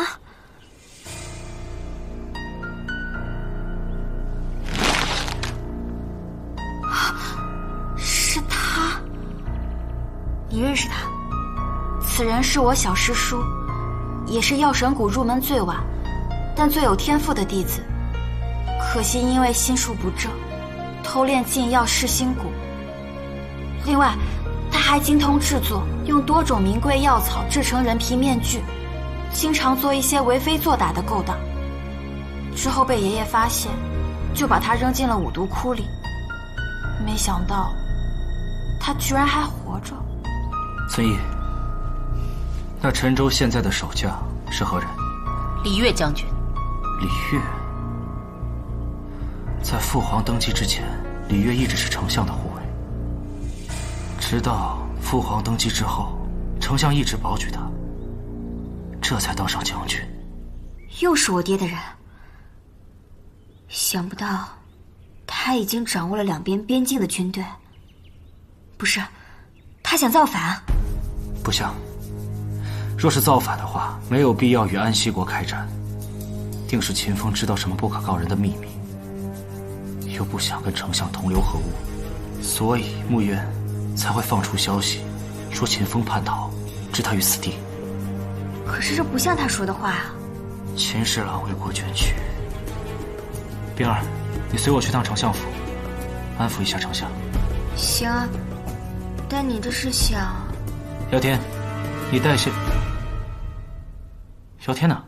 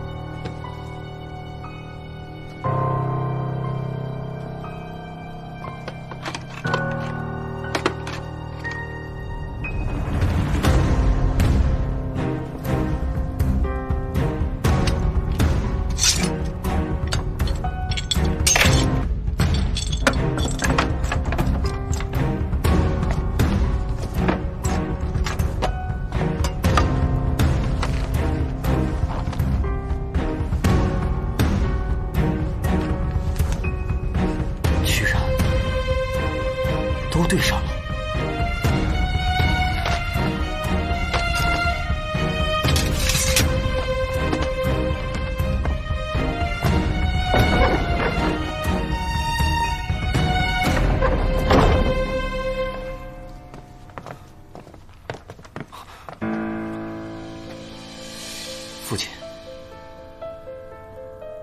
您就是管家。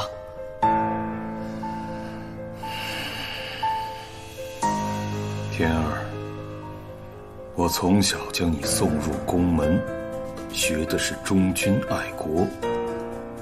你倒好，学会了偷鸡摸狗了。你别再掩饰了。自从穆渊不愿杀我那一刻起，我就已经有答案了。爹只是个商人，虽比平常百姓过得好一些，但终将是受制于人。你是说，你是被人胁迫的？那你可以跟我讲，只要您跟我去指认他，我可以保证您的安全。你保证？你拿什么保证？我从一个街边小贩一步步成为了横国的首富，我付出了多少心血？我就是告诉你那个幕后之人，你又如何？你敢抓他吗？现在四方边境的守军都掌握在他的手里，他只要令其一挥，就有1000颗人头落地。为父只是一个商人，我又有什么办法？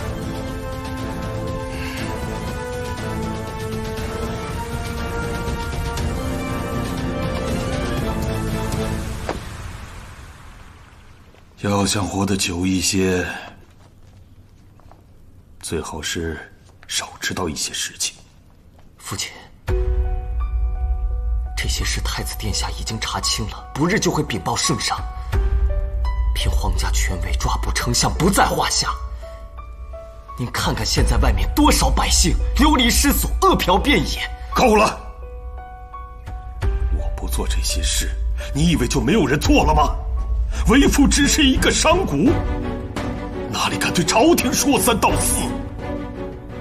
我只是不忍心看着百姓们流离失所，还想替你争个好前程，所以才积极帮忙建集市，开棚布粥。你倒好，不仅不体谅为父的艰难和苦心，还对我妄加猜测、指责。你太让我失望了。可是父亲，这账本……好了，天儿，为父不是没有良心之人。若你们真能将丞相一网打尽，我自会出来作证。否则，你就是今天将我绑到了监察司，我也会一言不发。若你忍心看我们姚家从此没落，甚至灭门，若你能眼看着自己以后变成黑心商人之子，前途尽毁，就把为父绑了吧。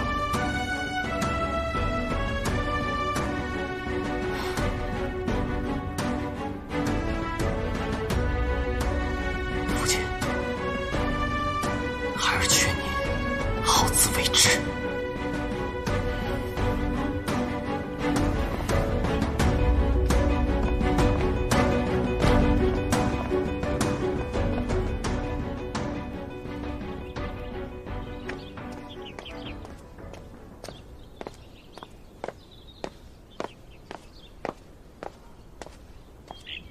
曼玉姑娘，您是来找姚司城的吗？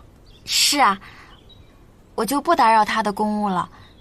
您能帮我通报他一声吗？我把东西给他，我就走。真是不凑巧啊，姚司城已经回府了。啊？今天这么早就回去了？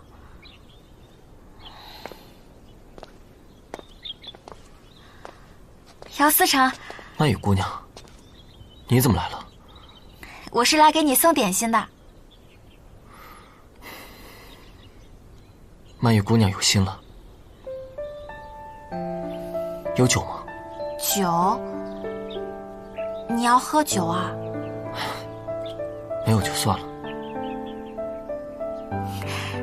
你跟我来。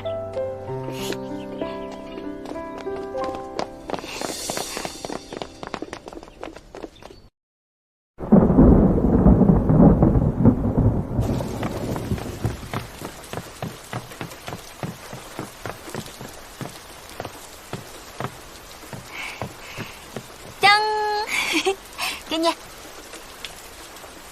这是太子妃教我做的烧麦、虾饺、萝卜糕。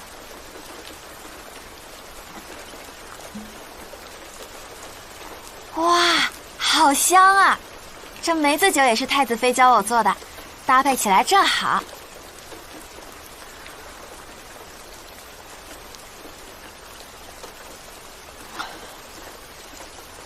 确实是味道独特，看来你在太子妃那儿学到不少奇奇怪怪的东西。是啊，不知道你有没有发现，现在的太子妃变了好多。太子妃现在确实和我刚认识她时大不一样了。可能人都是会变的吧。是，人都是会变的。你今天看起来心情好像不太好，是因为公务上的事吗？姚天只是一路走得太远，有些迷茫，不知道面对意料之外的结果该怎么办。我是太子妃的陪嫁侍女，从药神谷出来之后，便一直都待在丞相府。丞相大人对我们这些下人都很好，可是想不到还有小师叔，从小教我很多本领，爷爷责罚我的时候，也是他出来保护我。想不到我这些最信任的人，竟然都是罪魁祸首。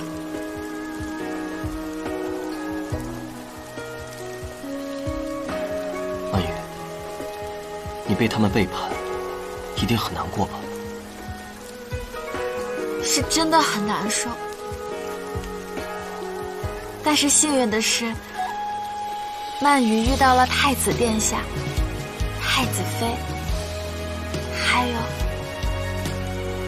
你。有你们在，这种难受就会少很多了。没错，不管遇到了什么困难，我还有你们呢。不管发生了什么事情，曼雨永远都会在背后帮助你的。干！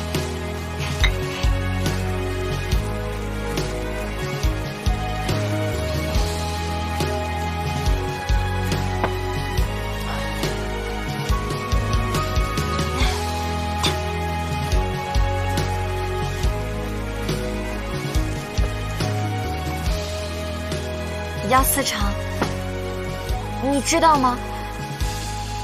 在曼雨心里，你是天底下最好的男人。曼雨永远都不会背叛你的。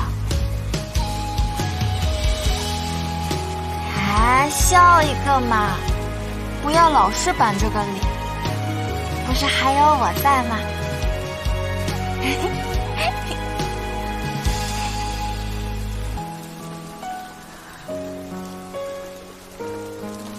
曼雨姑娘，谢谢你。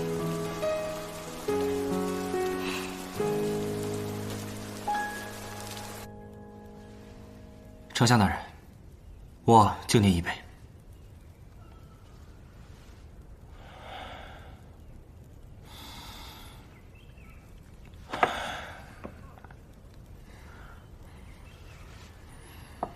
秦侍郎之事，我已禀报父皇，父皇特许以王后之礼厚葬秦侍郎。秦侍郎叛逃之事，据已查清，是木渊作乱所为。老臣谢过圣上，谢过太子殿下。爹，你除了谢恩，没有别的要说的吗？有太多的话想说，却不知从何说起啊。那不如就从你当管家开始说。好啊，好啊，我一心为了这一双儿女，可最后这双儿女居然联起手来对付我。可是我做错了什么？我一心为国，可圣上一直对我放心不下，处处打压我秦家，是我上下疏通，才让你得以嫁给太子殿下，让凤儿进了兵部。你可知你爹的用心良苦？丞相大人，父皇何曾怀疑过你？只是恒国想要千秋万代，朝廷不能只有您一人精明能干吧？必须不断地提拔新人。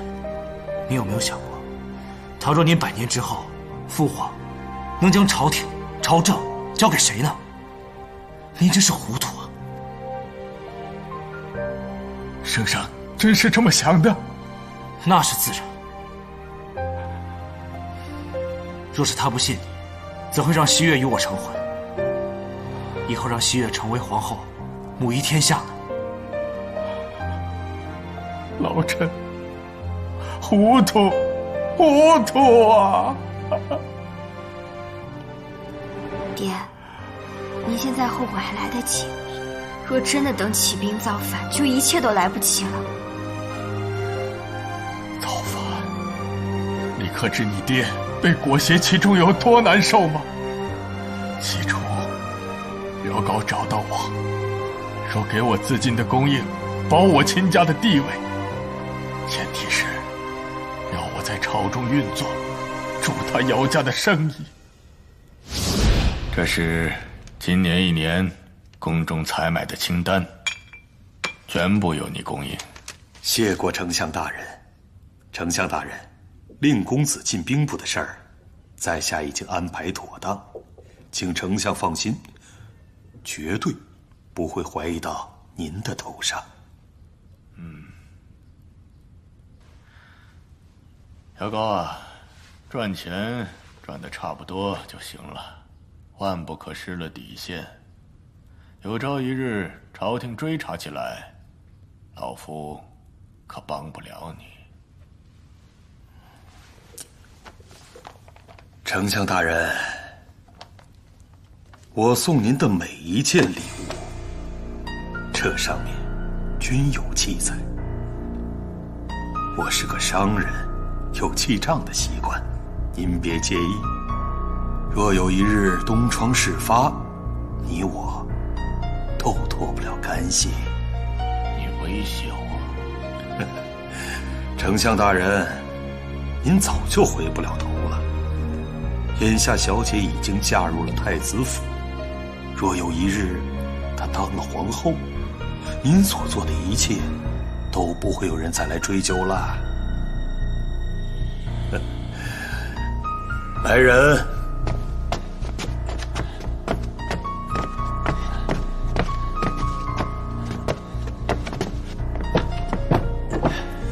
打开。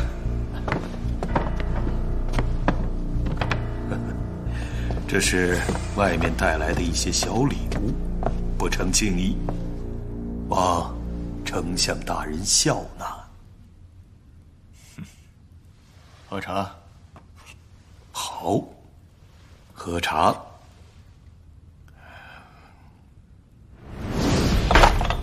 姚高，贩卖私盐可是要杀头的，你知道吗？你勾结吴世正，哄抬物价，把整个恒国搞得鸡飞狗跳，本相绝不会坐视不理。与私盐有关的生意，基本都落在了秦风公子名下。再加上这些年您府中的收入，您觉得皇上会相信是谁在贩卖私盐，又会相信是谁在哄抬物价，搞垮恒国？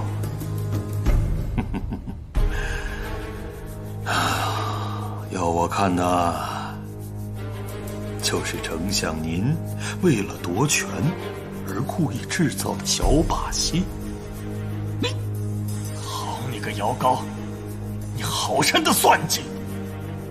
这没什么高深的，只不过丞相您太自负了，您总以为能掌控一切，其实你什么也掌控不了。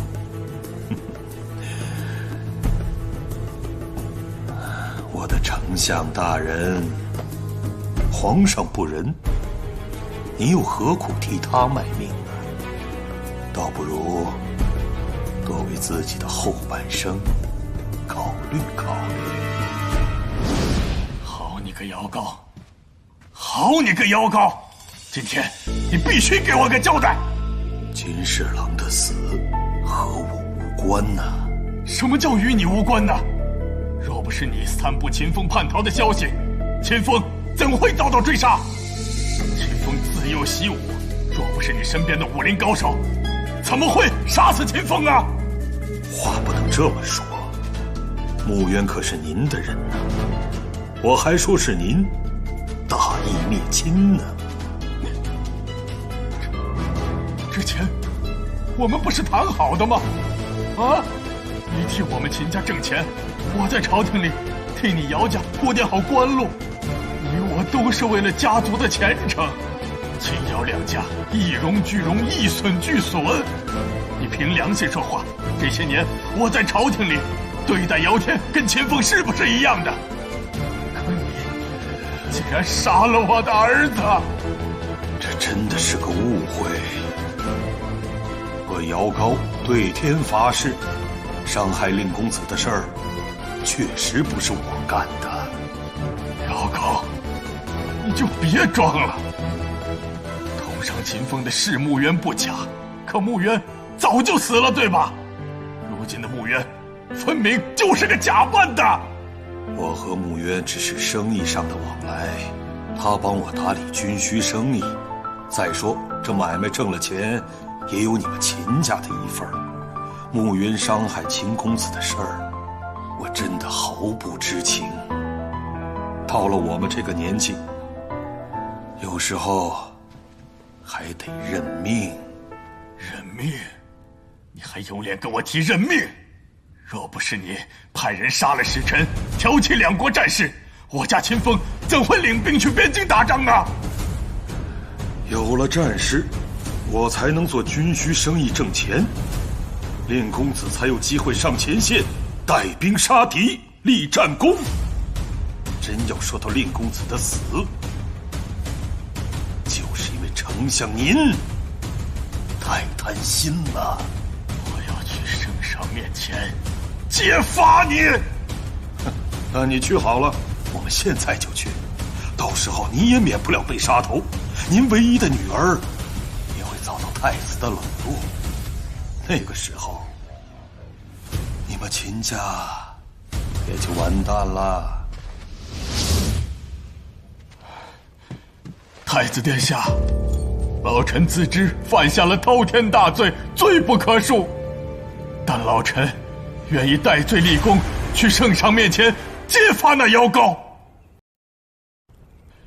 太子殿下，老臣自知犯下了滔天大罪，罪不可恕，但老臣愿意戴罪立功，去圣上面前揭发那妖高。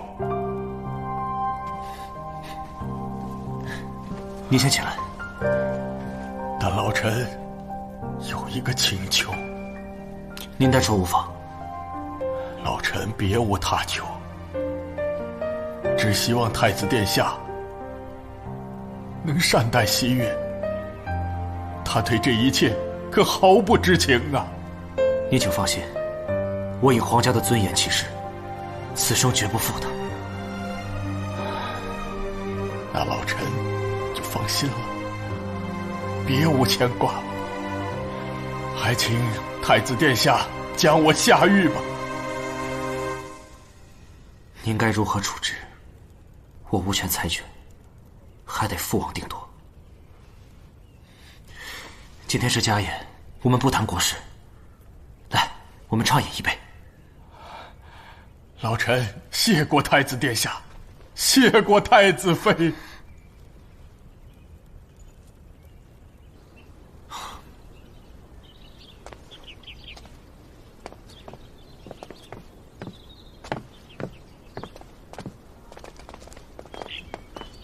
太子妃，来，曼玉，乔大人，茶给您放这儿了。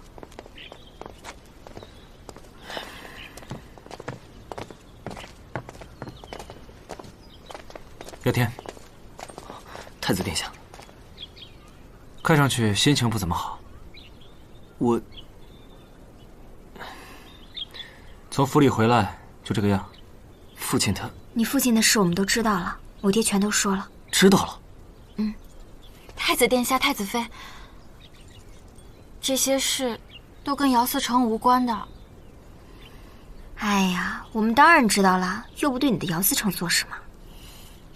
父亲犯下了弥天大罪，姚天再次许诺，定会彻查到底，绝不徇私。你大可放心，只要你父亲及时回头，自然不会让他受苦的。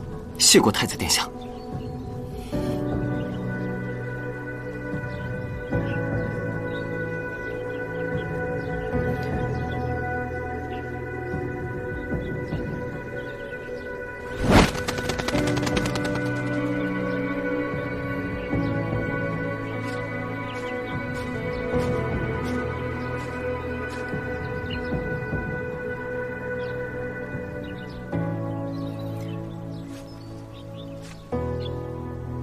我已经向孙一飞哥传书，让他全面监视我家了。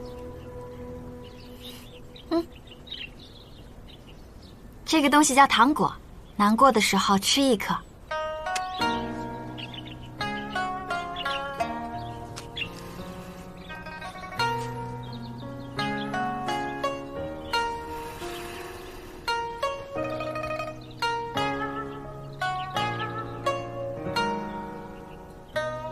谢谢你啊，父亲本说过，只要丞相认罪，他便去自首。想不到他连我也会骗。姚思成，你还有我们呀！就算姚大官人他做错了事，可是太子殿下从来都没有怀疑过你啊。可我真的很迷茫啊！父亲从小就对我很好，就算真的把他抓进去了，那我呢？我以后该怎么办呀？铁面无私有亏家族，包庇藏匿有愧于公道。我是两头尾。姚天，你以前是那么果断坚毅的人，现在怎么变得扭扭捏捏的了？你想想，太子殿下和太子妃今日为何会来？丞相可是太子殿下的岳丈，太子妃的亲爹，但是他们在大义面前毫不含糊。你以为他们心里不难过吗？可是他们还是会不留余地地寻找凶手。你到底在烦恼什么？难道你的父亲就是父亲，别人的父亲便不是父亲了吗？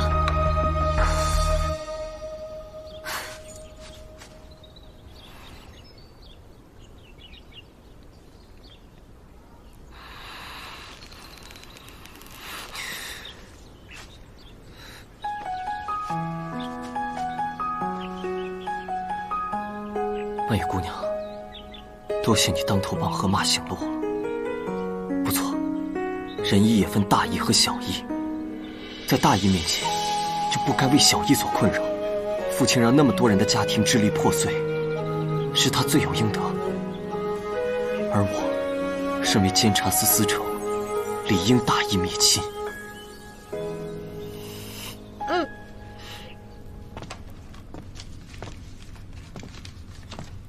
主人，事情都办好了，都已经安排妥当了。但是我刚刚得到消息，丞相已经全部交代了，目前已经被太子重兵看守起来。丞相这个老东西，要知道他这么没用，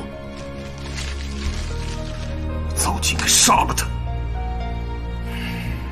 好在安西国还是我们的盟友，明日就会护送我们出城。现下恐怕是出不去了。我刚刚来的时候，看到府外多了很多摆摊的小贩，这些人步伐稳健，行走如风，绝不是普通的百姓。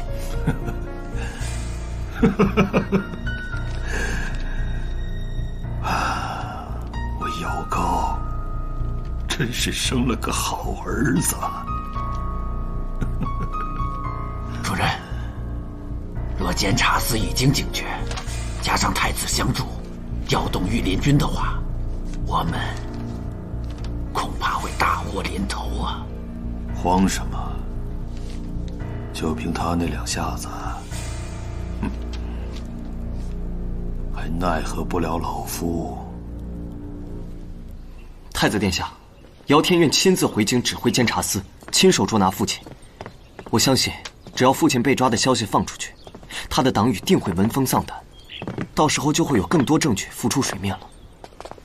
姚司长，依我看，还是换一个人吧。莫非太子是怕我徇私？那倒不是，只是我不想陷你于不义啊。姚天身为朝廷命官，有负皇恩，未能及时察觉父亲的罪行，还请太子殿下给我一个戴罪立功的机会。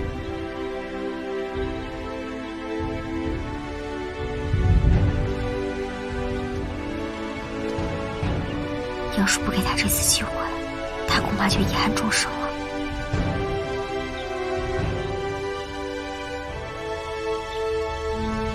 姚高现在已经身处监察司的监视之下，剩下就全权交托于你了。姚天领命。姚司成，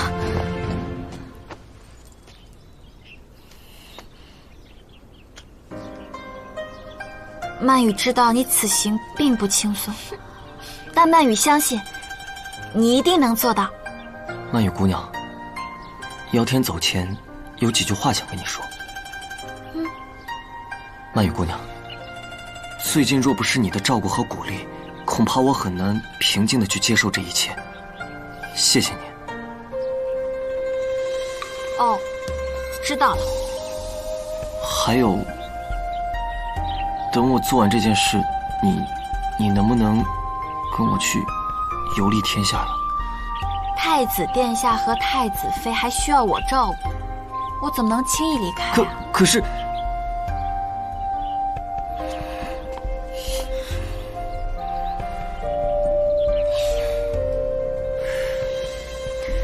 如果没有你，我吃饭也吃不下去，睡觉也睡不了，因为我控制不了我自己。我看不到你的时候，满脑子都是你。我觉得我不能没有你。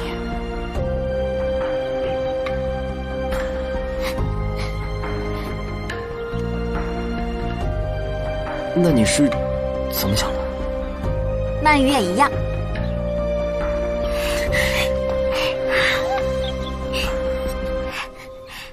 这俩木头终于开窍了。我本来还担心姚天这一次一蹶不振，现在看来是我多虑了。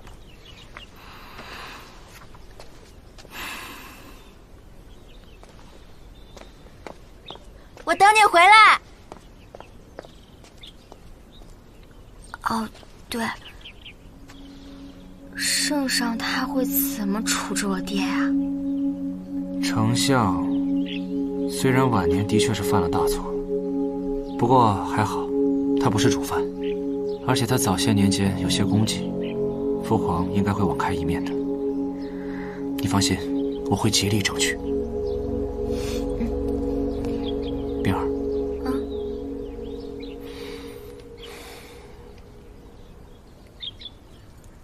以后不管发生任何事情，我都会在你身边。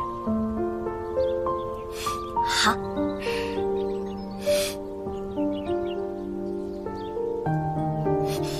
那我也要抱抱。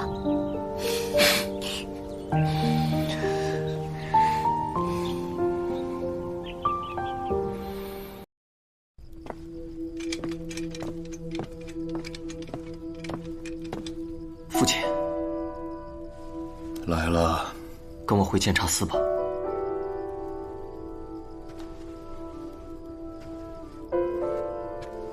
怎么，丞相认罪了？您做了什么，您自己清楚。这次我不会再相信你。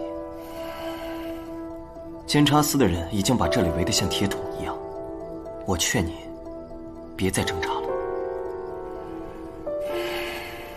罢了，想不到算计一生，最后却栽在了你这个亲儿子的手里，也算是死得其所啊。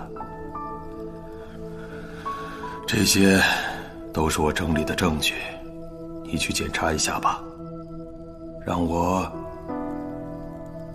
好好再看看这个家。以后，怕是回不来了。父亲，孩儿答应您，进了监察司，绝不让您受苦。这是我最后能为您尽的孝了。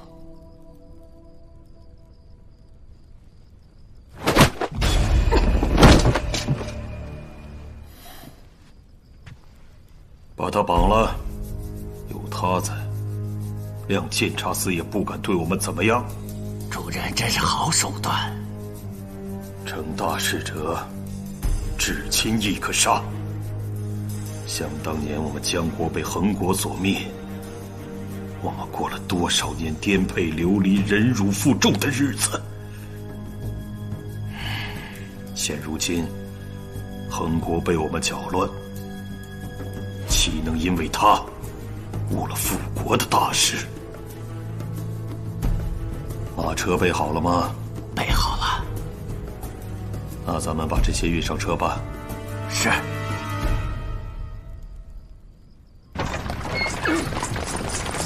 快，这边，这。主人，我们被包围了。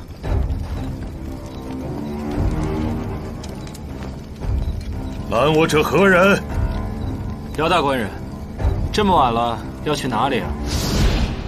太子殿下，我有一个请求。你尽管说。快到京城时，我先行一步，您到监察司等我。我想去劝劝父亲，毕竟他……我明白。你尽量好好劝劝他吧，看他是否能看在你的份上，尽快回头是岸，不要酿成更大的错误了。如果到了虚正时刻我还没回来，你就带人往南城门方向拦截。父亲若是要逃，定会逃往安西国边境，沿途一定有人接应他，不能让他从那里逃了。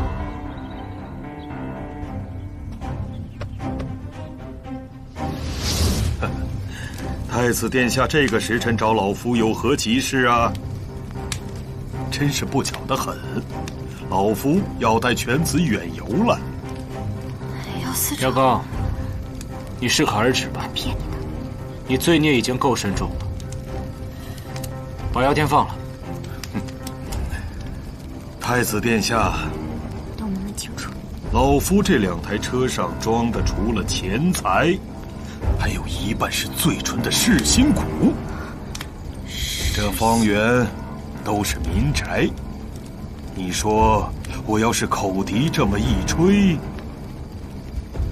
这谁能逃得过呢？你想要什么，我们可以谈，别伤害老百姓。太子果然是爱民如子，那我们就好好谈谈条件吧。说，放我走。你觉得可能吗？那就让这方圆10里地的所有人给我一起陪葬吧。老夫在黄泉路上也不寂寞。这样，你把姚天放了，本太子当你的人质。太子，你知道自己在说什么吗？答应还是不答应？趁我没反悔。成交。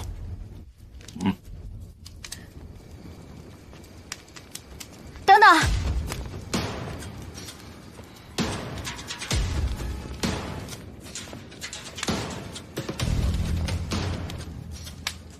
我有一件随行的行李，想要给太子带着。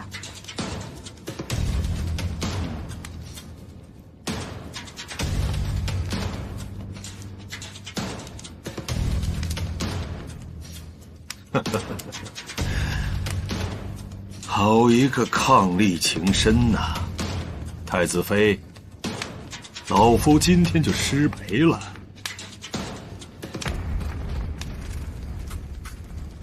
来，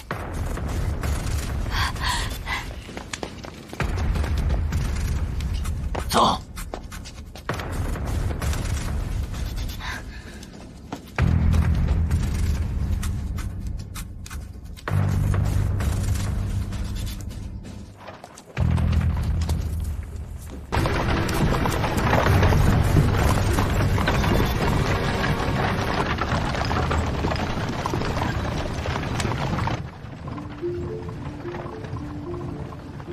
太子殿下，我劝你还是先闭目养神休息一会儿吧。一会儿到了安息国，你恐怕就没有这么好的条件了。廖高，我一直想不明白，朝廷对你不薄，父皇也封你为商贾的领袖，你为何做这一切？真相很残酷，太子殿下，我劝你还是不知道的为好。总之啊，我今日所做的种种，都是你们父子给逼的。那你这么做，会伤害姚天，知道吗？他是我们姚家的人，必要的时候，就必须为我们姚家做出牺牲。你不是衡国人。哦，太子为何会如此认为？我见过不少的黑心商家，也有很多贪污的官员。他们不是为了财富，就是为了权力。而你姚高，把赚来的大部分财产都给了安息国。况且，你在衡国，也只是一介草民，官场也不愿意涉足。这让我一直想不明白，只有一种可能，你不是衡国人。哼，那你倒是说说，老夫是哪国人啊？应该是江国人。江国灭亡的时候，以你的年纪，应该是经历过全城的。太子真是好眼力呀！那你不妨再猜猜，老夫到底是何许人也？我尚年轻，江国我不太了解，父皇也很少提起。你究竟是何人？老夫就是被你们所灭的江国丞相姚松庭。江国虽然不大，但是却很富庶，反倒是你的父皇，那个才刚刚登基。他急于建功立业，便听信了秦毅那个老狐狸的话，假借通商的名义，突然对我们江国发起了攻击。我们没有任何准备，皇宫很快被攻破了，皇上被杀，你们几乎兵不血刃就灭了我们江国。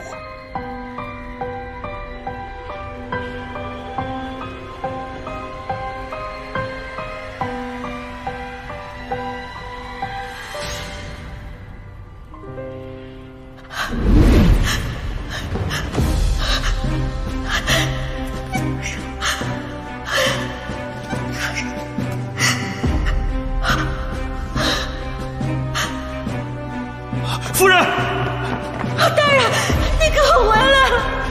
天儿，夫人，你听我说，皇上跟皇子们都被杏林子杀了，衡国人很快就到这里了。我已经安排了接我们的人，我们赶快走。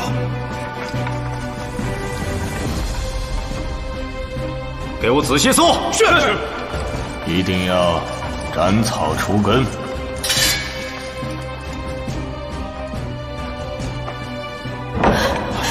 夫人，赶紧走！夫人，快！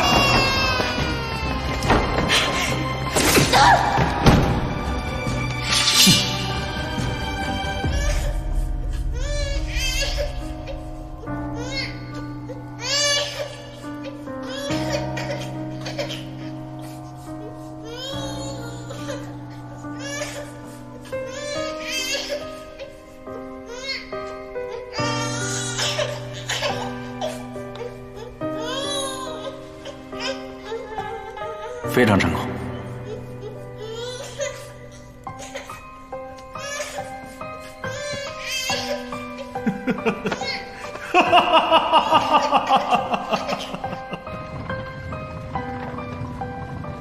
你口口声声说是为了江国复仇，为了妻子复仇，可你究竟做了些什么？你自己清楚吗？拿着钱财贿赂高官，替你贩卖私盐，还囤积了大量的粮食布匹，还有民生物资，扰乱市场。你知道你害死了多少人，又有多少人想找你报仇吗？只要能毁了恒国，死再多的人，我也在所不惜。安西国的兵马不日就将抵达城外。太子殿下，我会让你亲眼看到恒国的毁灭。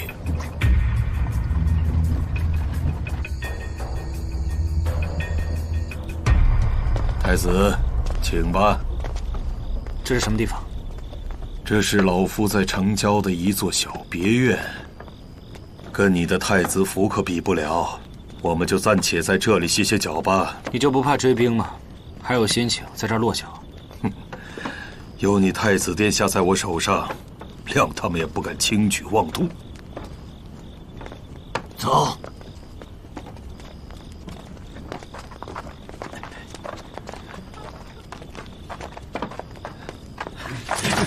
别动，站住！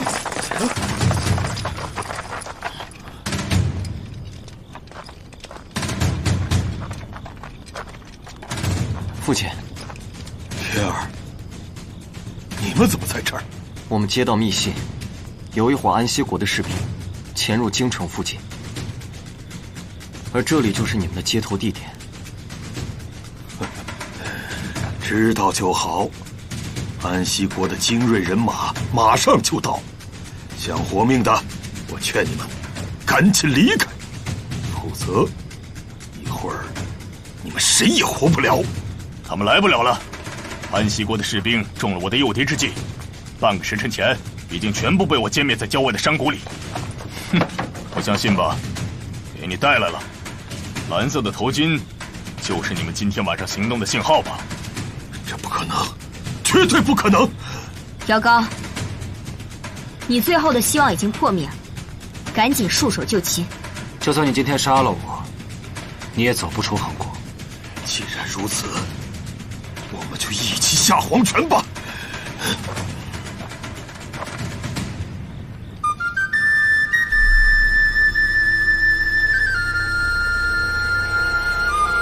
曼远，怎么回事？不是在太子的包袱里放了药吗？这没道理啊！哼，就你们的这些雕虫小技，真是让老夫笑掉大牙了。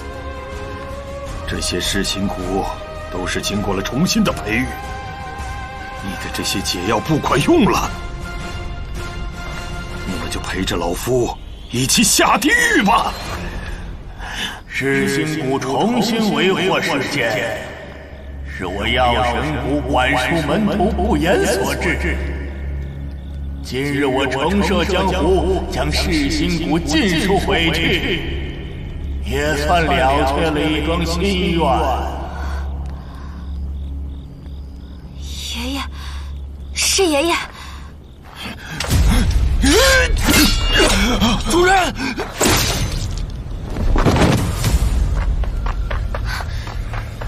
你没事吧？我没事。叛贼姚高已被捕，同党语者，束手就擒。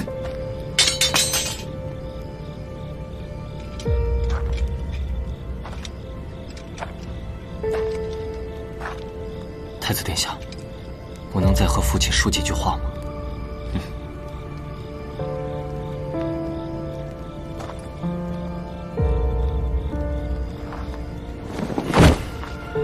父亲，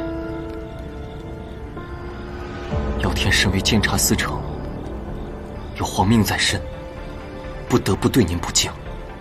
日后，望您多多保重。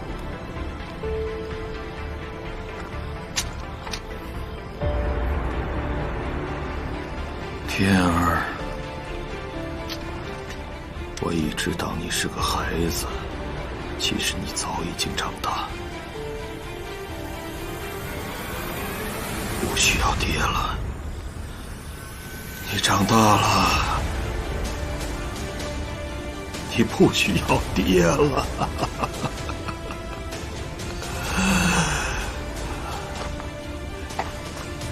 走，快点走，是点。走。姚思成，你没事吧？何人？小伙子，你的功夫不错，有情有义。等此事完结之后，速速与曼玉回府完婚。爷爷这么大年纪了，还是这般胡闹。姚思成，你没受伤吧？没有。爷爷既然是想试探我的武功，他也定不会伤到我，你放心。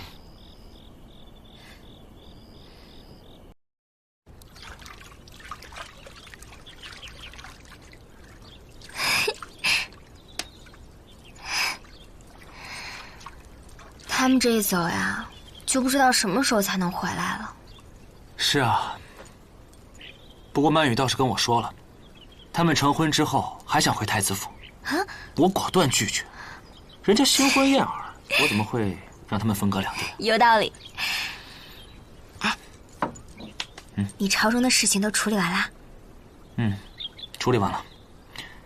姚高被判了秋后问斩，至于丞相，父皇为了保住他的名声，决定不把他的罪行公布于众。还有秦风，给他追加了忠烈侯。所以啊，你就放心吧，你们家的名声没有受到半点影响。我知道，所以谢谢你们。现在呢，曼雨走了，我亲自下车奖励你。好啊，还有件事情，我呢，已经向我父皇告假了。告假？从明天开始，我就带你游山玩水。好。吃遍天下最好吃的东西。好。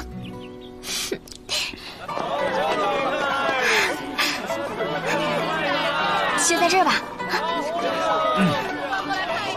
茄子，茄子，茄子，1、2、3，茄子。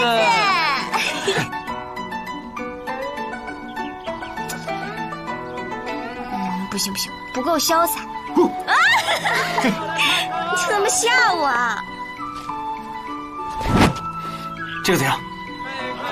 我给你戴上。你会戴吗？之前不是学过吗？啊，等，不够威武。那就还没好吗？不错。这样。哎，这个好，这个好。哎，你别动啊！你不能动。哇，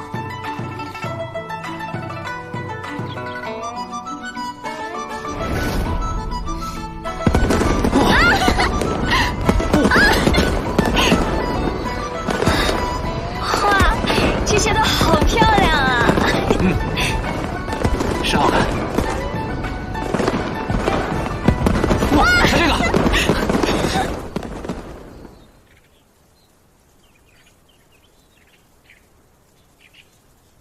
别光只吃菜啊！来，拿起手中的酒。祝你们一路顺风。一路顺风。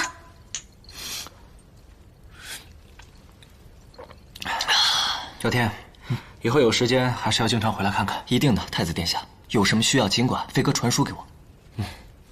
坐吧。来。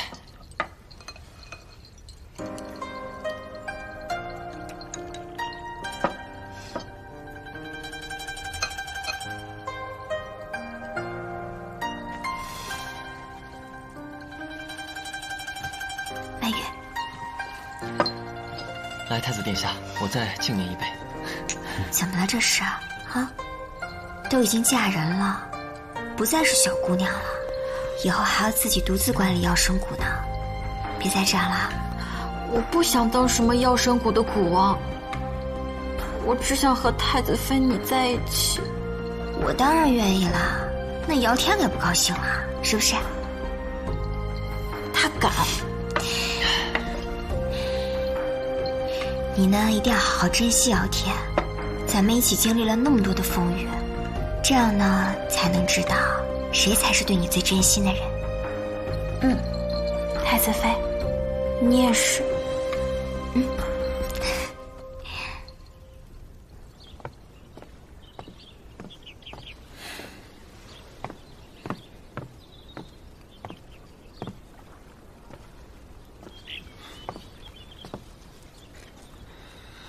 他们走了。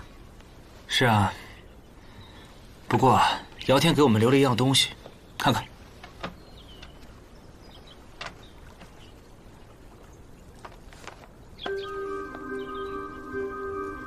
异闻录。你认得这本书啊？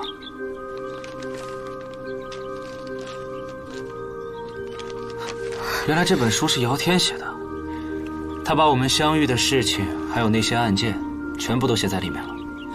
我看不出来啊，姚天还会写书。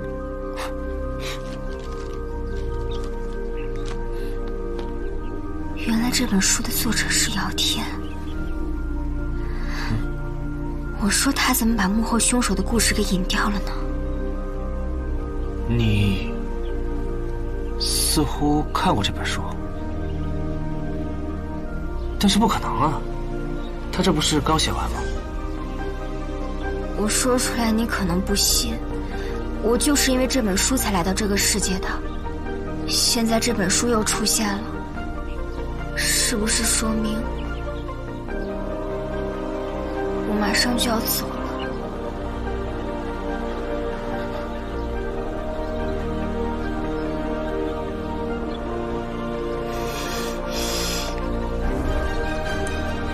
你帮我做件衣裳好不好？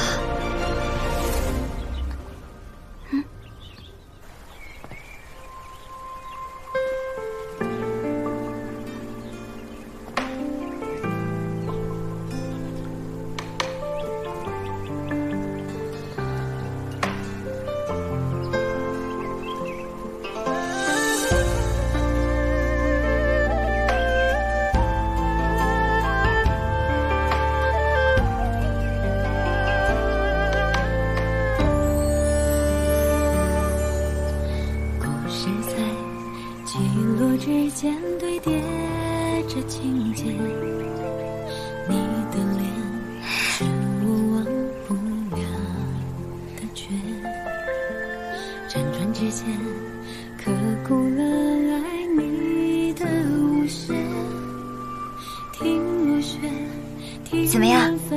太美了，简直是巧笑倩兮，美目盼兮。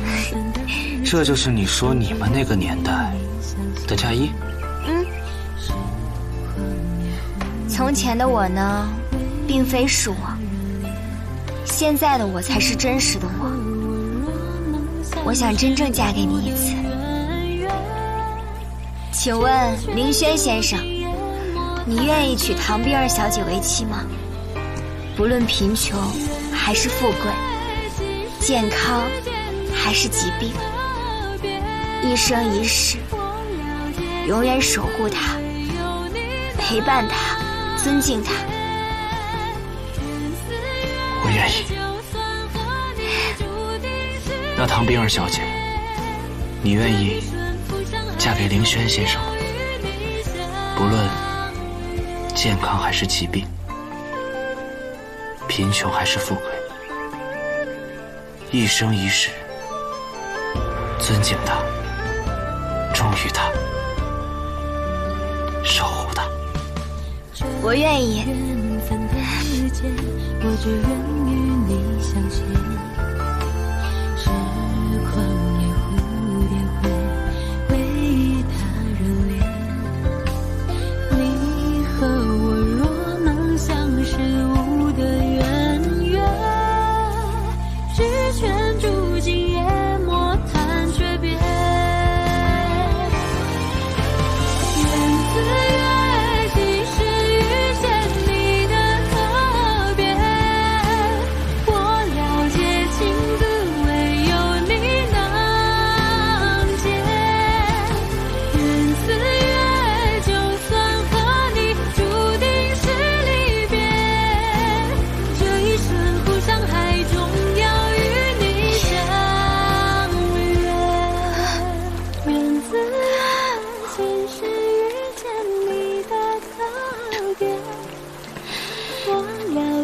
该来的总会来，你该回到属于你的世界了。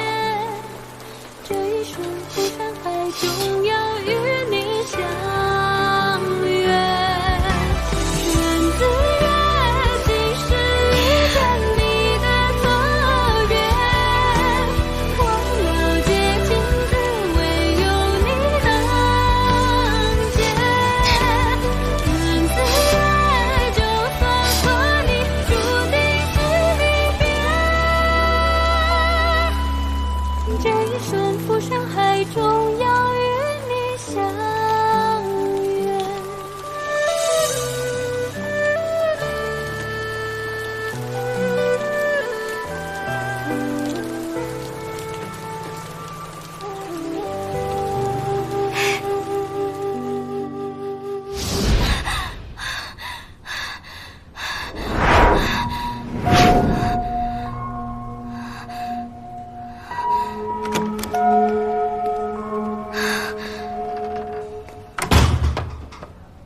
徐小小，冰儿，你醒了。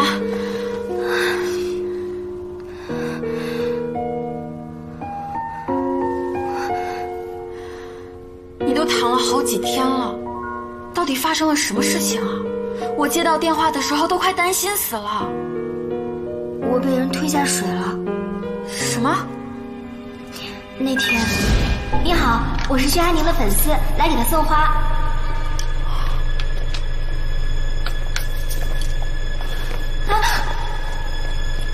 薛海宁抢救无效死亡。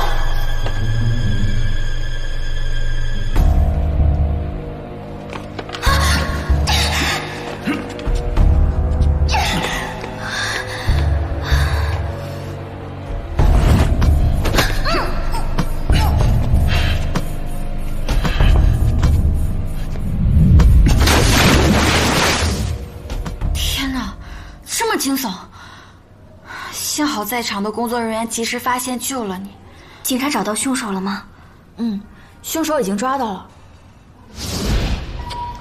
凶手是个变态，发现薛寒宁跟男朋友亲热，他就疯了，觉得薛寒宁给他戴绿帽子，所以计划杀他，结果被你发现了。小小，我这次昏迷的时候，我去到了另外一个世界。你猜我碰见谁了？谁啊？你说的不会是骆锦川吧？你怎么知道？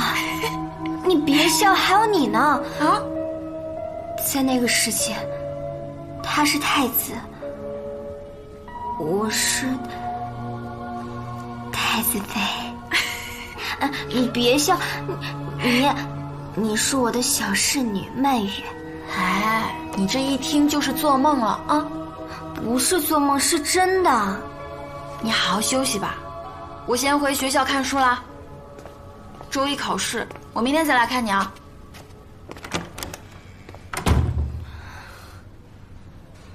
这真的是一场梦吗？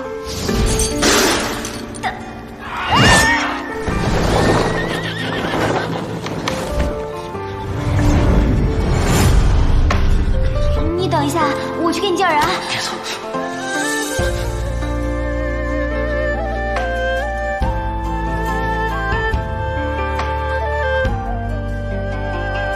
只要你喜欢，这条街不都是你的吗？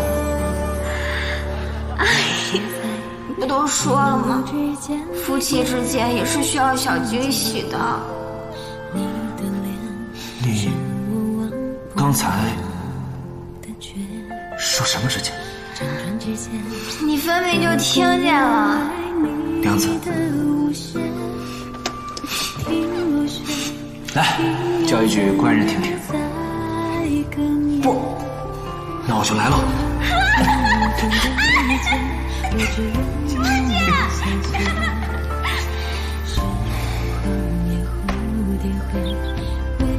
以后不管发生任何事情，我都会在你身边。好。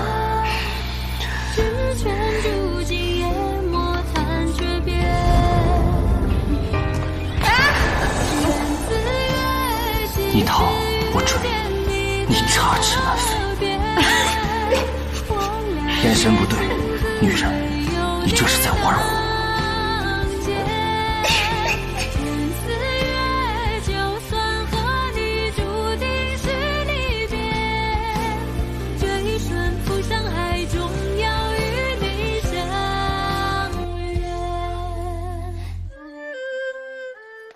我用不着。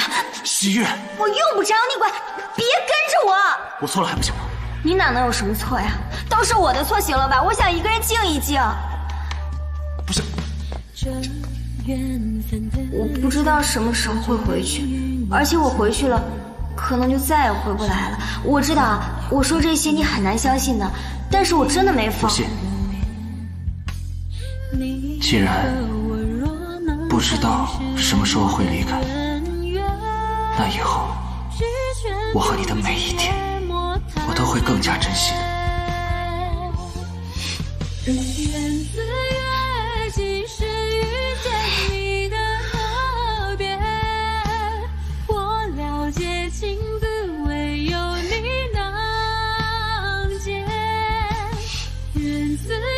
这样，哎，这个好，这个好。哎，你别动啊！我给你戴上。会戴吗？之前不是学过吗？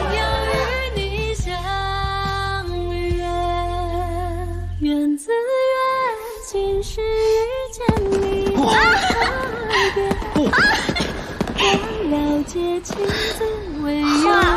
这些都好漂亮啊！是好看。哇，看这个，游山玩水，好，吃遍天下最好吃的东西。你该回到